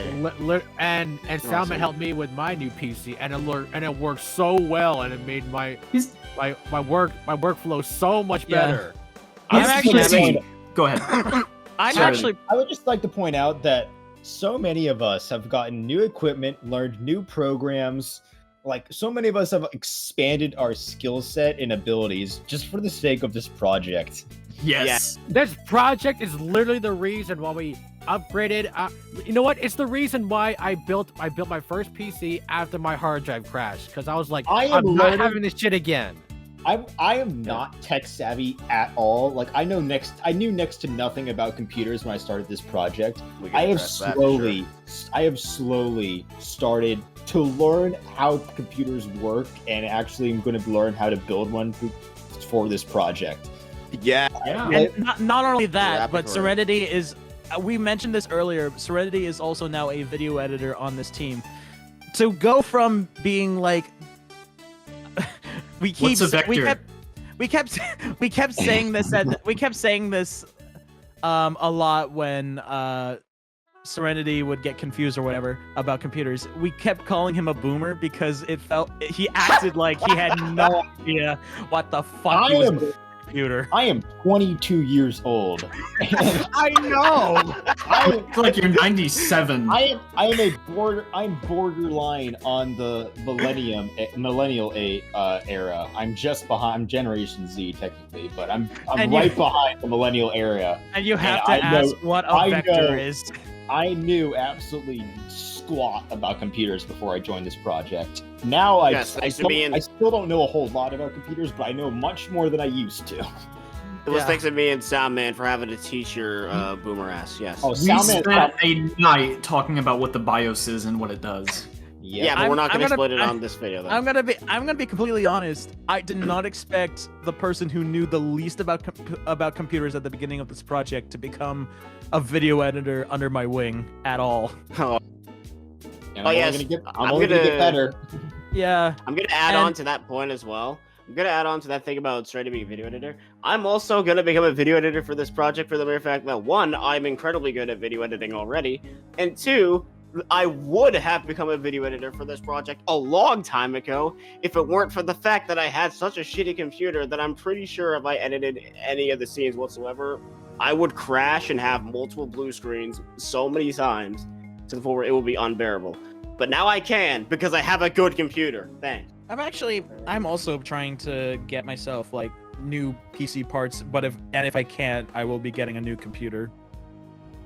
Yeah, like literally, just TLDR. Like we're learning about a whole lot of new apps, new software. Like half of our team. I want to say like half of our team are like have expanded their knowledge about a bunch of different programs, have learned new skill sets, and done stuff that they probably wouldn't have originally done because of this project. This project is literally it's like kind of forcing us to learn new things. This project is a calling card for creativity. Mainly because it is so hard to find people who will actually do stuff that we need. If you're listening to this video and you have any inkling of talent in you, please apply for a job on this team. Please! For the love of God. Animators! We need animators! Yes, please! For the love of God! I swear to God, I am dead ass incredibly desperate for animators, and that's not a joke. Adobe Animate specifically. If you knew how to... If you're interested in learning Adobe Animate, come to us and we'll teach you. Yes, I swear to God, I will spend legitimately hours of my day trying to teach you how to use the stupid software. With This director's commentary has turned into a PSA for Begathon. Yes, might as well. All right, this is your update video, people.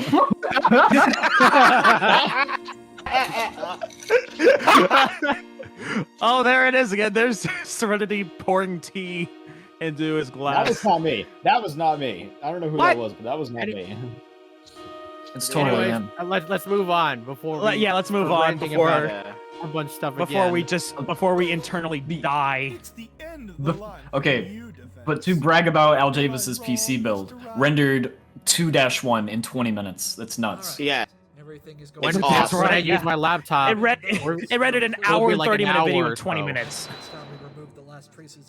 This laptop did it would last like 3 hours, guaranteed. I love how like Blueblood is pressing Phoenix against the wall here, and Phoenix is like, yes, all according to plan. But someone here does.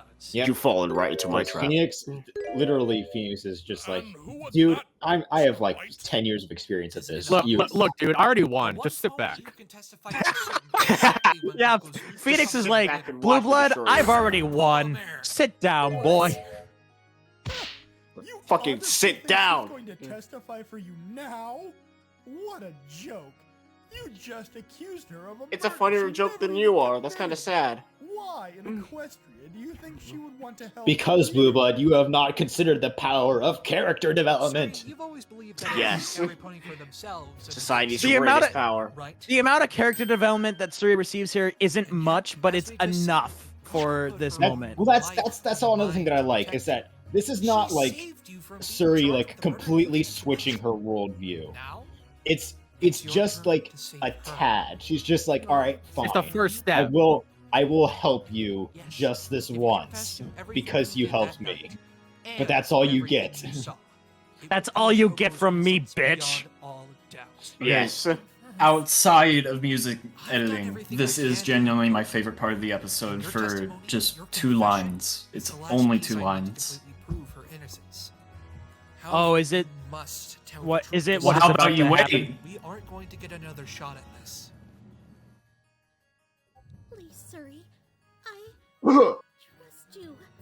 You'll do the right thing. I know it. Whoever did this. Excuse me. Trust me. I do. Those 2 lines say it all. It's the peak of the episode. Yeah. Yes. The game is up. Yes. She is not going to testify for. I think it means a lot when Suri heard it from Coco. Yeah. Oh, yeah, that's the thing that pushed her. That's the thing that pushed her over the edge. It's like she was on the Coco trusts her. She was on the fence about it when Phoenix was trying to convince her, but when Coco did it, she was like, "All right, fine." Silence yourself. Yes. And to be fair, Suri loses nothing by confessing here because she's already like been. She's already lost what she could gain. Pause. Pause. Yes. Say what you were saying, Serenity. I was saying like Suri's not losing anything here by confessing because Phoenix has already proved that she's guilty of what she is guilty of. So the only thing that she gains from this confession is the fact that she did help Coco. Like that's it. The only thing that she lost is the fact that she didn't ultimately get revenge on Coco. That's it. Yeah. She didn't. Yeah. She didn't confess to any extra crimes or anything, which helps within the fact that, like, yes, this is a little bit of character development for her, but it's not a complete overhaul of her character, which I do feel like would have been too much. It's subtle, which is the important part. Like I said, it's the first step. This isn't like, Diamond Tiara, where she just completely flips on a dime at the end of a 22-minute episode. It never shows up again. And never shows up again. Suri has a little moment where she sort of redeems herself, but it's small, and it's not major. It helps Coco, and that's it. It doesn't really hurt her or help her. She becomes 10% less Karen. All right. Yes. And at the end of all this, you'll see, just to highlight the fact that she hasn't really, fully changed. She still is like, whatever. I just got to get back to my dresses. Yeah, and then I love how, like, people actually sort of rooted for Suri here when she yelled "shut up" at Blueblood. Oh yeah, this is the point where people are just fully on Suri's side. Like, yes. Yeah, it was hilarious how there was like it was a legit heel face turn with the audience. Like they were like 30 minutes before they were like cheering for Suri's like conviction, and now they 30 minutes later, here they are on Suri's side trying to shut the fuck up, Blueblood. Well, because Blueblood at the end of everything, Blueblood is the antagonist of this case. Like, I know people usually think of the antagonist as just being the culprit, but I would say like 75% of the time, the antagonist is not always the culprit. It's whoever is the prosecutor. Driving.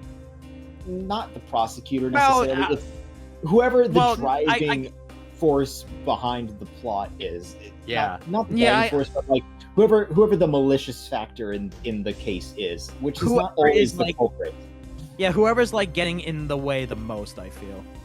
Like sometimes it's the victim, sometimes it's an additional witness who is pushing the actual culprit. Yeah, and as I said earlier, the prosecutor as well, like sometimes it's also the prosecutor. Yeah.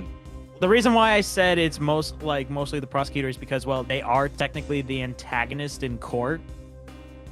In court, yes, but not of the case, which is what I'm not of the case, no. In this case, however, yes, the Blueblood is supposed to be the antagonist of this case. So he is the obstacle that all of the characters have to overcome.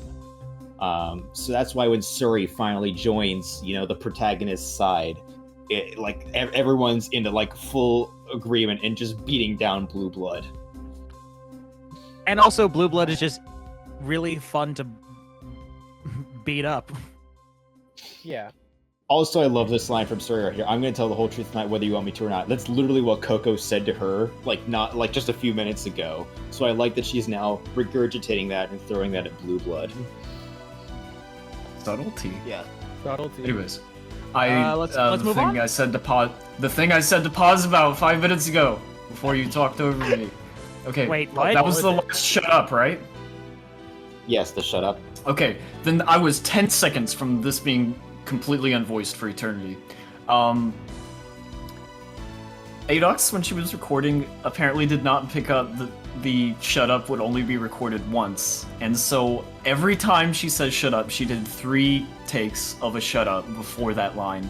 So in her file, there were like 50 shut ups. I've heard so many different shut ups. And one of them was used in the blooper reel. Yeah, yes. One of them. I think Soundman gave me that shut up file for the blooper reel because it was like, shut up. There's so many different flavors of them. Some sound harsher than others. I love it. It's just some nice behind the scenes tidbits. Cool. That's all I had to say. Note to future voice actors: if you see something in bold that's italicized in the script, don't voice that multiple times. That is just there. That's just there for the editors to know that they need to put an objection or take that there. Yes. Yeah. All right, go. Go. Yeah, let's go. Will none of you treat me Hey, with original respect I trilogy deserve? sound effects. I am am Prince Blueblood, nephew. I of also like this Justice. moment here I hope where the you judge, realize like that even these the judge by this unwanted point is just done with viruses you're Blueblood. witnessing soon. I've by- run up- out up of to this I've point- run out of popcorn, Blue Blood. Up to this point, the judge has been the only one who has called him Prince Blueblood consistently. But now even he is just like done with Blueblood. He just ignores him. Like the judge was the only one showing respect, and now he doesn't feel the need to anymore. Yeah. Okay, can you pause here? Actually, All right.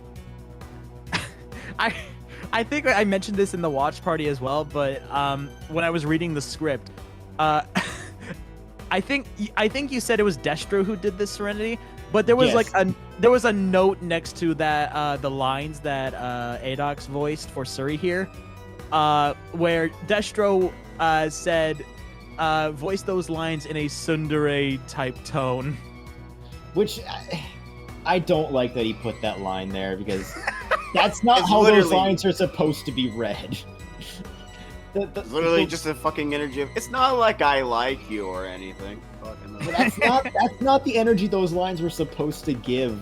The lines were supposed to be Suri just acknowledging the fact, like, all right, fine, I'm gonna do this for you, but don't expect me to do anything else in the future for you. I actually disagree there. I think I kind of disagree too. I really kind of adds to the scene.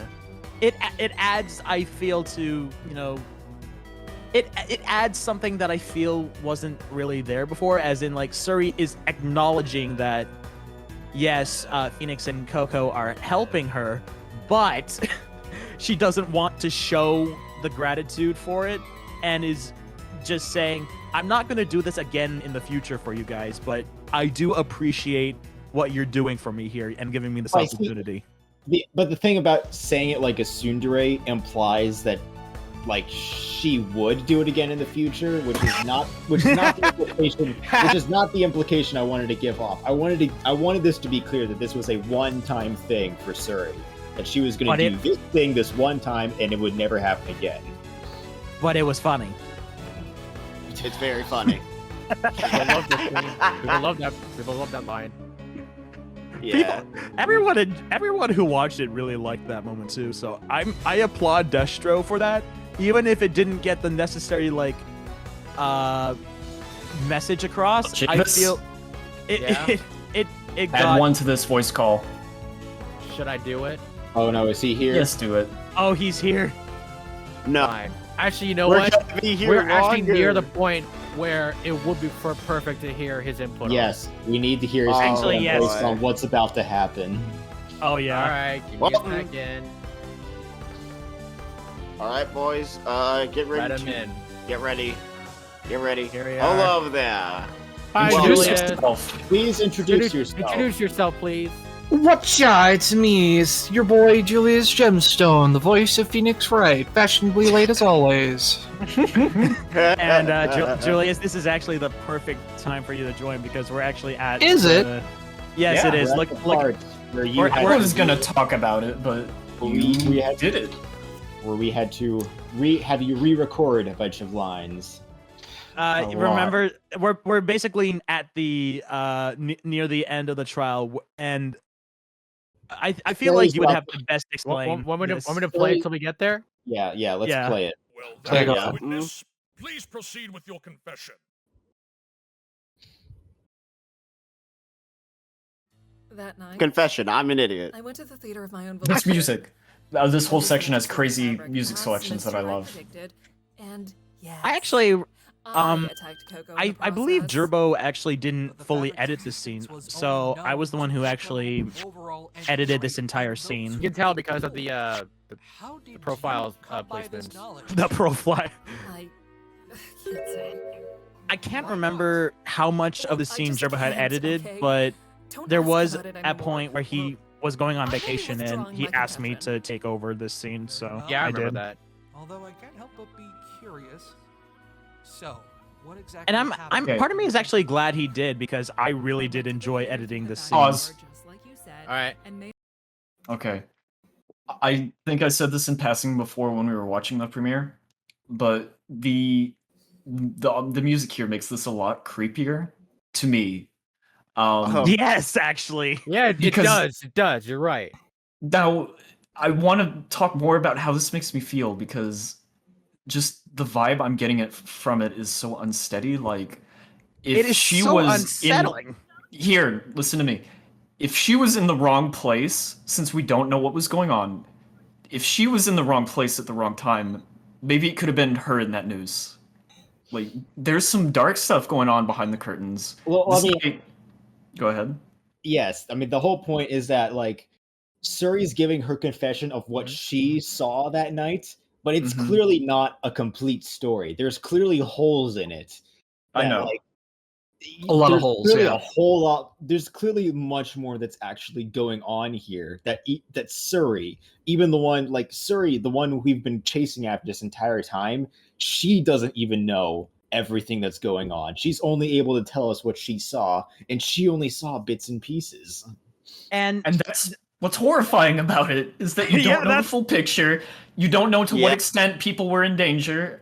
You don't know if these people were lucky to make it out alive. Like, it's a horrifying mystery. What happened that night? What happened that night? Literally Exactly.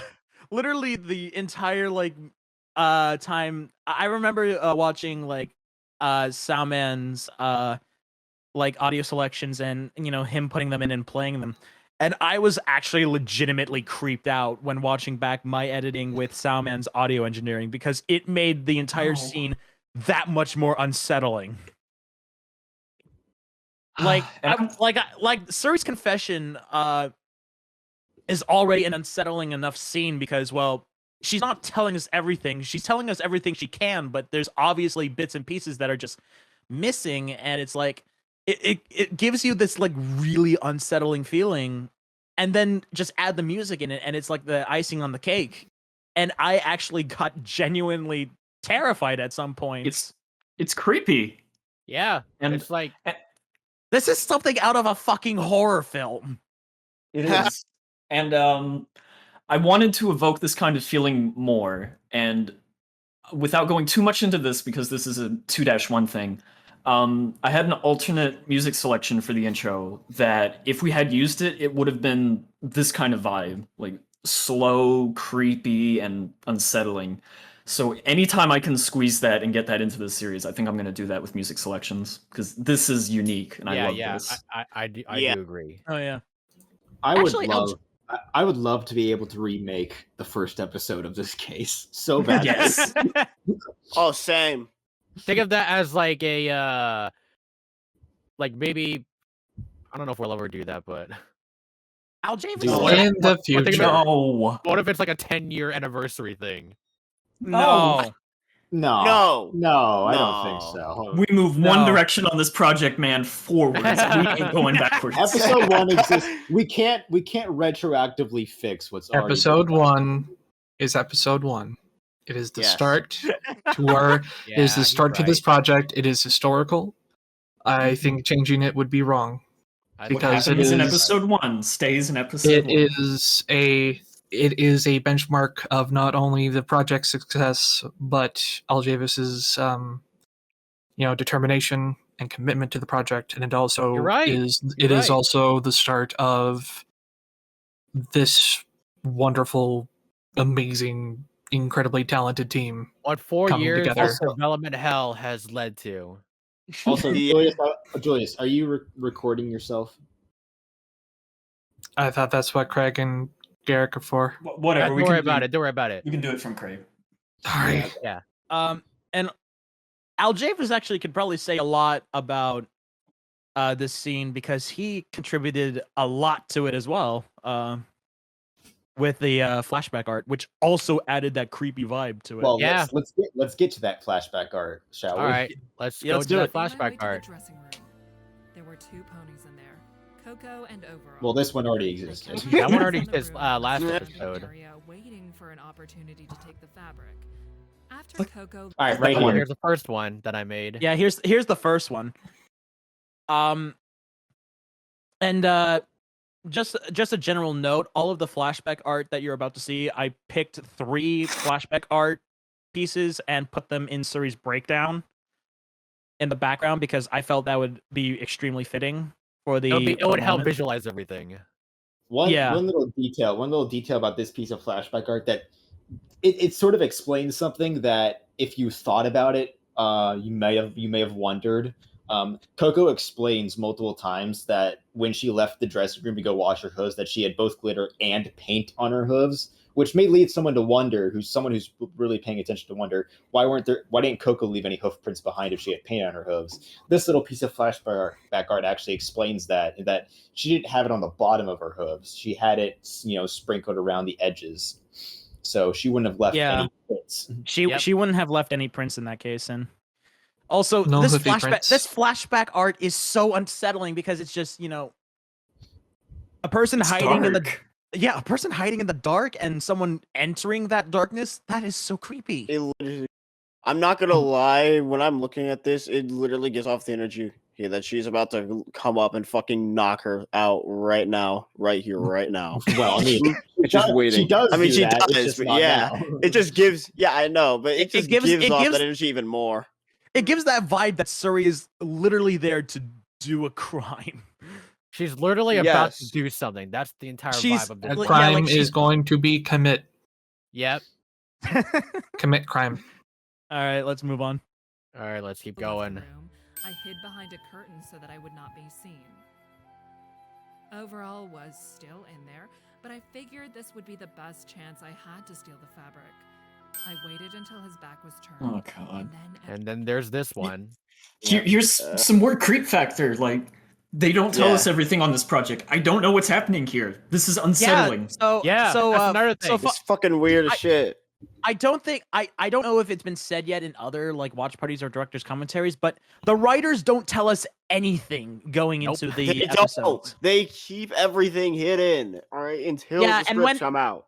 And we're the first ones to experience, I guess, the fruits of their labor, and just us experiencing or reacting to these sort of things like in the script or basically on screen. This flashback art also creeped me out because we just see overall entering a place for whatever reason, Which is dark. We don't have any understanding of why he's doing it or what's going on. Yeah. Like you would I'm gonna think steal this that man's fabric roll. you would think the entire team would have all the answers. We don't. We don't have the answers until the writers give us the answers. Yeah, it's That's what's frustrating. It's very frustrating. I will explain why here in just a short while. But why it Serenity. was so frustrating for me, at least, especially for this case. But Man, I don't know what y'all are talking about. I'm looking at this flashback art. It makes perfect sense to me. Shut up. Yep. Serenity. What's going on? Shut up. Serenity. For Al Javis and Serenity, who are both writers, this scene would make perfect sense to them. But for me, the lead editor, or Soundman, the lead audio engineer, or MV, the lead animator, we would have no idea what's being And tried. Julius, What's the being lead of the VAs. I have no idea. I have no idea what the fuck's going on. Yeah, exactly. Literally, we would have no idea what this picture is supposed to show, like, other than overall going somewhere. We have no idea if there's, like, any other, like, hidden meaning in this flashback art. We have no idea what's going on. Serenity. Yes.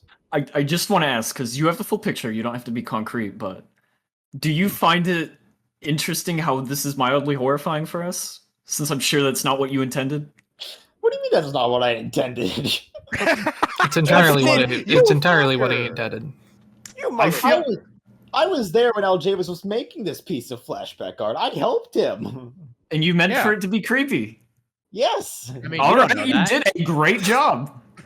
You did a great job on that. You did a really good job on that. Yeah. Like, there could be someone on the other side of that curtain. You won't know for 5 years. Let's hope it doesn't take us 5 years to know this answer. It will. All right, let's move on. Let's move on. I quietly picked up a wooden roll that was sitting on the table Quietly. and began rolling up the fabric that had been left out. I see. But to actually manage to sneak in and roll up the fabric, something else must have captured overall's attention. Something to keep him occupied long enough to allow for Suri to do what she did. I doubt she would have been successful otherwise. But what could it have been? Also fun. What Also, happened next? fun fact. I hate all my reads in this entire scene. Fair enough. Yes.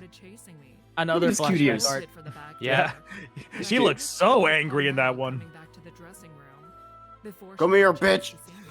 I went straight for the catwalk, hoping that overall would be slow climbing up so that I could escape. The lights came on as I turned the corner, but I paid them no mind and kept running. As soon as I reached the Those end of the bassoons, I hate heard a them. loud They're terrifying. Yeah. When I look back, overall was just That lines up with Oh, what no. Coco said. But he was just chasing you. How could he have just disappeared like that? I was just as lost as you are. I was happy that he wasn't chasing me anymore, but that noise worried me. Imagine being worried about other I went people. back to see what had happened. It- I know, right? Screams of Okay. terror from Oh the God. With Okay. my worries growing, I looked down and what I saw was overall's Okay, body pause on hanging this. From the couch. Yep. Looks like I she's like to point blushing. out, I Oh, would like God. to note, well, first of all, I would like to point out the giant art mistake. Yeah. Oh my God. Of course. The news, you the news is it's not wrapped around the edge of the catwalk like it should be. Yeah, like Well, you didn't point that out. Oh my god! Like you get the general picture of what's supposed to be shown here. It's of course overall hanging off of the catwalk with a noose around his neck and Suri witnessing that.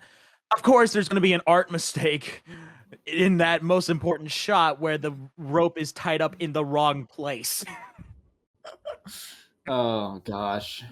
Oh my fuck. Of course, that's what happened. Also, This series is it cursed. really- I hate to point this out, but it really looks like Suri's blushing.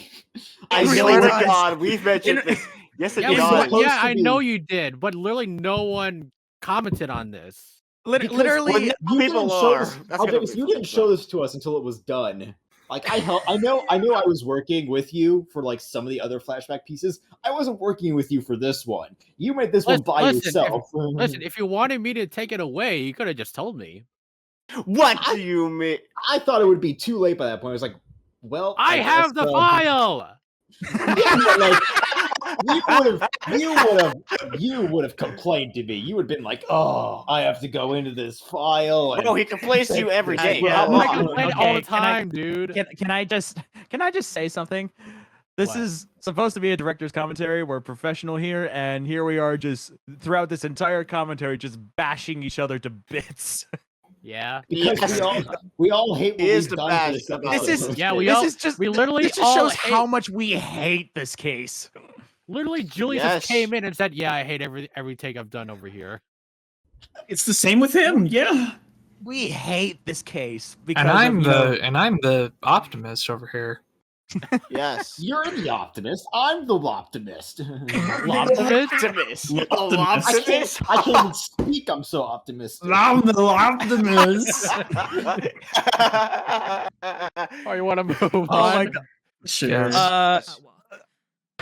Literally, I'm just gonna even though it looks like Suri's blushing, it's actually like blue. It's supposed to be. Yeah, it is. In the Yeah, it's final. supposed to be like that fear lines that Yeah. you sometimes see on Yeah. characters. But the black and white completely like got rid of that and makes it look like she's blushing. Sounds crazy, Yeah. I know. Yes. But that's what I saw. I was about to run for the back The door fuck? before the police That was had a chance horrifying. to arrive. But That was very horrifying. More Coco horror-induced had stuff come up here. on the catwalk as well. Ah. Ah, yes. Hi, freaking Coco. out. She was wondering Hey, what's Hi, up, Coco? Coco, that we You about to totally die, did use baby. for Towards me. the thumbnail for the first I episode. didn't know what to do. Yeah. Hey, it's remade though, so it looks better. Even It's though in actually black and taken. white. It's actually taken from the title I title took the card art rifle for this and case. I swung Yep. it as hard as I could on Coco's head. No, and isn't it slightly? I thought it was slightly redrawn. This It is I know. redrawn. Yeah. this Oh, yeah. cannot Yeah. Okay. Get ready to pause because I actually do have something to say about All right. this next I know when to art. pause. I know when to pause right here. Oh, I can oh, I love I this. can use this. I can frame her. God, I love that shot. Everything. This is great. awesome. Right there. I know. Yeah, right around here. Originally, I didn't realize that this was a panning shot. I wish I was making that up, but I didn't. And when I first inserted this image into the scene, I was like, why is it so scrunched? Bro. And you're an idiot. And I was like, why is it going off screen? Is that supposed to happen? And then I realized, oh, it's a panning shot. Oh my god. Damn, bro. I I also grew up, right? So yeah, and once I realized that, I was able to make the panning shot really easily, and it's become one of my favorite edits in this entire episode. Just this ominous it's so simple, sort of. but so effective. It's so simple, Yeah. but it's so ominous as well. Like, you know, you first see just Coco's just unconscious self on the catwalk, and then you pan up to actually like see, oh, there's her attacker, and Menacing Suri with her menacing Menace. in the limelight put the too, fucking which Go. fucking put the JoJo text over it. No, I won't. Yes. no. Oh god. What have I asked you to? And I'm No. pretty sure Damn it. I'm pretty sure Soundman's going to have something to say in a moment about Yes, the music more choice horrifying music. here. Not only that, but it was also the music. Well, that you was don't used notice in it until when it sinks, so ignore it for now. All right, yeah, let's. We'll get to it. Yeah, okay, we'll get there. Move on. All right. Move on. All right. Let's keep going. Yeah. What? So you really were This trying to entire plan the scene. whole thing on the I keep saying this Defendants? over and over again, but this Coco is so and a unsettling to classic me. Unicorn rarity. It's You great. ruined me. And it's amazing that you can capture this feeling in colorful Ponyland. I wanted Yeah. The feeling of like dread and horror. Damn, horror in a now this one show comes for in. little girls? That's fucking Yep. surreal. Listen to that beat. Does that remind you of anything? Does it? It does. It's the Wait a case second. one No. opening No. music. Yeah, I this just is- noticed. Oh my god. You just noticed me? Wait, hold on. This Okay, episode has been out for how long now? Pause. MV. It's been out for half a year. MV. It's been out for half a year, and you just now realize that this is the opening cutscene music. Hey, listen, bro. We've been out of case one for so long. It's been purged from my memory. I don't even V. think I remember. And V, when you watch Elements of Justice, the first thing you hear is bump, bump, bump. Yes, Bum. alright. And I forgot that episode one existed. Alright, I didn't want to see that shit again. Literally, this Sorry. music is playing over the scene that Suri I is describing know. right now. I know. Okay, alright.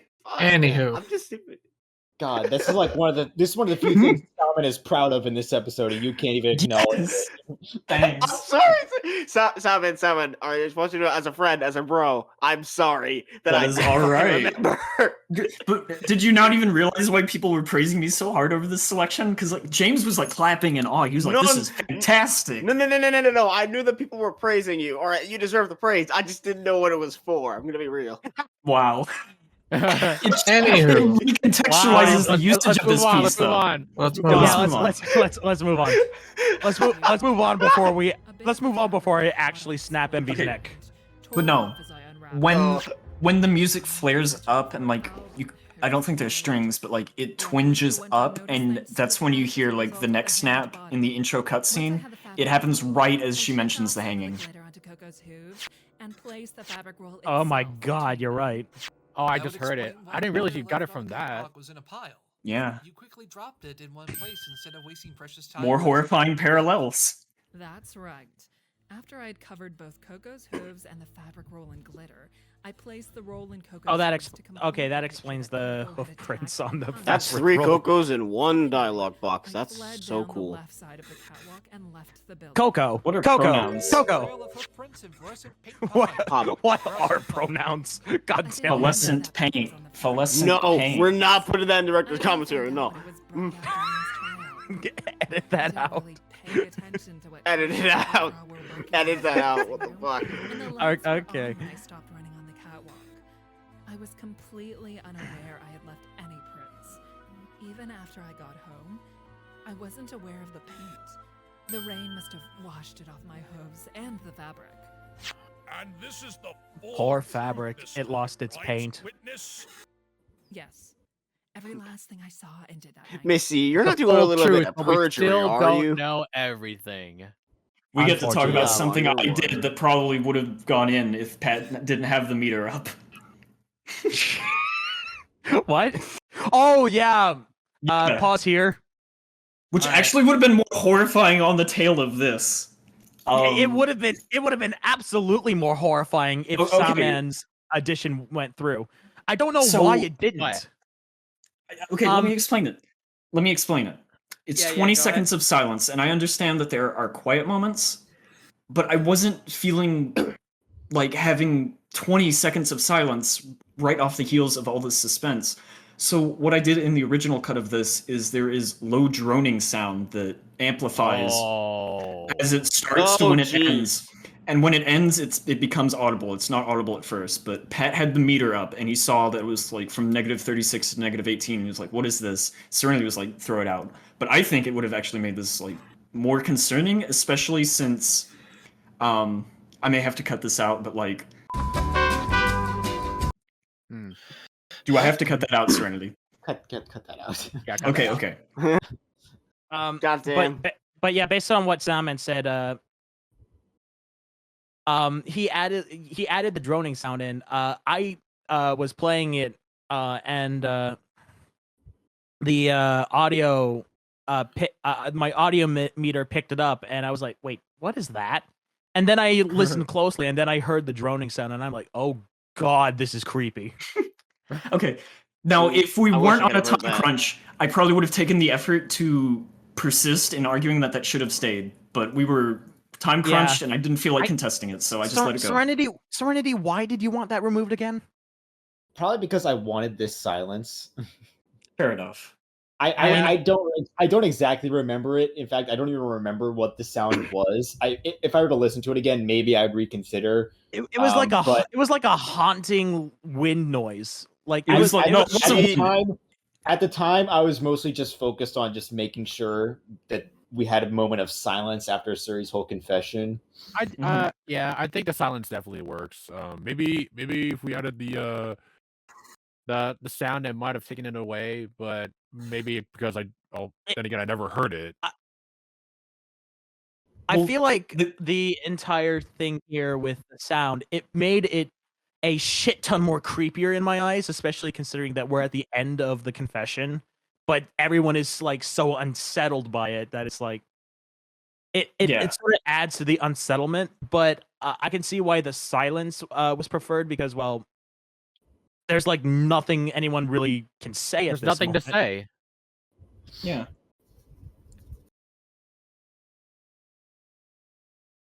And this is the full truth this time, right, witness? Yes. Every last thing I saw and did that night.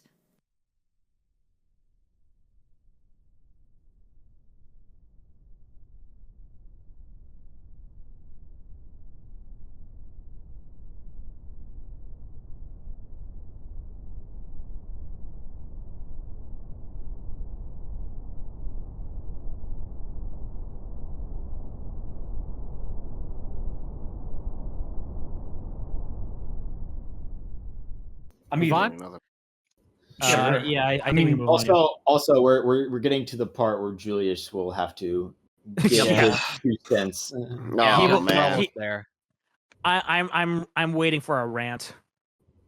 Oh boy. So there, Mr. Wright, you have my confession. I stole the fabric, attacked Coco, and framed her for murder. Now the ball's in your court to save her. Very well. Thank you for your cooperation. All right. I feel like that line is where it started. Don't lose any sleep. Right there. Oh yeah, that very line is when the downfall began. All right. Okay, can we pause real quick? Yes. Shut your mouth for a minute. I have to Blueblood. censor Don't that, talk damn about it. it. This is a professional audio commentary. Okay, yeah, we can't cut that out. I will. Okay, Just explain your sins. Just bleep it. I will. Now explain your sins. Mine? All right. Wait, what? So I'll start us off by saying some of Julius's original takes for when he was talking to Suri. It didn't exactly start with that line, but that line is like I think one of the ones that we changed. That I know I asked for a change for, and a bunch of the subsequent lines that follow it. Julius's original takes towards Suri in this final confession of hers were very aggressive, like I very think aggressive. he got more and more aggressive as time went on. I think in his recordings towards Suri, which to me, I had to explain. I was like, Julius, Phoenix is not supposed to be getting aggressive at Suri here. He's supposed to be encouraging her to confess. Yeah, that was my bad on interpretation. But now we also have to talk about the depression. So take us away, Julius. We're almost there. We're almost all right. I mean, Aljavis just went to the bathroom, so. Oh, well, I guess we're stuck here then. All right. Well, Julius, take us away with depression. Okay. So, if I'm going to talk about this, I'm going to need to give the audience some context. So, despite how I act in both live streams, other director commentary, except for maybe the first one, you guys maybe saw a little bit of it, but I myself, despite how I portray myself normally, when I'm surrounded by friends and having a fun time, I struggle with clinical depression. And I have had it ever since probably 6th grade. That as well as chronic anxiety. Don't worry, I'm okay. I'm okay.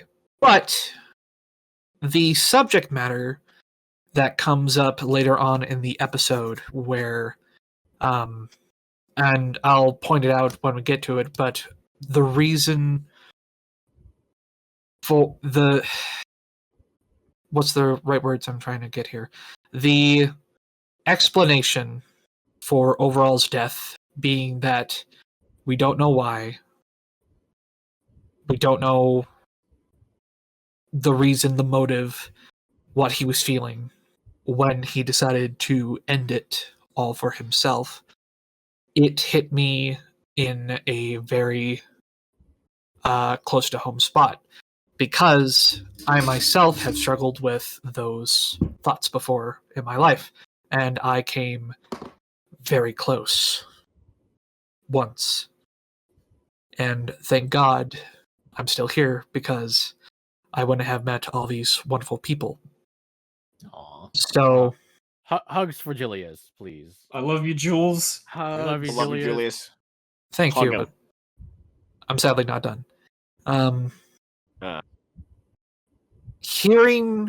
Reading that explanation of and the possible reasons of depression makes people act rashly without reason, solely consumed by grief and anguish and everything.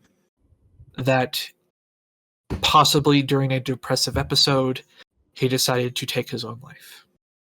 At least that is the theory that Phoenix as well as Serenity wrote up for this episode. I would like to point out that I was not the one who specifically wrote that. That was, I believe, Jarvie and James. I don't know. You're the only writer here. But as a person who has experienced that, for me, it was just. Let me restart. As a person who has gone through those exact same feelings and has nearly acted upon those feelings, throwing everything away, because to me, I felt like I just didn't matter. That no matter how hard I tried, it wouldn't matter. And all I would do was either disappoint my family, my friends, and myself every single time I tried to be better. And to me, it was just too much. Those feelings do not just turn on in 1 second. it is a process that takes years and that's in the best case scenario. Sometimes it takes months or weeks, and in the worst case scenarios, days. And for me, learning about overall concept, how the man, after losing his family, his parents, was going through that tough time and was going through so much grief and strife that he nearly gave up until Coco came and brightened up his life, made him better than he was, made him reaffirm his promises not only to himself but to his parents, who then put his life, spirit, and everything he was into not only his work but to Coco, and had everything to live for. And so much going for him, so much good in his life, only for depression to come out of the blue in the middle of a very important production, and for him to think the best course of action in that very moment in time was to throw himself off the catwalk. It does not make sense. It does not happen that way. It is not a spur-of-the-moment decision. It is something people think on. It is something they contemplate. Because I know. Because I did it.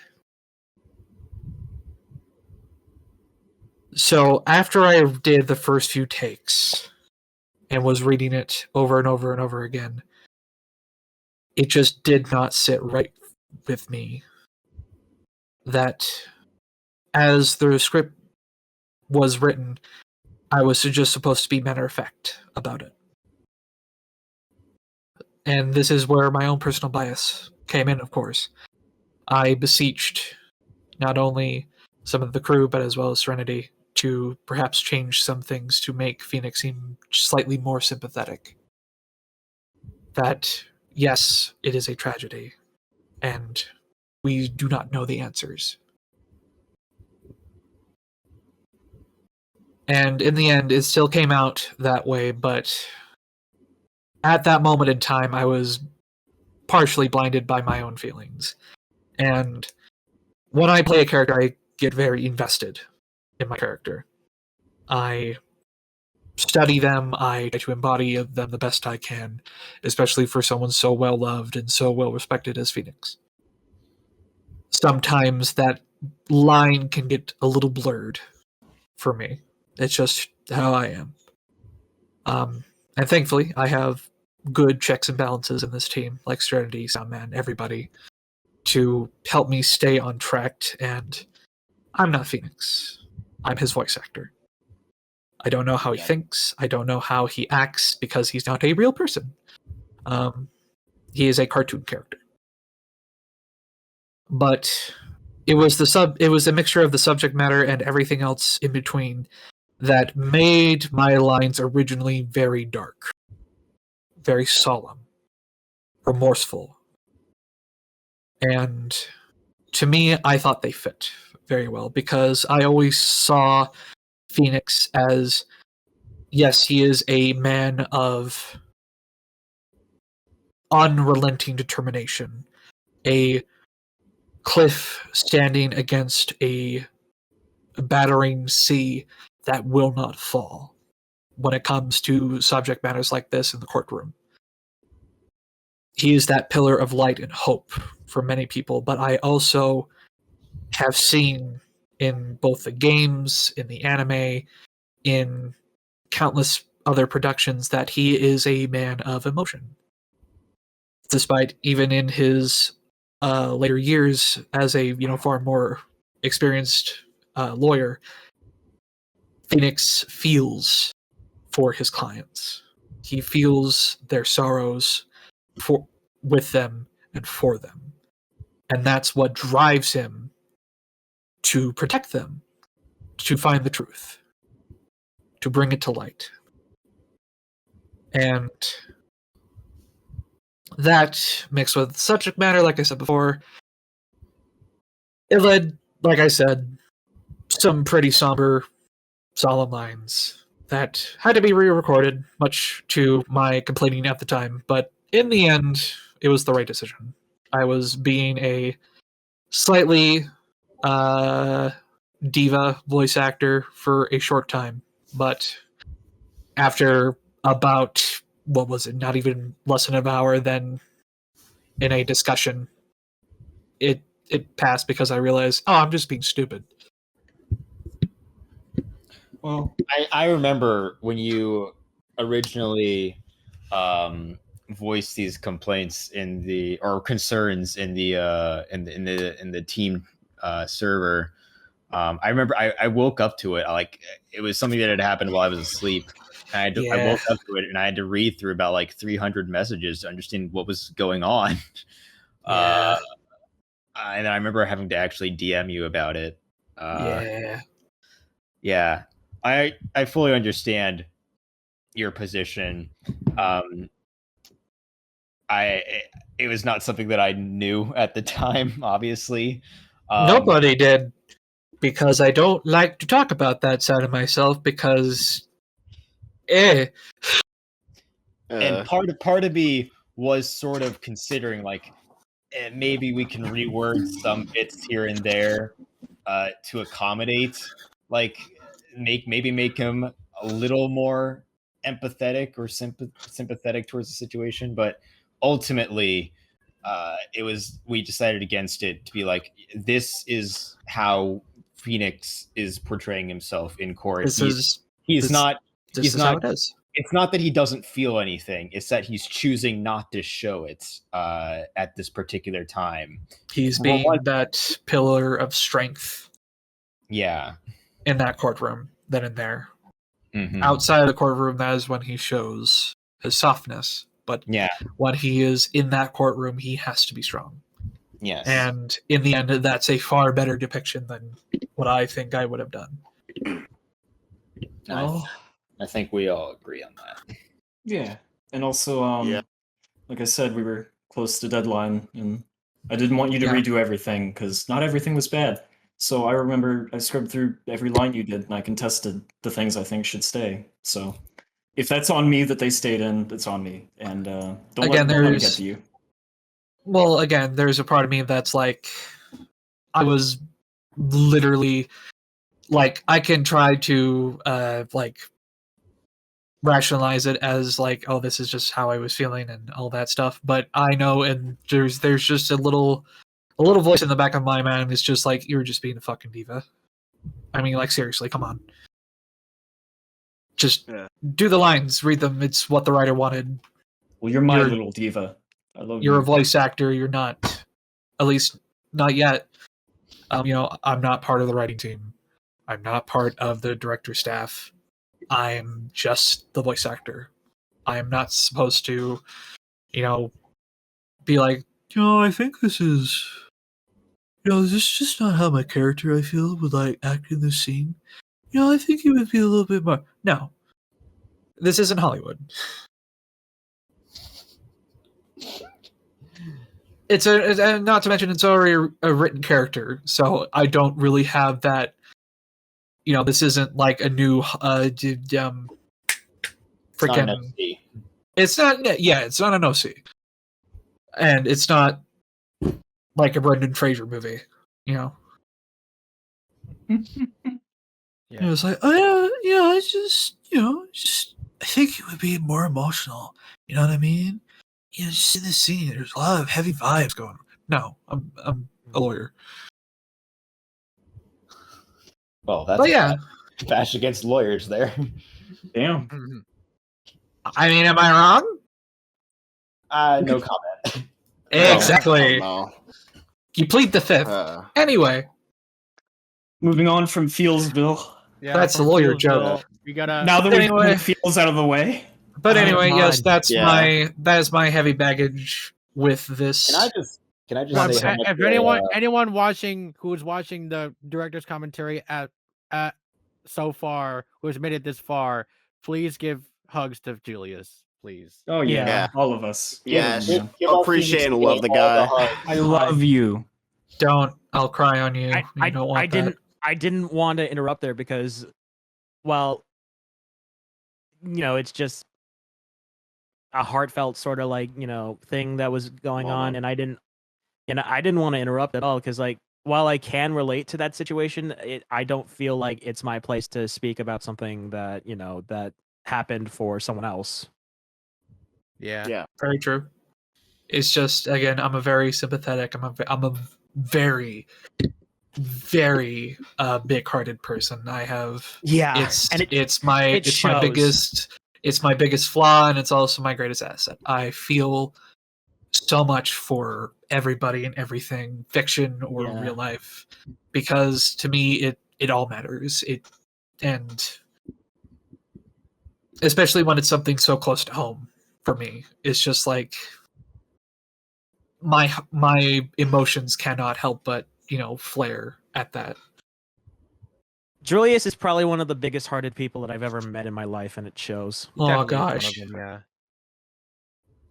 You don't know how much people love you, man. You are loved. Oh god. I think one thing that also needs to be said is no matter how many times we just bash each other about other things or bust each other's brains in about stuff, we all love and support each other at the end of the day. And it's something. You're it's my something, best friends. I love you guys. It's something that I really appreciate about this team. Originally, you may join the team to try help a project grow and succeed, but at the end of the day, I come in these VCs just to chat with the other team members because they are legitimately probably my closest friends at the moment.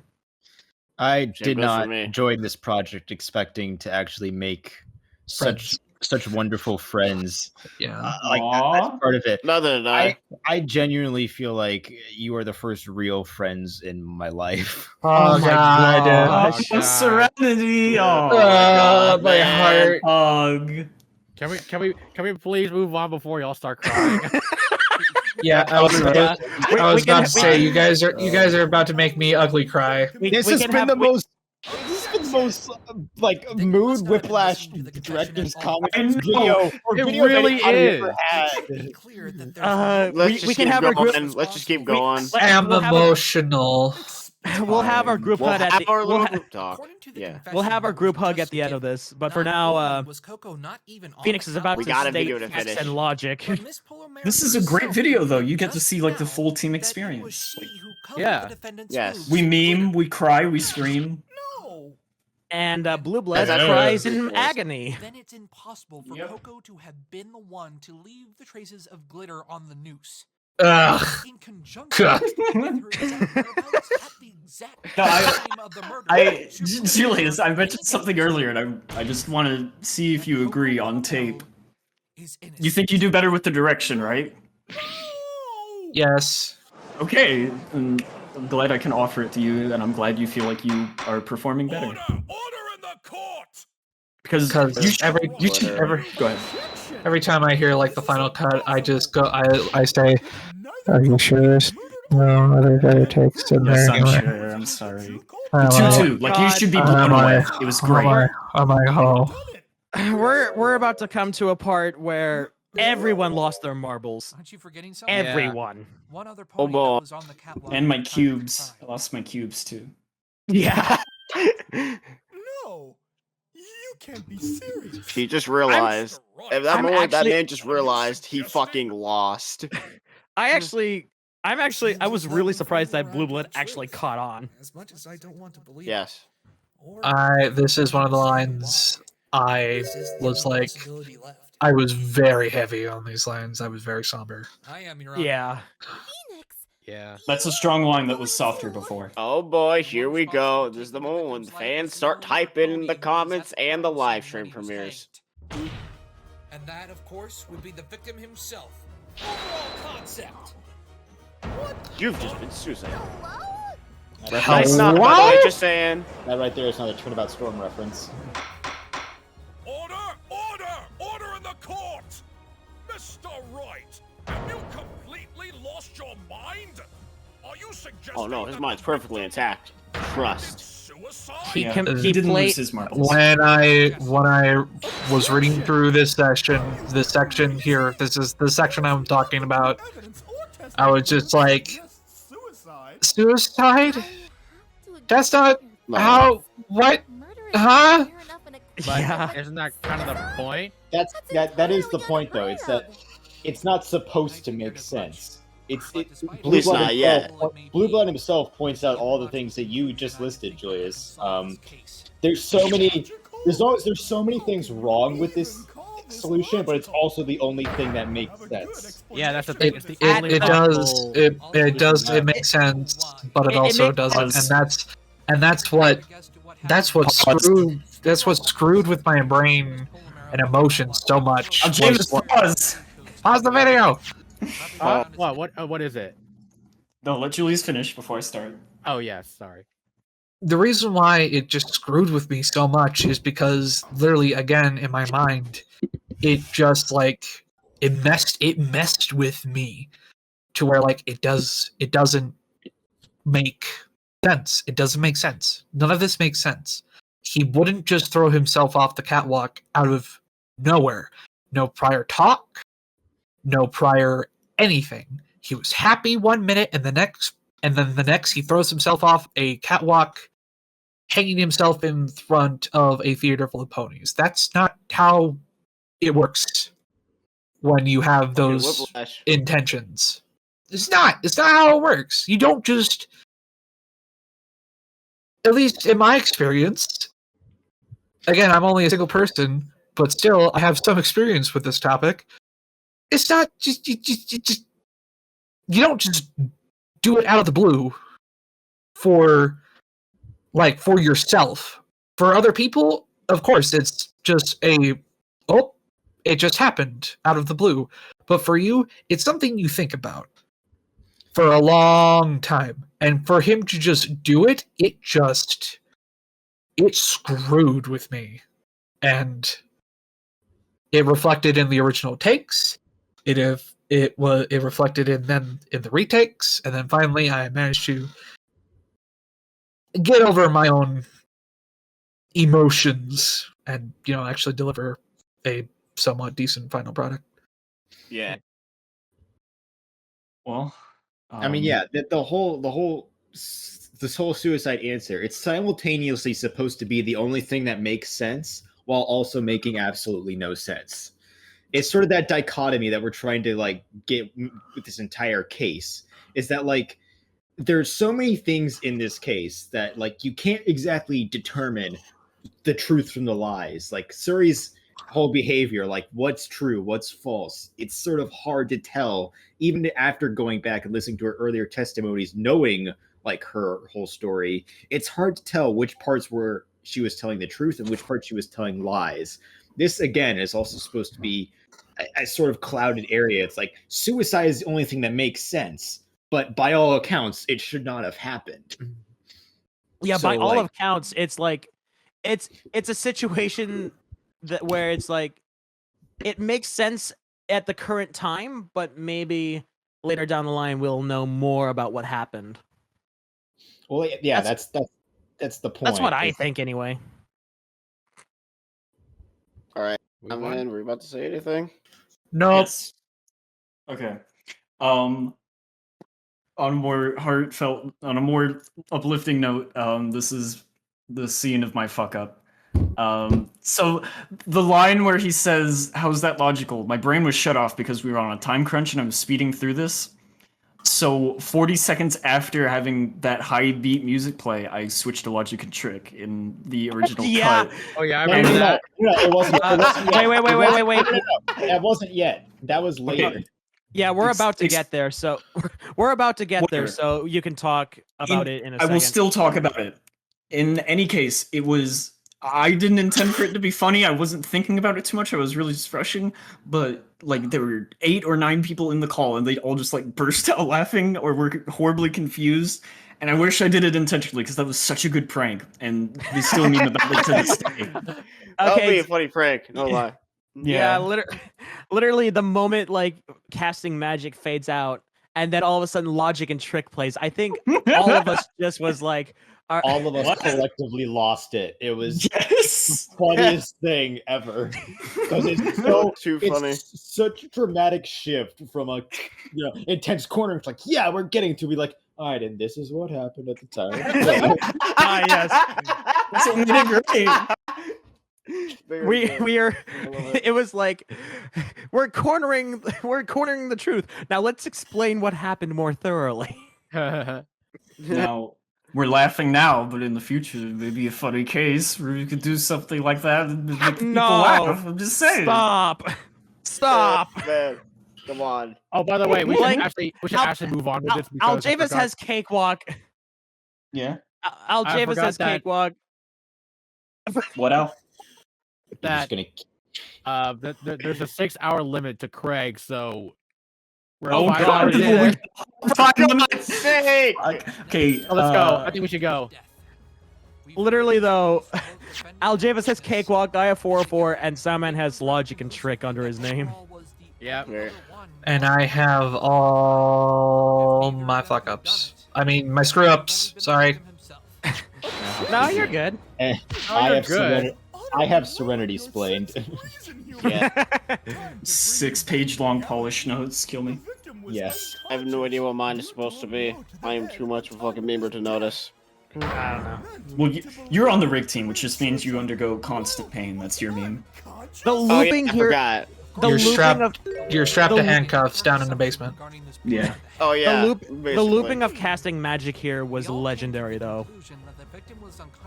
I didn't mess up on any looping except one time in the second episode.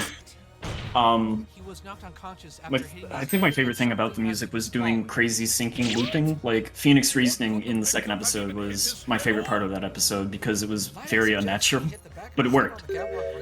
And other things that I did in case 2 involve weird looping are my favorite. How outrageous!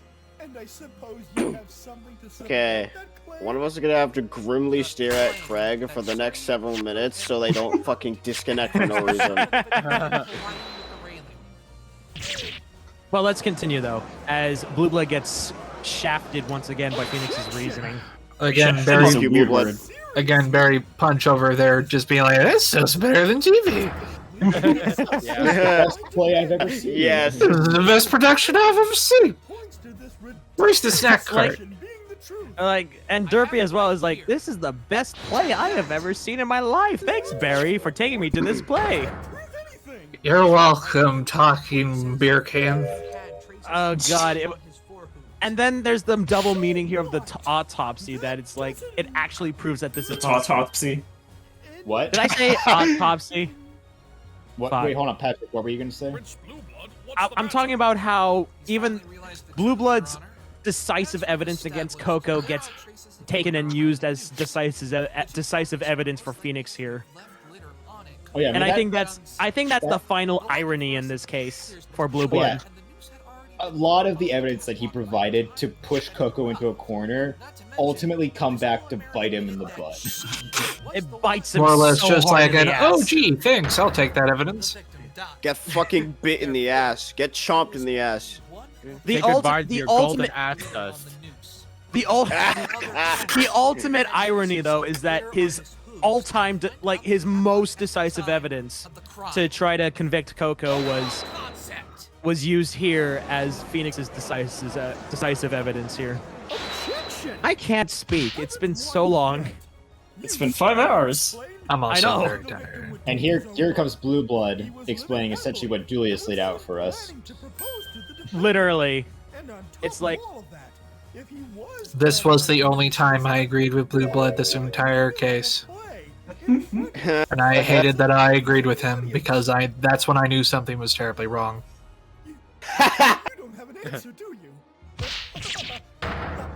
God damn that face. Damn. Right. I don't have an answer why the victim decided to commit suicide. That line had so many voice cracks at the end because we were sad. It was very sad. I'm sorry you were sad. I really do agree with Julius in this case though, how it's like Phoenix normally wouldn't act like this. He would normally try to pursue the whole truth. But I feel made like abundantly clear the reason why Phoenix here is, pursuing for the end of the trial is because he feels there's no other lead left for him. Well, there isn't. There's nothing. There's nothing. There's nothing that Blueblood or anyone could provide at this point that would shed any light on the matter. There's nothing. Zip. There's Zero. Nada. There's literally nothing else, and their only their only choice is to do more investigation. Because I can agree that What else is there to investigate? There's nothing. Phoenix normally would push to find the entire truth. The issue is that there's nothing left for them to find at this point. They would have There's nothing left for them to strap on. Because I could see rookie Phoenix being continuously even though there's nothing, actually continue to push to continue the trial. Okay, for real though, Suri there just proved that she doesn't change at all. LJ was pause. Yes. Pause all right. Pause. Come on. I want to go over. Rookie Phoenix would definitely have continued pushing the trial even though there was nothing left because he's rookie Phoenix and that's just what he does. But this is experienced Phoenix. He wants to keep looking for the truth, but he knows that that's as far as he can go at this point. And he's done his job. He's proved Coco innocent, which is what he was hired to do.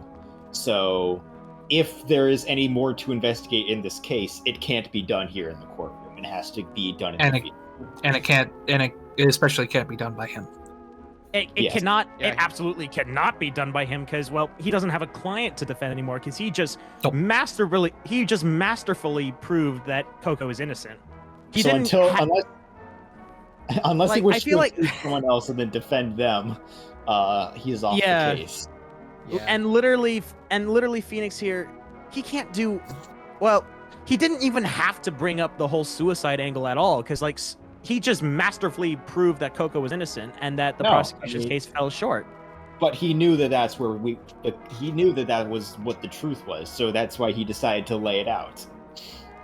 Unfortunately for him, that's as much as he could lay out because he doesn't know anything beyond that. A very dissatisfying truth, and it's a painful truth.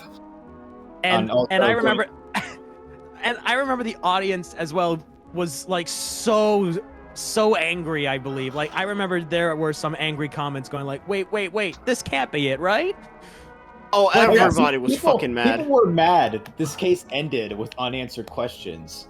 For yourselves. I'm sorry, people, but this is gonna be something you're gonna have to live with for a while. You're on this wild ride for a good while. You're in the long haul. Don't complain. We managed to complete one case. We're not letting you leave until we finish all of them.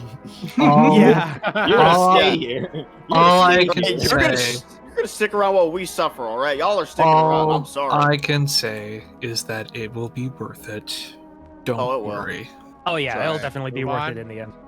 Yeah, move on. Also, I want to briefly mention Suri's line. If you go back a couple of seconds. Oh yeah. I was gonna mention something about that as well. I swear to God, we just mentioned this line right here from Suri with that smug grin of hers. This is what encapsulates how the fact yes, she helped Coco, but she hasn't changed 100%. She gave Coco one favor. I want a painting of this frame on my wall. This is great. Yeah. It's hate her. It's she got, in a way though, Suri also kind of did win something in the end. She isn't going to the moon. That's a plus. Or the sun. Or the sun, yeah. Or she got something out of this in the end, which was prison time, but not severe prison time. Give it a couple months, maybe a year. Banishment. Yeah, no. Being expelled from equestrian borders. All right, move on. I also feel like okay, never mind. I'll move on. All right, you can say it. I was going to say how it's Suri is just I feel like she appreciates what Coco and Phoenix have done, but that's the first start of a long journey if she's ever going to change. Thanks, Your Honor. Well, yeah, which I know. Which is what that line was supposed to, sort of tell the audience is that yes, she helped Phoenix and Coco, but that's not a complete change of her character. She's still the same Suri. She's just undergone a little bit of development. Sorry, Your Honor. I reiterate a blooper I did back in the first blooper reel. I didn't do it for you. I did it because I had no choice. Baka, what a bitch. Also the fucking goddamn judge. He's gonna one day be presiding over a case and just have a heart attack. Oh no. We're gonna have to go over the case of the murdered judge. And Phoenix will be the culprit because he will have murdered him through sheer shock and awe. Yes. And he was too good, he killed somebody. Why are you pausing? I don't know, Pat. Why are we pausing? Why were you trying to pause? Because I have something to say. Well, then Okay, what go was ahead. you need to say? How about you unpause and pause again in 1 second? Oh wait, no, I'm gonna have a shit ton to say here. All right, look at that. Pause. Not guilty. Actually, You wait. did that. Actually, no. Soundman, probably play. I was gone. Okay. No, Play I'm the- right here. I'm right here. Play the entire sequence. We know how it goes. No, but I'm gonna blame you for this confetti. You complaining when a symbol would have fixed all this. You're insane. Shut up. Yes. Use frame picker. I did. Don't suck at No, using bro, frame just picker. Bro, just use movie clips. Okay, pause here. Okay, Pause here. pause. I All got so much to say. Okay, I did the verdict. I did the confetti. I did all that, and I was happy with it. I like how it turned out. That's amazing. That not guilty is 3D, even though it is not 3D looking enough to have justified it being in 3D because it was a pain in my butt. So, everything else I did was 2D. But both that and the confetti were in 3D. After Effects looks good, and you know, once I got those two things done and like they were looking okay, and Gion wasn't here on the team at this time. This was, again, what provided the foray into me doing more graphics, which leads into Case 2. So just know that those 10 seconds led to a whole lot more for me and for the team. And one of the things I ended up doing is extremely good, I hope. You're very talented. Thank you. But I also have a shit ton to say here. Soundman's gonna like rail me for this because of me complaining about this. I don't know if that's the word you want to use. Never mind, I died. Professionalism. They just left. What? Did they no, leave and come back? Yeah, they left and come back. Discord Okay. moment. But that entire sequence was literally a fucking. It was so hard to. It was so hard to like get right because I wanted to do what Soundman did in Justice. But it was like so hard to like loop everything correctly. And yes, I did use frame picker, Soundman, but for some reason, the confetti loop just I don't know why. It just when I was trying to fade it out, it just didn't fade out correctly every single time. And it was a bad loop. We got the FLAs. One of these days, we'll go into them and we'll have a roasting session because the solution will have taken 5 seconds. Yeah. But yeah, I actually did 2 layers of the confetti. Why? Because it was to solve an issue that I kept having with the confetti, sort of like cutting out. Well, not cutting out, but more like what the transition to fading. It didn't look consistent at all. Use looping. It was a loop segment image sequence and a fade in image sequence. I'm sorry I did not give you a fade out image sequence. I was assuming you could tween a symbol with alpha. You could. With its graphics. I think I tried doing that and something went wrong that I had to go with the convoluted route. But 404 in a nutshell. Terrible. Enough about the confetti. Originally, it wasn't even going to be doing that whole dual.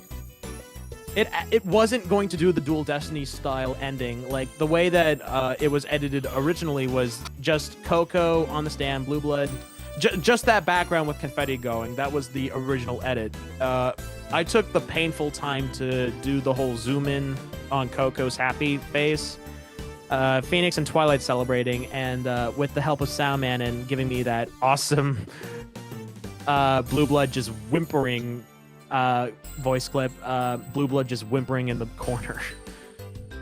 And that was how that Dual Destinies-esque ending sort of came into play with the not guilty verdict. And for some, there's no room for debate. I basically copy and pasted the witness testimony zoom in on the witness for Coco zoom in. I literally copy and pasted those frames. Oh my god. Ever since I had Blueblood's lines for this episode, which would have been like June 2020, so like half a year before this episode came out, so like a year ago, just his sobbing takes, like they were so cathartic to hear Blueblood cry for like 20 straight seconds, and he's so over the top. Can we just give a full round of applause for NightStar? Yes. NightStar is such a fantastic actor. NightStar's NightStar. Insert clapping sound effect. Bro. Oh lord. But yeah, that's enough. That's all I really have to say about that not guilty sequence.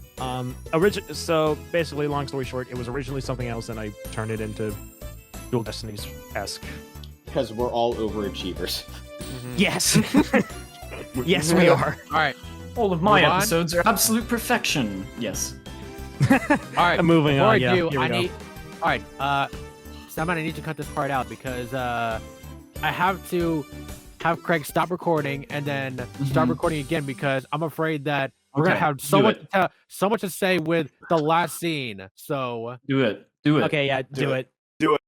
Kick him out. Give me a sec. All right, for the audience, this will be over in a single clap. Okay, ready? 3, 2, 1, and clap.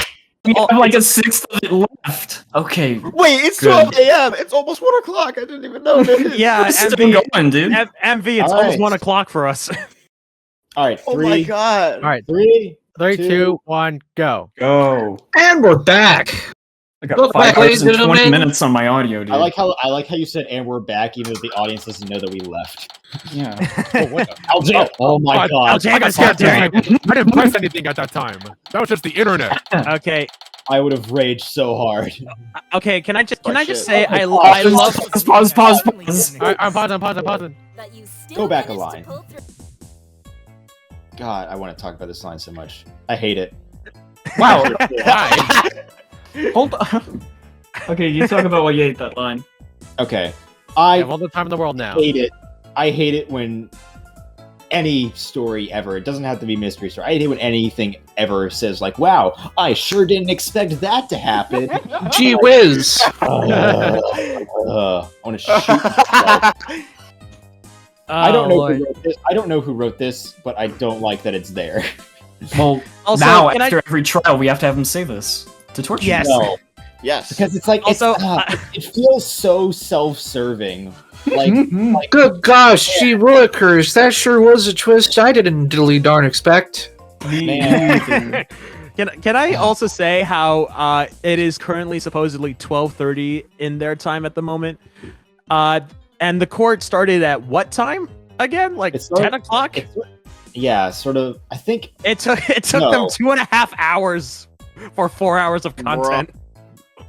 Fucking hell. It's a hyperbolic time chamber. It resolves in hold on. sweet. There's an easy way to figure this out. Hold on, there's an easy way to figure this out.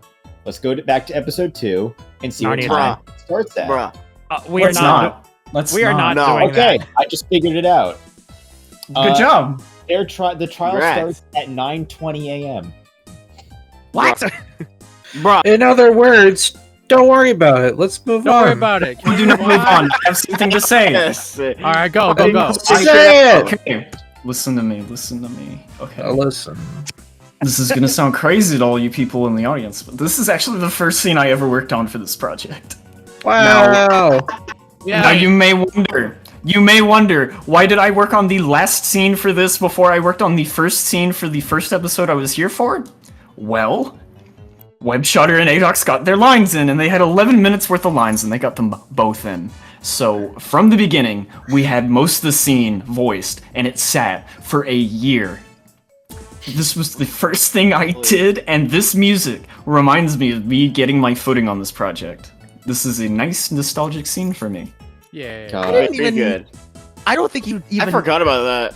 I know. This was back in March of 2020. Patrick, this was like you crazy. You weren't there when it happened. I was about to say, I would have thought You weren't conceived Soundman... for like 8 months. I didn't think... literally weren't. I thought Soundman would say something about that, though, but nope. I'm saying it now. You're surprising me.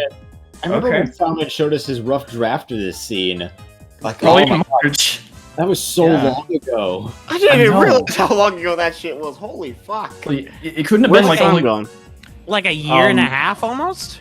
Oh, it had to be over a year ago at this point. Oh, don't make me feel old, dude. No. Hey, listen, Welcome you to already the got that club. No. I remember it. I remember it fondly because I remember hearing, like, thinking of it as like, oh my gosh, something I wrote has voices on it. I know. It's a good feeling because it was all of our like first thing together. Yeah. That was the first time we had like seen some semblance of a collective work.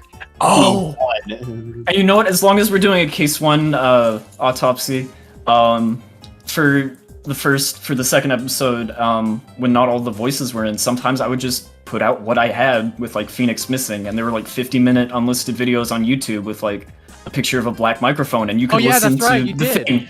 Yeah, and like that gives me nostalgia, just like assuming what Phoenix is saying, and it's the whole episode, but it's 50 minutes. That was back when we were happy.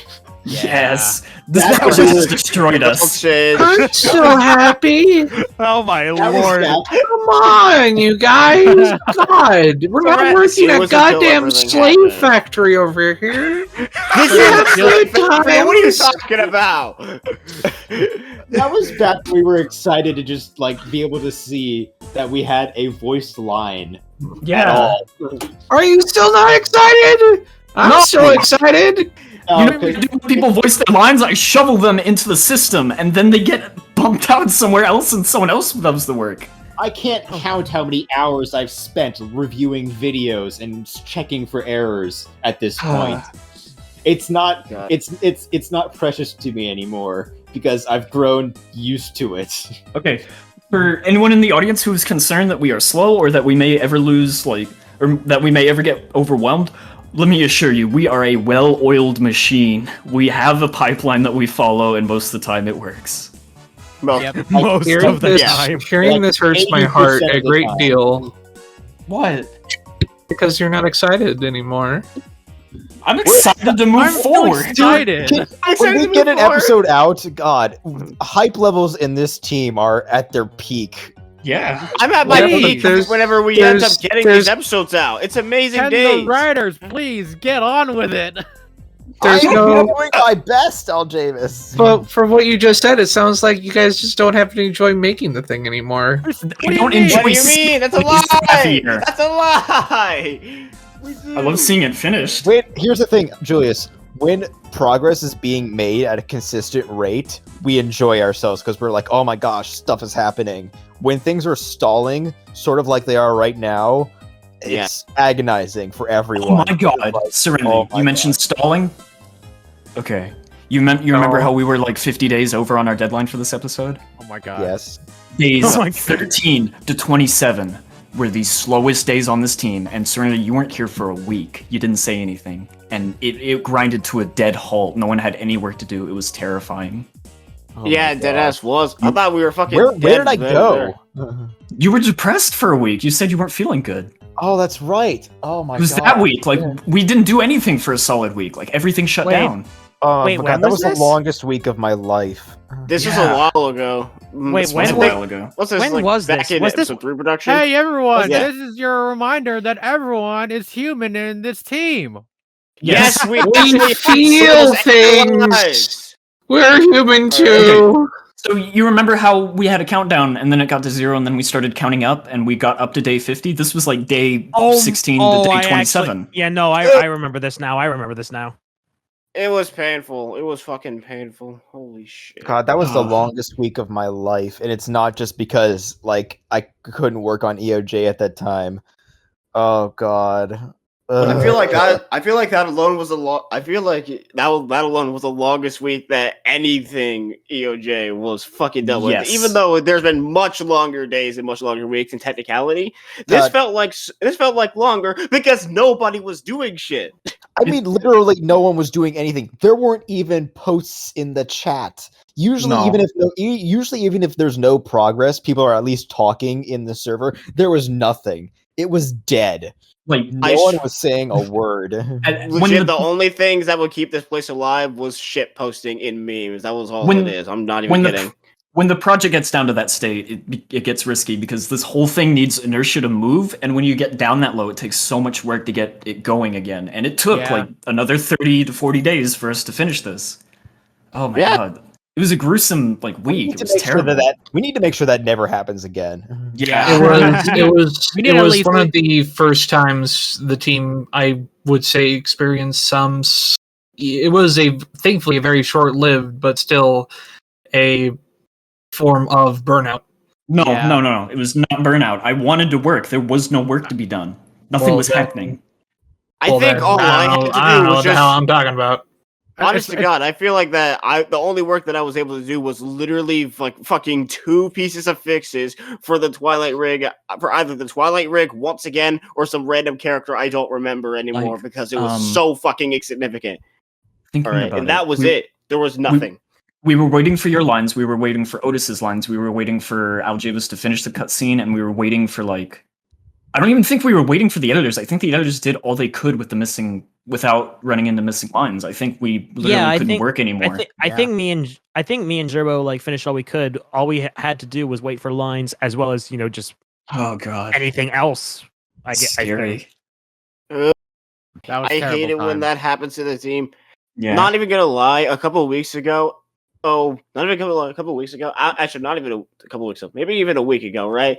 The team. All right, we had a bit of a similar situation where literally nobody would go into voice calls, and we'd not be talking to each other for a good minute. There was still some sense of work, maybe, but there was a lack of communication with everybody for a week to the point where I felt like, shit, are we really doing this again? But nah, that wasn't until we ended up going back into a voice call one more time, and we're back up and running. All we need is one voice call. It's all it takes. It's all it takes. The power of friendship. One fun game night, and we will all just be ignited again. Yeah. Hence why I want to do a weekly D&D session. Don't underestimate the power of Quiplash. And soon you will all know the power of Dungeons and Dragons. And we soon, will at some point. We gotta find a day still, though. Yeah, and soon. Every Quiplash session, there's always a joke that slips in about 404 every single time without fail. Yes, naturally. Yes, it is amazing. I appreciate TKO it. also managed to get TKO. TKO is great. Joke boat. Yeah. Can we move on? Oh man. Let's move on. Anyways, we gotta move on. We gotta keep going. Get off of this poison line. Saccharine, sweet feelings. Shut up. Not you, Sweetina. You're fine. Yeah, you can tell this was ripped from Animate. Hear that high-pitched static coming from her? Yep. So do a little bit of Animate audio. Oh wait, it's shit. It doesn't matter your compression settings, it trashes it. There's a Trixie line right there. Was there ever Trixie? I think that was always going to be in the original script. It was. There's a lot of lines in here that were in the original script. We haven't really gone over them because I was not really what I was trying to focus on. Yeah. But yeah, there's plenty of lines in here that are ripped directly from Aljavis's original script and maybe just edited a little bit to be better. This was not in Aljavis's original script, I can tell you that much. Hello there, Coco. Congrats on getting your Well, now we got to talk about the PSA, quote unquote. Oh yeah, the quote unquote PSA that. Even though Julius kind of gave his own. Well, this is something that I don't know why. Interpretation. For some reason, some people in the audience thought we were making a PSA about suicide and depression here. We ain't trying to make. We're trying to make things deep, but not that deep. No, what the whole point of this scene is to give Athena and Apollo some time in the spotlight. You know, they've been pushed to the side for most of this case, and this is supposed to be their time to actually contribute something. Yes. They'll contribute more though. I mean, obviously, Athena gets all next case to be, the center of the spotlight, but this is at least something for her to do in this case. She finally gets some time in the spotlight. Huzzah, Athena fans! Rejoice! Rejoice, Athena fans. This music is great too. Yeah, I think. Where's this music from again? Isn't it from the anime? Anime. Yeah. Anime.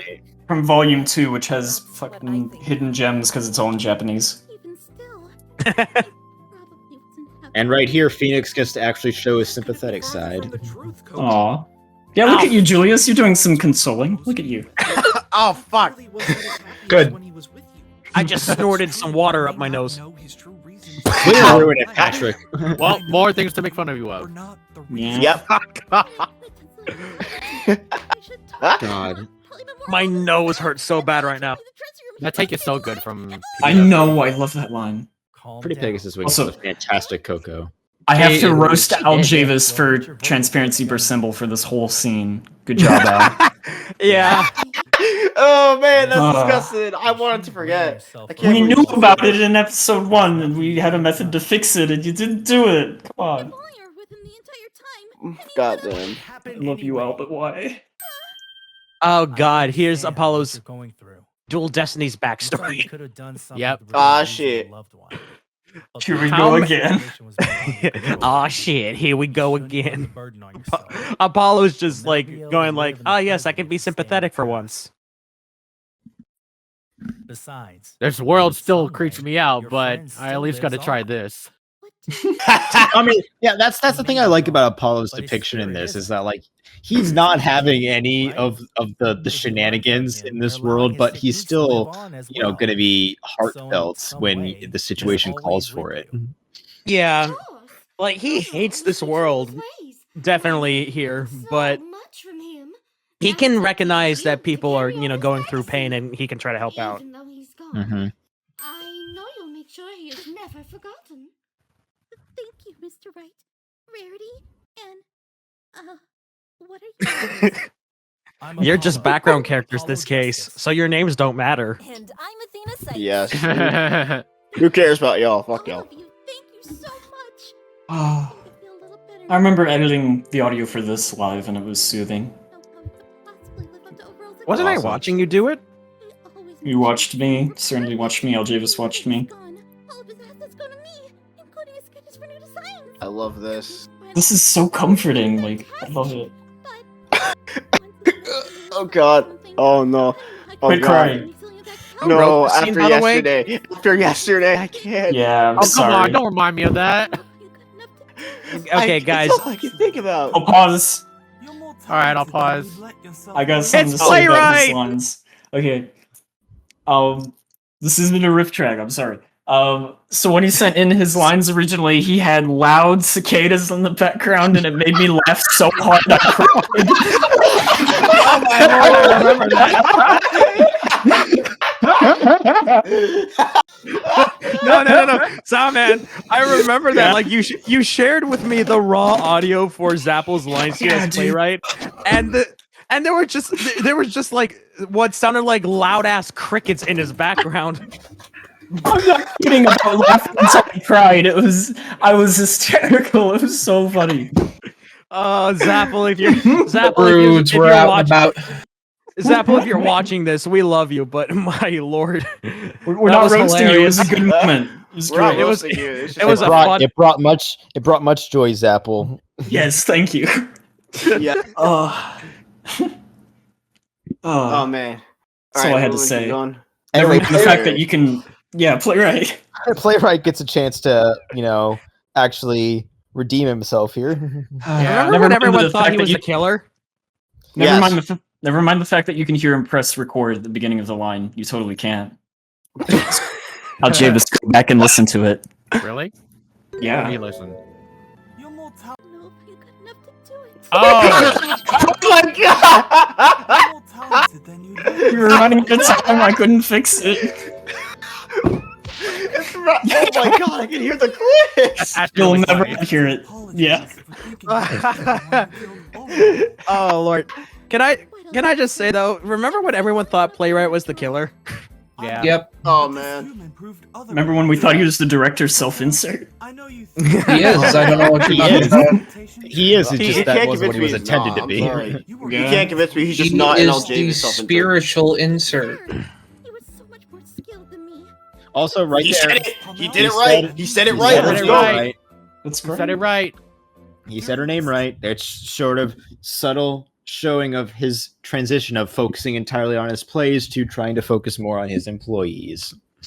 Yay! Playwright is Actually having a bothering- nice moment. He's actually bothering to, remember what Coco's name actually is. And Yes. to think, all of this came from an initial voice acting error. Yeah. This sweet moment came from that. Yep. That's what how we do it in happened. AOJ. Oh Lord, I can't believe. I remember watching the first watch party, and Serenity was like, "You turned this into an excuse instead of like a plot point." But in actuality, it feels like a plot point here because Serenity It is a plot point now. he took what he was given and ran with it. Well, it's because it's like Phoenix actually acknowledged the fact that Playwright said her name wrong. So it's like, Pretty sure that's pronounced wrong. I'm now like 100% certain he's saying that name wrong. I wonder if there's something that I could do with that. And that's what I went with. Yeah. Oh Lord, that was fun though. Like just hearing her name pronounced correctly for once. Yeah, let's move on. Yeah. Trial, I've seen that perfection isn't always the best thing to aim for. While it's This nice reminds to me a lot of believe that you can achieve something great, Aljavis. sacrifices This you make to not get there Aljavis, aren't but always worth well, it. yeah, in a way Aljavis, considering. But I was more thinking That's of the like. joke! I was thinking more like this sort of looks like a parallel with Franziska von Karma in a way. Bro. Her and Miles, yeah, about the perfection thing. Like, her and Miles, strayed a bit away from the von Karma perfection thing for the most part. Well, not Franziska. It was more Miles, but it felt like Playwright with this sort of perfectionist attitude. It was like it felt like his heel face turn here is more related to the von Karma disciples and how they were finding their own path. Like, it's a weird parallel. He's not as scummy. He's not as scummy, no. Like, Blueblood is like a Winston Payne taught by von Karma. Well, that's the thing, is that Blueblood, this wasn't in the, can you pause for a second? Alright. In the original script, there wasn't supposed to be this sort of Blueblood acting as a foil to Playwright, which is what first prompts Playwright to sort of reevaluate how he's been treating like his staff members in comparison to how he's been treating like how he focuses on his plays so much, is that like Blueblood being so obsessed with perfection, a perfect trial with perfect evidence and perfect witnesses, it's like Playwright sort of sees like the flaw in that. Like he himself knows like more about the case that he's not saying because Blueblood told him not to say it. But once he realizes that what he has could potentially save Coco, it's like he sort of realizes like, Blueblood's trying to aim for a perfect victory here, but that's sort of going against like the greater good of Coco Pomel's possible innocence. So like he has to sort of force himself to speak up and sort of break his own view on perfection.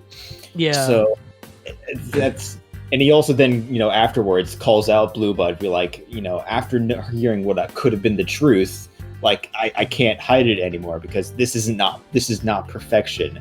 It's not something that you can, maybe actually ever achieve, but you can at least try to work towards it with like the people beside you, the people you care about, the people that you should be focusing on. Are you talking about the team? Yes. Maybe I am. Yeah, Soundman. maybe he is. Maybe. This is, yes. Honestly, like, Playwright is sort of the all accidental, perfect encapsulation of like the team as a whole. Like everything he says, he is a very good allegory for a lot of, not only for our team, but just for like fan production teams, even professional production teams in general. Many strive for just sheer perfection and nothing but sometimes you just gotta like be like, can't always get it. A lot of what Playwright says, I feel like a lot of us on this team can relate to, because I feel like we've been through it.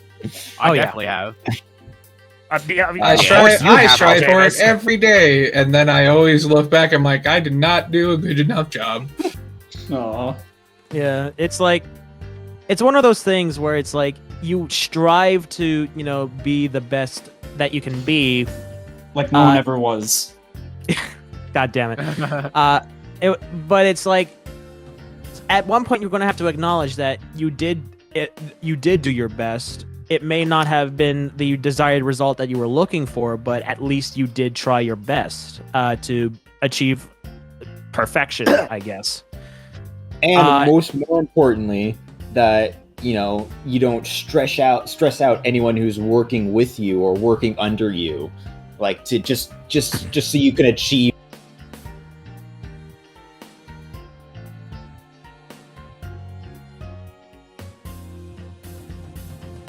that it's like thing that you have envisioned. We all try to push each other to be like the best that we can be. To try to achieve the best possible. Yeah. But we also don't want to push each other too far to the point where we stress each other out. It's not worth making maybe one little thing possibly better if it's gonna, put someone through an agonizing trial of in short pain. This episode is what happens when you get stressed out. That's it. That's it. This entire episode is like the culmination of trying to push each other way too hard. Yeah. Yeah, good thing that definitely didn't happen in the next episode. Not at all. Man. At least we've learned from our mistakes, hopefully. Oh, yeah. Hopefully. I mean, I say this in private all the time. That was a good time to put it here. We know we need to get faster, and we know we need to be better. But also, we know we need to have less stress so we can do more comfortably. Because it's not just about getting stuff out there, it's also about keeping your brain when you do it. Because just, like I said, these things don't like to be made. It's insanely taxing to try and make these things. So as we go on, it needs to be more comfortable to make things. There's so much still we have to make for it. Yes. Yeah. It's we might as well make things comfortable while we're here for the rest of time, bro. I'm just saying. It's sometimes daunting to think about how much is still ahead of us. But it's also rewarding to think about how much we've already achieved. Yeah. It's exciting. And we can only go so far. And with the leads we're making, it's getting more and more possible, and it's getting easier every day with the advancements we're making. Like, it's getting easier. And if more people want to help us, it'll only make things faster. Please! Yeah, apply. Please do it. Oh, Lord. Move on now, though? All right, move on. That was our PSA about why you should join the team. That right there is an actual PSA. Hey, yo, can I say something real quick about this? And yeah. Oh, this look is at her. so cute. Let me just say right here, right now, this Coco animation right here, right now, I literally just fucking made it on a whim, and I had no idea what to use for. I'm just like, okay, you know what? Fuck it. I'm just gonna throw it in. I'm gonna make that. I'm gonna make it look cute, and I have no idea what anybody's gonna do for it. And then this came up. I'm just like, oh shit! Thank you so much to whoever edited this scene.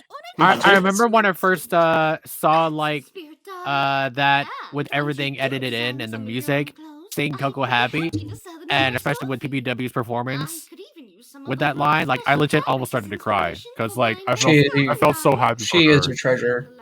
You almost started to brush your teeth. I can't remember. I can't remember between it was either me or Al who added that in. I can't remember who. I think it was Al.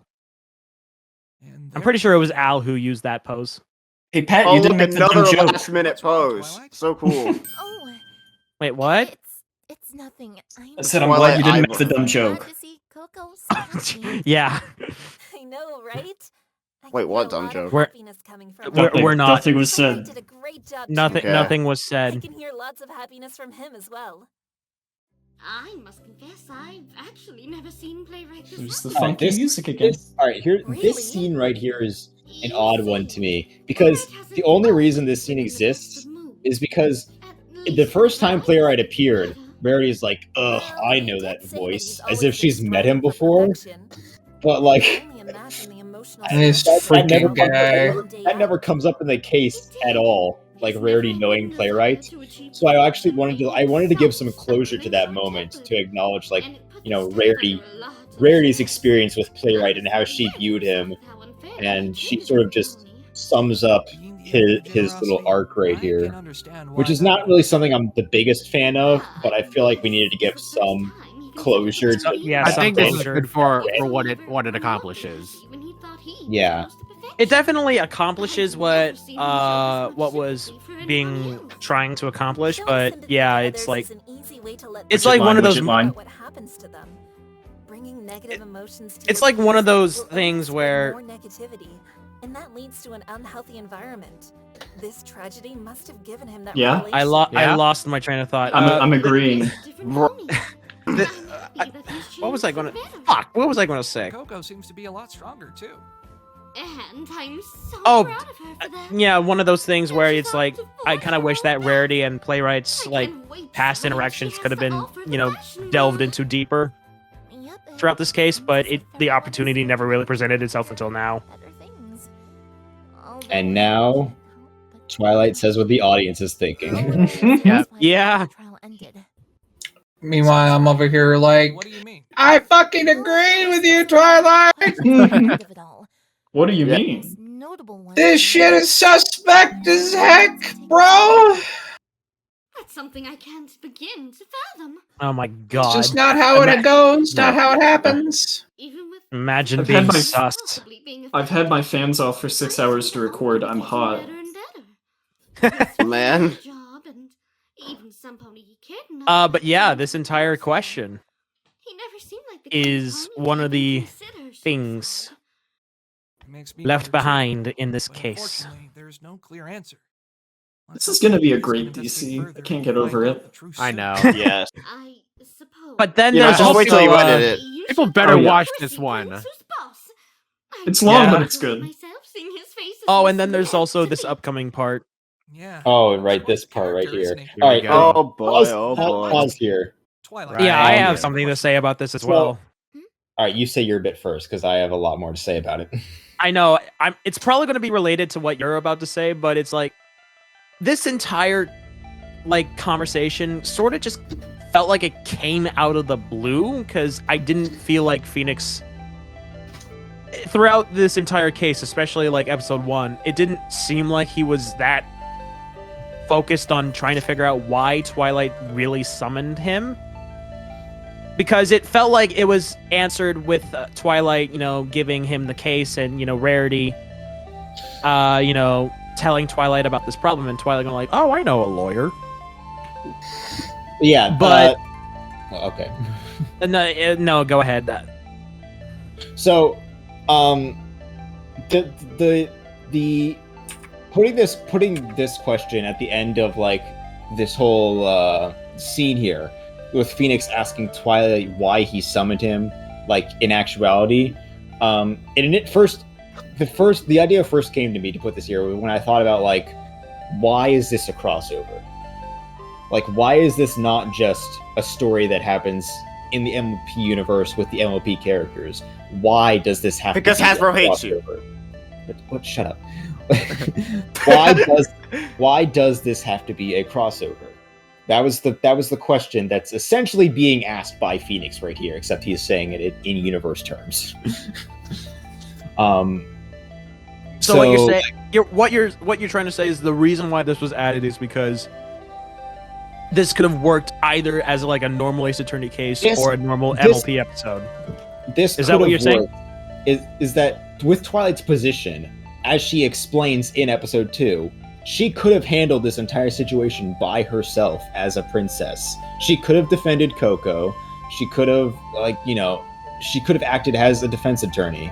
So she had no reason to summon Phoenix. So Phoenix's question here to Twilight, why did you actually summon me here, is essentially us, the writers, prompting the audience with, why is this a crossover? Well, because she's in love with him. Stop! Yes! Stop! That's canon. I don't smooch horses! Athena does that! Dude, don't lie. You don't smooch horses? You may not smooch horses, but definitely. But Athena does. Athena does. Oh god damn it! Has anyone? Wait, man, put that up. I will. It's a great art piece. Here, look at Put that up there. Look at that art piece. Look how cute it is. It's so precious. A lovely commission. Wait. Can I ask? I know it was commission. I know it was a commission because I was there when that commission was asked. But has anyone shown Adox that picture? I don't think anyone has. Please, I want them to see it. I'll DM it to her. Someone show both her and Princess Rill. Oh. Like, man, show it to both April and her. Oh boy. Yeah. Anyway, getting back on topic. Literally the moon from ASDF. Hey, you should kiss. Yes. All right. Getting back. Then they did. Whatever you want to say. Getting back to the whole. Yeah. Yeah, initially this scene did not exist in Al Javis's original script. This part it ended with Pinky coming in and doing her whole thing like she does at the end of this here. But this part right here is not in the original script. Also, neither was the part where Rarity talks about Playwright. Most of this final scene was not in the original script. Is essentially what I'm saying. But yeah, like I wanted like people to actually think about it. Like, why are we making this a crossover and not just a story that takes place in the MLP universe with the MLP characters? Why is it necessary for Phoenix and his friends to get involved? And this is basically what that's going to be revealed much later. Yeah, double the viewership. Double what? Keep going. Double the viewership. God damn it. What is it, Phoenix? You said that Prince Blueblood was prosecuted. That sentence is broken. Yes. And as princess, you're able to stand in court as an attorney as well, correct? Twilight's like, I don't like where this is going. Twilight's like, uh-oh. What I'm trying to understand He's catching on. Why did you feel the need to summon me when it seems as if you could have handled this whole situation yourself? Huh? I know you're capable of doing it. Although I do agree with you, Patrick. This sort of does seem to like come out of nowhere. If I were to go back to write this, I would definitely have to be like questioning something. I was like, I wonder why she felt like she had to summon me then. If like she could have handled this herself. Yeah. Experience in upholding the law? Like I remember watching back that scene, and I was like, this sort of came out of nowhere. Oh, well, it's just. Because it felt like the question was answered in episode 1, but not fully. So I just summoned you. But I mean, like, if you think, if someone who was watching episode 2 actually did think about this, they would have realized, like, hold on a second, something doesn't exactly make sense here. If Twilight could have defended Coco herself, why didn't she? Yeah. And considering it's just that I do agree that maybe Phoenix should have questioned it at that moment. Like, hold on a second. If you could have defended her, why didn't you? Say that you've been studying law ever since you became a princess. This entire scene though was fun to edit, especially the moment what we're about to see. Yeah. Here it comes. And the answer as to why? Yeah, and like the ... the moving dots was me, but this was Al. You're acting pretty suspect there, Twilight. What the freak is this? Hidden behind 5 Cyclocks. Nice 10 million bitmaps. What are you hiding? Very cool. Very cool. Thanks, Animate.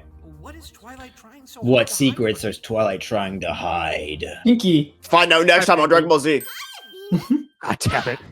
And when we think get Pinky- into this too, this is the thing that I like about what we're Also, pause. All right. Let me say something about the rig real quick. Uh-oh. Also, this rig, all right, this one is probably the most fucking quickest out of literally any other rig I have ever touched, and that's quite literally because all it was a revamp to Al Javis's shitty ass looks for the old, for case 1, that I had to fucking change up, and this one was much faster than literally any other rig. And this was also done last minute. So yeah, you could imagine how I feel about that shit. That's just alright. Hey. And this is gonna keep happening for most of the returning characters that are from case 1 that are actually, changed up slightly. But yeah. Alright, keep going. Okay. Yo, wait, I wanted to say something. Oh yes. What? Oh yeah, I forgot. How could you? Okay. I don't think we told anybody we got copyright claimed for this yet. Oh yeah. You haven't. If people didn't see ads on this particular part, then you should know that we did get a copyright claim because of this song, "Giggle at the Ghost." Because we used "Giggle at the Ghost." Man. Yeah. Sucks. Giggle at the Ghosties. Which sucks because Literally- this is the perfect song to put in. Wow, Yeah, no one's literally- going to continue the song with me. Thanks a lot. You're welcome. Literally though, every time we use Hasbro music, we're gonna get claimed by Hasbro. So if you see ads on the videos, that's not us. That's Hasbro. I think I mentioned this. I think I That's actually not did. 100% true. Background music is not in the catalog. It does not get claimed. Crusaders Go Crusading did not get us claimed for too That long. is true. It's because the background music was never officially compiled and released. They don't have catalogs of it. But this is background music of a song, which Yes. did. You should get out. Shall we continue on? But I Yes. think I do remember explaining the ad thing in a live stream. Gallery, I didn't see you. Live streams are different. I know. So she certainly wasn't with me. Just watch this director's commentary get claimed because we're playing this. Oh, it will. Actually, I have to turn this down. Oh, thank you for mentioning that. La la la la Blah blah blah blah blah blah blah blah. It's my- All right. I think you're good. What about Storm reference? Yeah, another Turnabout Storm reference. The dead silence knee slapping. Haha. I was really happy because that synced in perfectly. I love that snort. That's snort. Yeah, Otis's snort. Holy hell. So I tried sleeping some more. Doesn't this pony have a day job? Pragmatist. How has she not been fired already? Hey, I have a job. Otis does a really good Pinky. A really Yes. good Pinky. Near spot on Pinky. Party extraordinary. Very cool. So I help throw parties that'll shake your flank all night. With the I also amount of energy remember- it takes to party that hard, it makes sense that you sleep for so long. I don't know why, but this team finds snorts hilarious. Don't you remember, Feeny? What? Like I Congratulations on winning. no, I just remember like Clearly. this is like off topic, but I remember someone like this was during a Quiplash session, and I was like I heard you got the cakes and snorting so hard at some of the stuff that everyone would start cracking up. brought a DJ to the party too. Yes. We were cracking up because you couldn't stop. Also, can you actually pause here? This is actually something I need to address, Alright. or not address, but Oh, Kill me. yes. yes,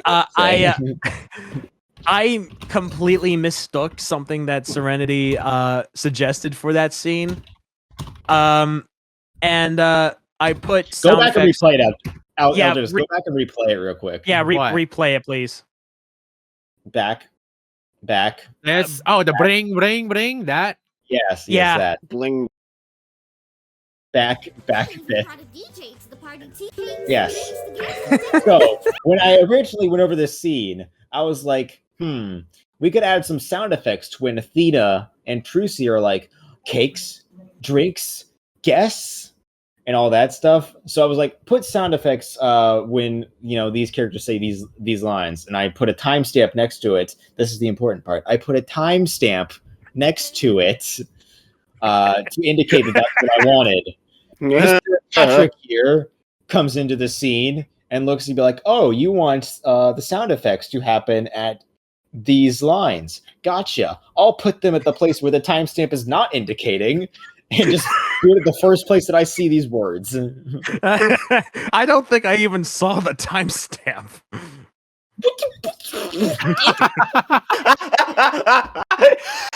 I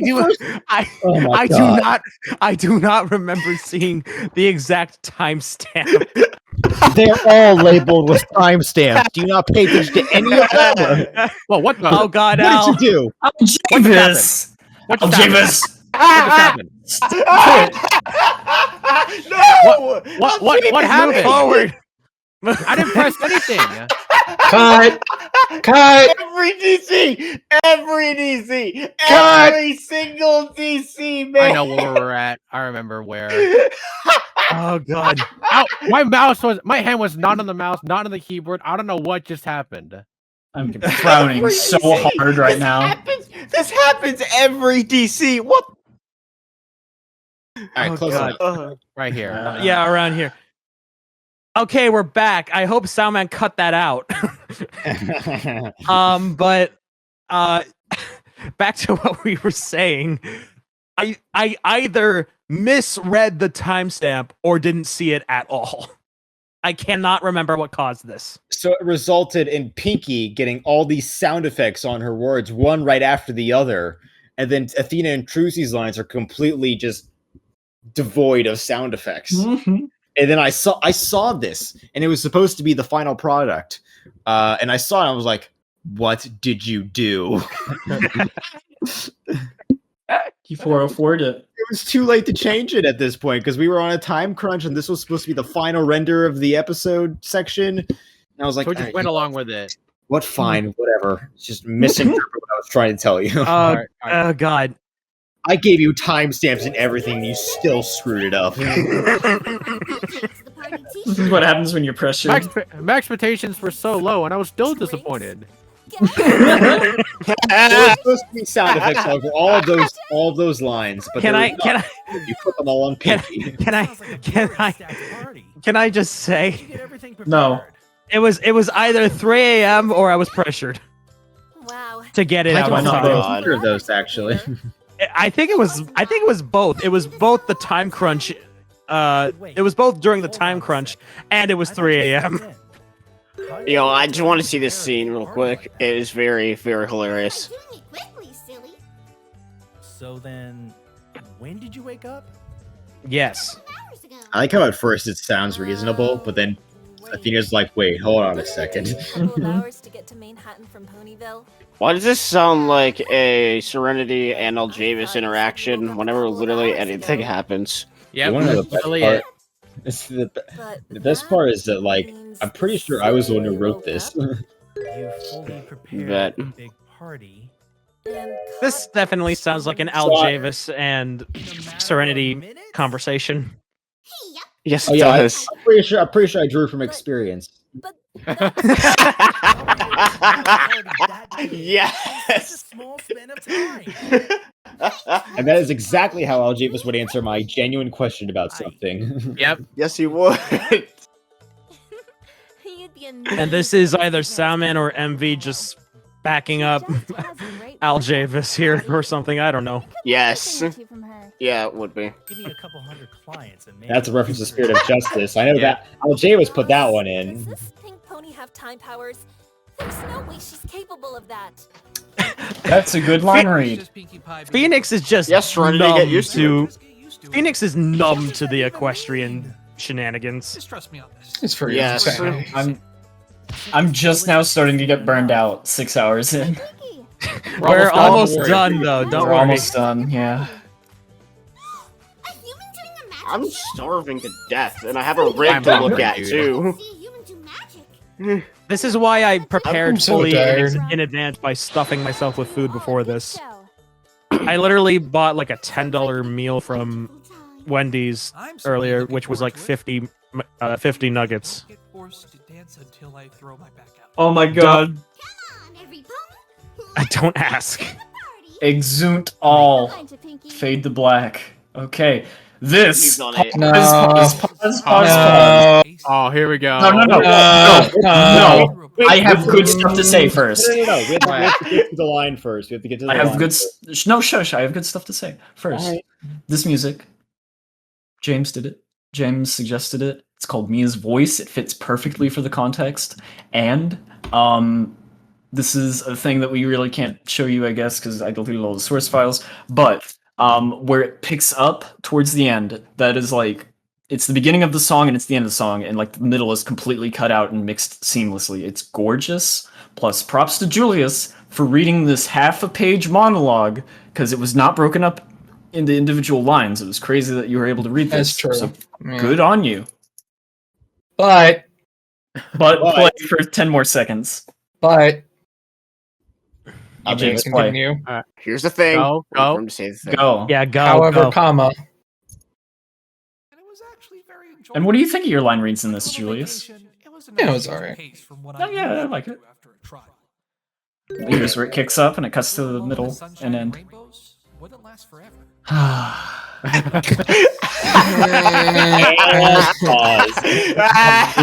Okay. Well, this was the last line of the episode. I think he finished his lines 2 days to completion, and the file he sent said the border of mystery in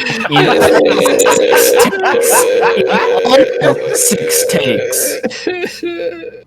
He had to re-record it, and I sent this whole scene to the audio engineer applicants for the test, and they all laughed at him for messing that up. No, you did not.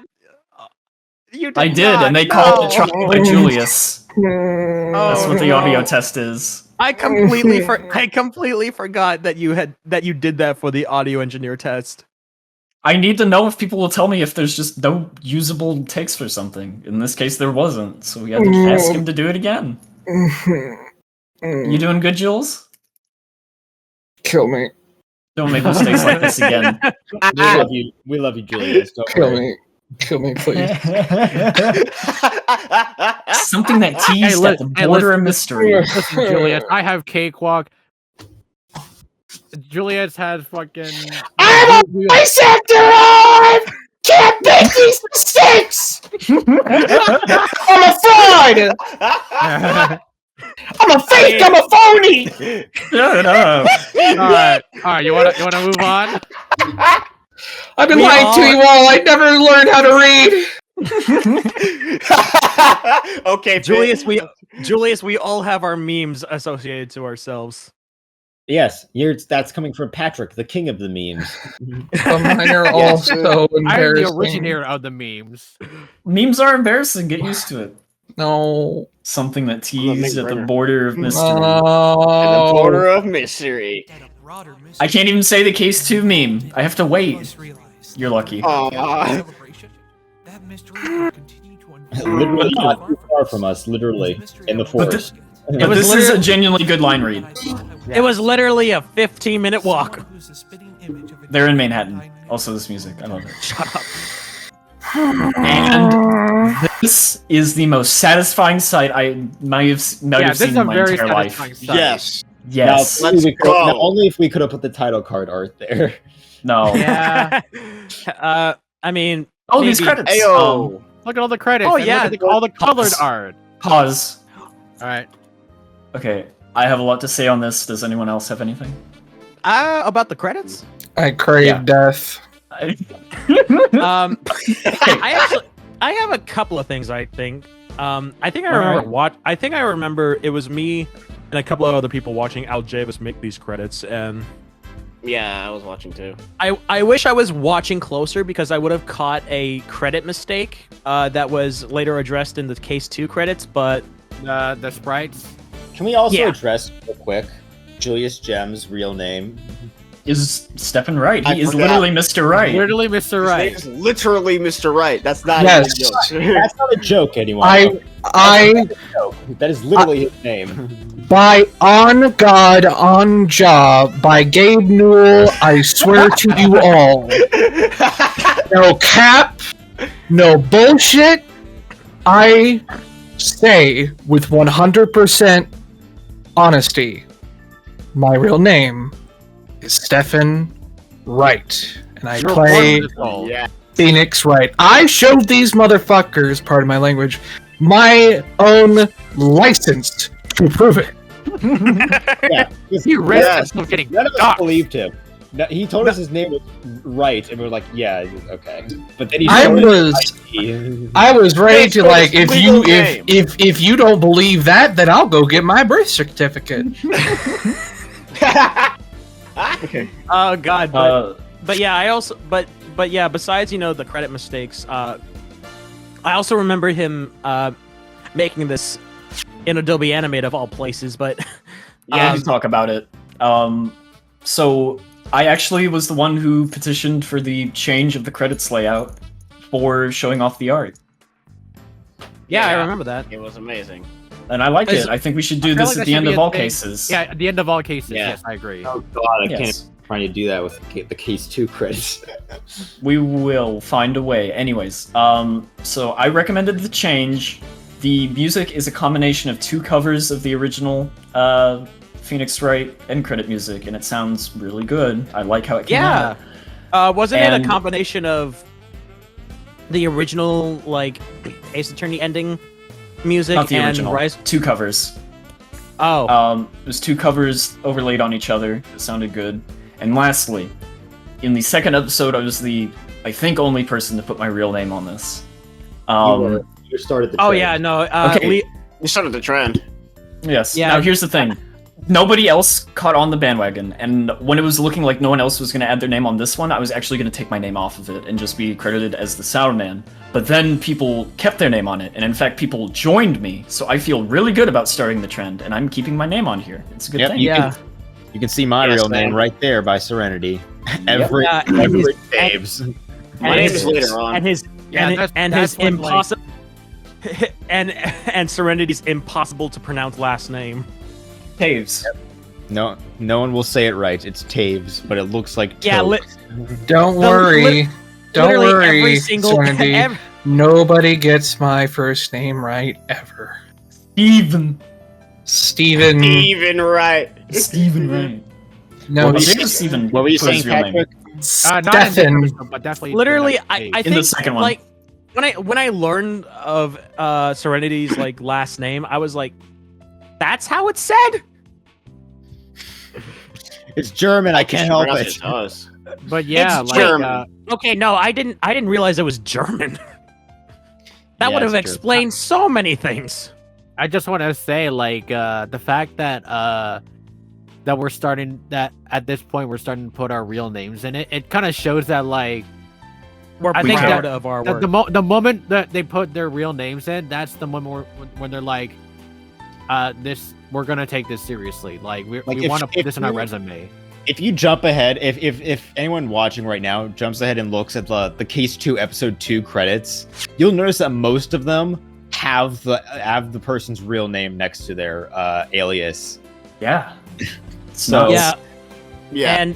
and I know we're probably going to be. I know it's probably going to be discussed when the Case 2 commentaries come out, but it would be the first time you see siblings on the same project in the credits. Oh yeah, Yeah. Yeah. Sibling is gonna appear in the next director's commentary. I will Most drag her likely. into this. She's a hoot. Most likely, yeah. All right, Movie so God, move on. please. Please. Yeah, let's move on. Just, Yes, let's jam I'm to this starving, music. bro. I just want to jam to this music, and then we can talk for 20 more minutes about the end cutscene. No, I want to go to bed. CS6. It's Please. nearly Oh, 2 look a- at CS6. It's nearly Look 2 how cute a.m. they are! They are. Yep. Cute. Shame he died. Yeah, there's a color version of it. God. Shame he died. Oh no. I'm about to whack this bitch open. Oh man, Suri hates to watch him leave, but damn, does she love seeing him go. Yeah. Come on, listen, And take yay, the watch party. there's my credit, not Patrick, Yay. because God forsake that name. There it is. Oh, look She's at this. not blushing. She's like That- almost gonna vomit. Yeah, she's gonna vomit. Oh, hey, I exist apparently. That's a fucking surprise. You do exist. You're Yes. a real person. Damn, bro, I didn't know I was a real, actual human being. You are a real human being. All the vectors we stole. So good. I can't wait. I can't wait All to the make shit we stole. We didn't wait to wait. make Hut. the, Whoa, we didn't steal anything. I can't wait to make the credits for the Case 2 trial. We Oh boy. Great. It's gonna be bloated. We respectfully appropriated them Look for at this parodying man. Look the at this memes. man. He wanted an entire page to himself. Well, What are you he said freaking? the funny- What are you, Tommy Wiseau Yo, over he here? said the funny- Jeez. He said the funny copyright. That's so funny. Oh, hi, Mark. You're so funny. Hold your laughs. Hold your Oh, laughs. hi, Mark. Okay. All right, here we go. Final. Here's your time, Oh, James. here we go. This is where like a small amount of people left the premiere because If they you're thought watching it this was director's credits. commentary, right now, never leave before the credits Okay. are over. Give me full Never. rundown now. All right, I got a lot to say about this cutscene. Especially this guy's butt. Look at it. Look at that butt. It's flat and metallic. Armor, what are you talking about? It's flat, metallic, and has a small puff of purple. What a good butt. Can I just say, just on this still frame, it looks like this guy's just his armor looks like a mailbox.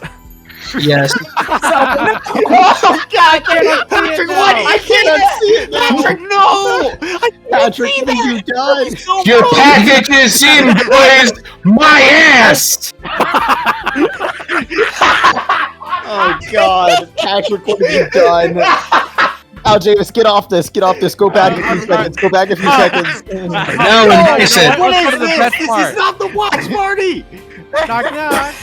Knock, knock. Pause. Anyway, Oh my god. So you talk about this, and then I'll talk about this. I got a lot to say. Before I do, I actually do have a lot to say about this cutscene.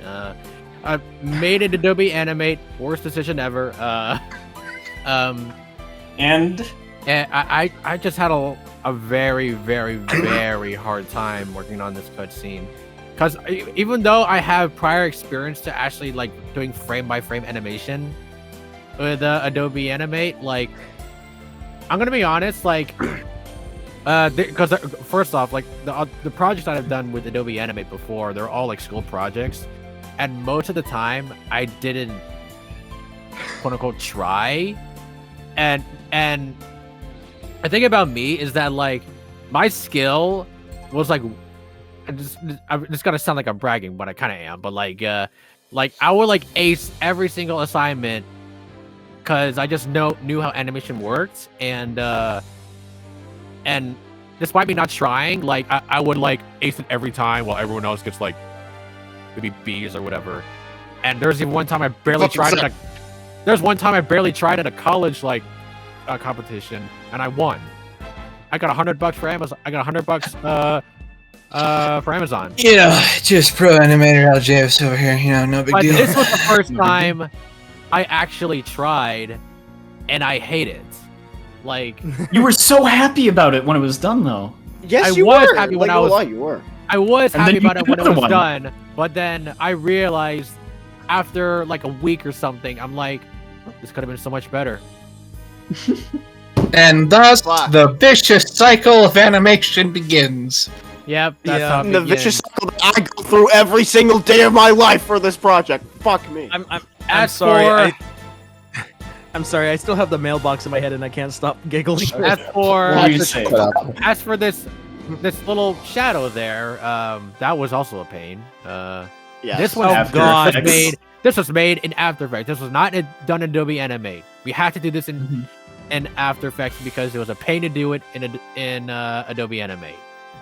Like Oh everything. god, I want to entire- talk about my role. Soundman told me the story, and I was like, "Holy crap! How did you guys do this?" Yeah, Soundman helped me through and through with the compositing of this In cutscene, so- more ways than you understand. Not Yes. even just compositing, but I want to talk about it. Yes, please. So when this was a script and we had all the lines done, and it was originally Destro as the voice actor for this guard, I think we were starting to say like, all right, Aljavis, you need to like sketch something, and he said, well, I usually do it to audio, so Soundman, can you make me a rough draft? And I said, sure. So I take what we have and I make like a rough draft with some ambience, the sounds, cues, and then I pass it back to him. He sketches it and he's like, all right, now move some stuff a little like this, flesh it out, and he passes it back to me, and I do it, and we do like 2 or 3 passes back and forth, and it was really interesting, and I love that process, and I hope we do it again. So I'm glad I was able to provide the foundation for it. I found it an enjoyable experience, Aljavis. Yay. I find it interesting as well how like in the animation industry, I don't think enough people realize this, but visuals are made from audio sources. Yeah. Mostly, yes. Most of the time, yes, but it's like Without audio, you can't sync any sort of Yeah. animation to it.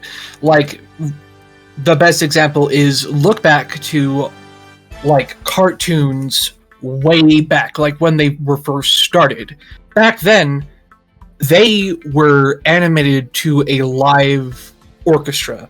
Like, they had records, or the animators would literally go to the orchestra and draw their rough sketches to the music to fit along when they actually went to a theater and played for the animation.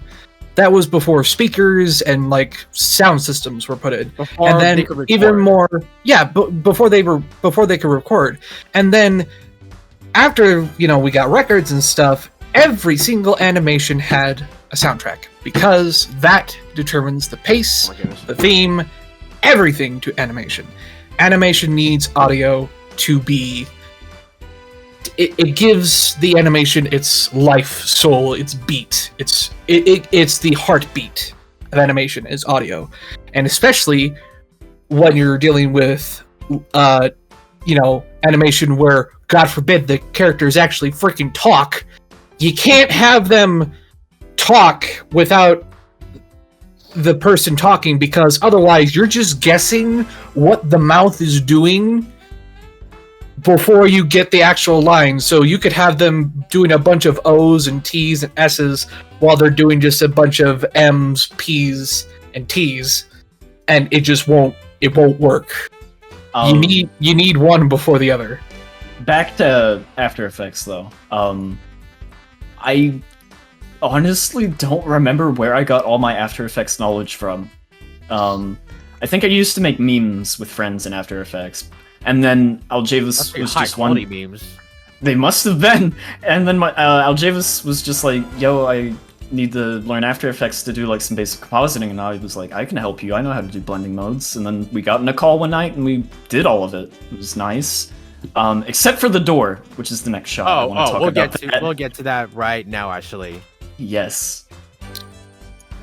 Rise and shine. I wonder who. So many things wrong with this. Oh my god. There are a lot of things wrong with this.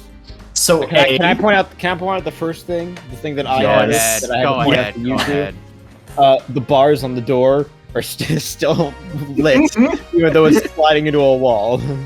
It looks so great. Don't worry about it. Anyways, we spent an hour on the mask of the light when we had no reason to, and I was giving poor instructions, confusing instructions, and telling him the long way to do it, because if you know anything about After Effects, the way you should have done it is you should have made a mask and then rotate it around the anchor point. What he had to do is do it frame by frame, positioning and rotating it. And before that, there was just a simple linear wipe, and it was the goofiest looking thing. And Serenity was writing something, and he looked up in call while we were working on this, and he saw that shadow, and he's like, "That's not what shadows look like." And I laughed so hard. I have to recreate that for this. That's not what a shadow look like. Yeah, I That's not remember. what a shadow looks like. I remember, like, I don't know what exactly I was working on. I think I was working on some of the Case 2 script, and then I came into this, like, I wouldn't come into the voice call, but I, like, undeafened and looked at the stream, and I was like, that doesn't look right. So Oh my funny. god. Anyways, knock knock, rise and shining, mate. That's Knock, they- knock, what day rise it and is. shine. Wait, can Look I at him. ask something? Pause. Pause again. You're a free man. Can I just ask something? Yes. What? It was originally Destro that was going to be voicing this guard. Who, Yeah. if you have enough context clues, you'll know who that guard is. But Context clues. nah, in case 2, but Gee whiz, this guard sure does look familiar to another character we may have seen in the possible future, maybe. Almost like his name is listed in the credits or something. Almost! Oh my Crazy. god. Oh! I just remembered something really fast, Pat. It's just a small thing. yeah. When I first heard this, I'm like, hey, Serenity! Yes. You know, for not being a voice actor, or like trying to be a voice actor, that's a pretty good, to me, Brooklyn accent. And he's like, I didn't do that. I didn't do a Brooklyn accent. And then for the next, I don't know if it was like an hour, but it felt like an hour. I brought everybody who was in that call. They were just helpless bystanders in the shockwave of knowledge in the terms of dialects and other such things that I smack down upon everybody. And I'm I like, hated that discussion. by pure technicality, it's a Brooklyn accent or a New Yorkan accent. Or you're from the Okay. Bronx. I mean, But anyway, I do just live on the East Coast. just but a I fun little don't- thing. But I don't live in New York. I know, but again, it was just a little fun little thing. I'll just go back a couple frames. All right. One thing Show I was us going to his ask dumb actually. face. Look at that dumb face. Look at that dumb, stupid face. Okay. One thing I was There's no so one thing I many. was gonna ask though, because well, in the end, it was Serenity who was going to be voicing this guard. Why was there a switch between Destro and Serenity? Okay, so let me explain. Because Destro can only voice bastards. That's why. Okay, that's not the reason. So let me explain the reason why It's totally the the voice reason. of the shush. The reason why there was a change in voice actor for this guard. Originally, before we had any inkling as to what we were in it's hard to explain. When we originally wrote the script for Case 1, we hadn't fully yet outlined the rest of the series at this point. We were just mostly focused on getting Case 1 done. So this guard was originally just a random guard. Like it wasn't supposed to be anybody important. So that's why Destro originally voiced him. When we worked out that this guard was in fact going to be Royal Order, who is the victim of Case 2, we were like, well, it doesn't make sense for him to have, Destro's Aussie accent, since that's not the kind of accent the rest of his family would have. Strafe! So we decided to change the accent of the guard, and that's why I decided to voice him instead of Destro. Yeah, that's the backstory right there. So really, Oh, the change blimey. was because the change was due to the fact that this guard went from not really having any identity to being, an actual character in the series, whose family would not have the same kind of Aussie accent that he does. On the face. Look at his dumb, stupid face. No, do you remember the night when you... It wasn't even one night, it was 2 nights. You couldn't get his face right and you were complaining so much. I was. Do you remember that? That was great. I hated it. It was funny. It was Just- very funny. He's just sitting there, and I can summarize his entire string of complaints for those 2 days. It is, and I quote, "How do I horse? What is horse? How do I draw horse? And that's it. That's all of his complaints Like, it summed up didn't in a look few symmetrical seconds. to me. Like his eyes were just so out of whack. It looked like he was derping the whole time. How do I horse? See? It's the same. It's the same thing. God Almighty! All right, take us home. All right, Take us home. You're a free man. Yeah, free I love- man. No shadow. No shadow. I love her. No shadow. Great, thanks. No shadow moment. She is Great. the shadow that is approaching. Great vocal performance by Cadet here. This is my favorite line. Oh yeah, I love definitely. Cadet is amazing. And this Cadet, is me, you amazing you God. jerk. No, that's why. Look at it. No, what? Now, granted, Serenity again for a person who just Yes. doesn't do voice acting work. Pause before we get What to pa- set it. Pause before we get to Sonata's line.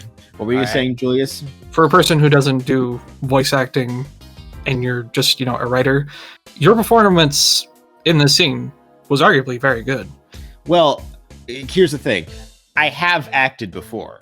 I haven't done voice acting, but I have been like an actual actor in theater. So I have I didn't know experience with acting, which is why my performance here was probably better than one would expect from someone who has no experience doing voice acting. I actually didn't know that. Cool. So yeah, Yeah. that's Again, why it's at least a passable performance. I wanted to give my compliments because I'm just like, you really did capture she's just being really quiet. It's very awkward conversation now. Yeah. In your performance, I'm just like, yes, that's very good. Mwah, good stuff. I literally, before recording these lines, I literally walked around my house reciting the entire monologue he gives to Sonata. And you still screwed it up. Oh yeah, I do have some bloopers. Wow, God. Only one of which was actually Only one. bloopery. Rise and shine. Yeah, I got something caught in my throat when I tried to say that line. But yeah, I try to get really much into character because the thing about Royal Order, even with just a few lines, you could tell he's a really jovial person, which is Be happy. the opposite of the kind of front that I put out. I usually put out a very level-headed. Oh yeah, we are very just dark. heard knock knock, and it was so it's like a complete opposite of how we usually hear Serenity, which is why we always make fun of him for it. I know, Yeah. And then they like to Yeah. And then there always was remind me of the knock knock, rise and shining, mate. Guess what day it is? I literally and I think then I one literally had day- that soundboarded for half a year. Yeah. And then one day, out of the blue, and one really bad fan fiction later, we have Serenity, which is my favorite form of Serenity. We're not mentioning that here. That's the too big a story. That never got made. I'm sorry. But that never got Can made. I also say though, regarding what Julius said about and what Serenity said about him being a theater person, I feel like voice acting is an easier form of acting because you're not physically acting out certain things. No. See, when I did my lines, I literally acted with my hands, like how Yes. I imagined the lines. You had to project them. I mean, Yeah. that definitely helps. It's just that Soundman can attest. There are many outtakes Yes. of me You knocking your microphone with your dumb hands. slap around my microphone. Yep. I literally, Soundman could probably attest to this, but I literally did some snaps while I You was did. recording, and I was like, You oh, did. dang it. Okay. Move on. I have one last thing to say, please. It's Please. time to end. all right. I want here to we go. eat. I want God to damn sleep. it, MV. All right. All No, right, you let's stay go. in this basement forever. Move on. Let's go. All right, let's listen to this one line. Now that you're out, what are you gonna do? I'm going to help those that need it. Wait. Chills. Pause. Chills. Okay. Kills. That sound effect is the gavel reversed. Take that symbolism however you want. That's Oh so my God. cool. I didn't know that. Yeah. That's so cool. Oh my god, that's so cool. You're welcome. Next Say right now, time, thank you, Cadet. crusading for a turnabout. Turnabout. I will say Case right here right now. two. Thank you, Cadet, for making that, for doing the voice. It is amazing. I love He's it. perfect. You're a god. Cadet, You're a Cadet god. is a treasure. Alright. Also, yeah, Really is a people. treasure. Cadet is not a fan. She's an actual person who works on this project. Yes, Yes. I hope y'all realize that. Acknowledge her. She is one of the most. We've had some people mistake her as a fan. She's an actual person working on this project. She's Also, Sonata. she is one of the most talented voice actresses I have come to know and call a friend, and she does not get enough credit. She really has done doesn't. some amazing work in just in the YouTube industry, not only for the MLP fandom, but just even for their own works. Her and her little group. I sadly can't remember the name of the channel, even though I intentionally wanted to unplug it. Now I feel like an asshole. But anyway, she is a phenomenal voice actress that I think is just it's criminal that she does not have as much credit as she deserves. What happened? What just Greg's happened? dead, but Giark's alright. Okay. And I'm also back. Yeah. And any words, were you guys Cadet, talking about awesome. Cadet just now? Yes. Yeah, because my internet decided to reset itself for a second. Oh yeah, that again. Oh right. Yeah. Unfortunately, long nights have the team knowing about that sort of issue with my internet. But you guys were talking about Cadet's performance as Sonata. I remember Soundman sending me the audio file for the ending cutscene, and I remember listening to it for the first time, and I'm like, "Holy shit, this sounds so good!" Yeah, it's perfect. Goddess. But she's also an extremely talented artist as well. Yes, she is. Like if you look at, I said, she is criminally. It should be a crime that she does not get as much credit as she deserves, because she is one of the most talented, if not like. She's like in my top 3 of most talented people I know. And Damn. I am honored to know some pretty freaking talented people because of this project. And she needs more credit. Shower her with praise. Give her love. She deserves it. She really Who does. are your top 3? I cannot wait till like she That's a actually gets secret. her ultimate Am I on crowning it? moment. So, Oh yeah, Am I you on ain't it, Julius? seen nothing yet. you haven't seen nothing yet. You're in my top 5. Oh, I need to get better at audio. So dang it. Oh my god. All right. Anyways, but yeah, I think that's it, right? yeah. It's the last thing we have to say. If I play Let's this anymore, let's finish off the video. Next time, There we on go. Crusading, next time on Crusading for a Turnabout, we're going to fucking die. I have 6 hours Yes. and 43 minutes recorded. oh my god, 6 hours. Yo, I just got exactly that amount. Oh, just now, Sam. I'm about to hit that amount. Yeah. Yeah, I'm about like around 640 that, myself. So, so- are we done? No. Before we quit, I want to do a quick look back, because we said a lot and we went a lot of places. Yeah. Yeah. Most of Yes, which we I did. don't know what was said. I want to mention that like after the premiere of episode 3, the conclusion of case 1, we literally like were in a call like kind of praising each other, like, oh my god, we did so well. I want to thank you all for joining me in this project, and I cannot wait for the future. I cannot wait for case 2. We are like we're all like just praising each other. Like Yeah. There was a lot So of me basically- praising everybody else and me going like, I was kind of ass. We were both praising each other and we were equally bashing each other. We were bashing Yeah. Patrick over scene 404. And I was also And everyone was bashing raging- me over my No one was shitty bashing performance. I don't know what we you're were talking laughing. about. Yes. We're laughing. Alright.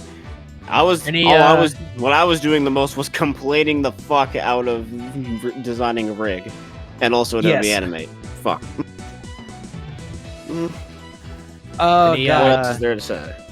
What else is there to say? Any other thoughts left? Closing remarks. I love you guys. We do great work here. We're getting better all the time, and this is fun despite all the pain. Yes, it is. The case 2 trial will look much better than this one did. It'll absolutely.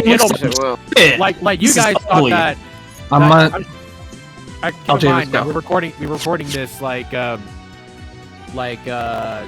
what is the date right now? Just for the 27th for me. It's like if you thought case 2 of like the investigations were already a big jump in quality. Just wait till the trial. You boys, wait till the trial. Boys don't know what is coming. The storm rumbles on the horizon, and you are not ready. No one is ready for this trial. Not a single one of y'all will understand. I know this the is storm. I know we're in case 1 is right approaching. now. I know we're in case 1 right now, and we're about to go to case 2, and we're already in case 2. But like, you're not ready. That's all I'm gonna say. You're not ready. The storm is approaching, provoking feelings of isolation. Okay, we're in Devil May Cry territory of how hype it's gonna get. Okay, it's about to get smoky. It's about to get smoking sexy style up in here. All right, let's not overhype it. Real quick though, can we mention that we're in that second video? How deep does it go? Shoutouts to ourselves. Oh yeah, we actually are in the iceberg video, sort of. We are. I noticed. Like a call out at least. Yeah. Yeah.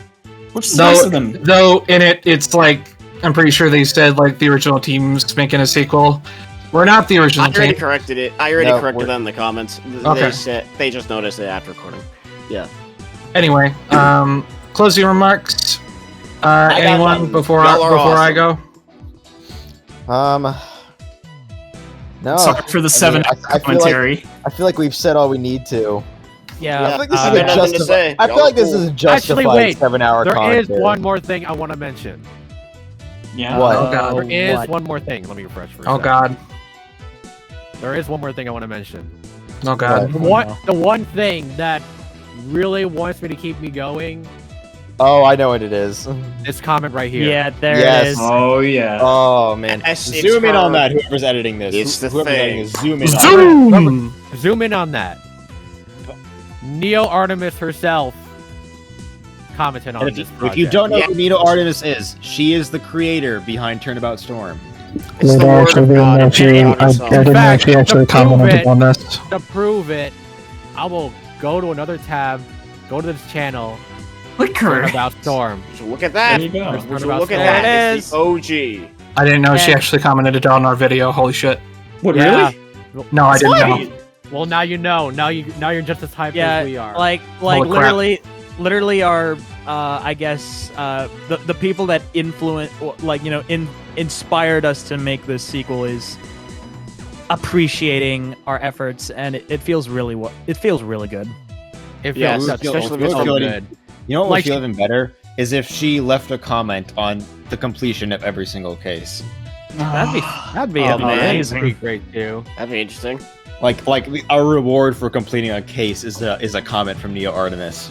A goal-worthy And I episode. would love that every single time. I doubt that that's going to happen, but if that does happen, Oh, I would be doubt it. excited. I doubt it, but it would be amazing if it did. I want to see a comment from them just being like, "Do you guys are still going?" Totally. Okay. Wow. You're still Like, going we stopped on this? after we stopped after 5 parts. You guys, okay? Are you on 17 parts? Stop. They actually stopped after 6 parts. 6 and 5, 6. Yeah. What's the difference? I don't think we got anything else to say. There's nothing else to say, but I think that's everything. yeah, and look at that right here. That's Oh my Yeah. gosh. Gotcha. Now let's get into case 2.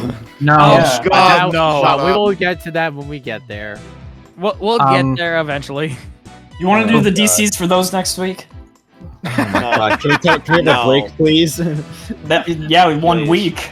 Where That is where not I an can actually appropriate amount of break time. where I can is. actually be involved through the entire thing and not be fashionably late for both. Okay. Seriously, seriously. Let's just fucking call this off. I'm starving Yeah. to death. My headphones are almost Yeah. dead. Just get All ready. right. Oh, Now, and one All more right. thing. 5,000 more views until we get 100K. Yes. Yes! And I also have one closing remark. Don't worry, it's short. To everybody who has soldiered through this entire thing or has just skipped to the end, first of all, to those who have skipped to the end, go back, you cheater, and watch the entire thing. But seriously, to all of not only the cast and crew that are in this call right now, and yes, even you, Garrick, but to our fans, I personally want to say thank you. I'm probably going to say this at the end of every single director's commentary or watch party, but to me personally, I can't say it enough that this is literally a dream come true. And I am thankful for everyone and everything that is a part of this project, because it is my dream that has come true, and I cannot be more thankful. Like, I still don't know how I got so lucky to be a part of this fantastic project with all these fantastic people that I now can call some of my best friends in a very long time. So, again, thank you. Thank you for everything. Thank you for being our friend. Yeah. I think Julius Thank you for being a also, homie.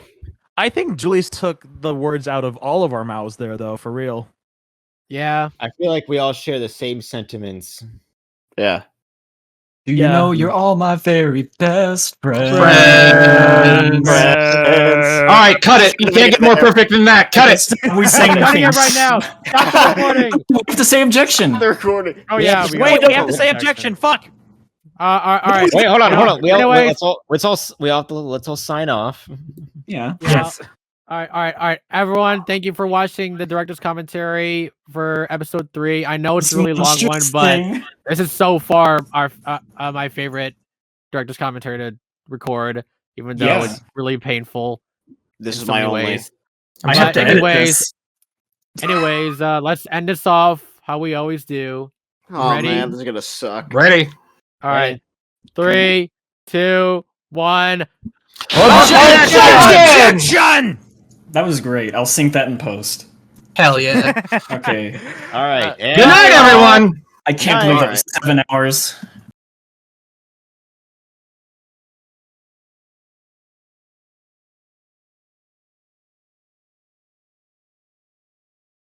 Welcome to the third fucking welcome to welcome to That was so audible. I heard that. I think we didn't start yet. I guess this is going at the beginning. That was the most audible thing I have ever heard come from Serenity's mic. I know, like I just hear water being poured. Like, Yo, I'm just gonna Hold pour on. myself a cup of water and play DC real quick. Give me a moment. Welcome to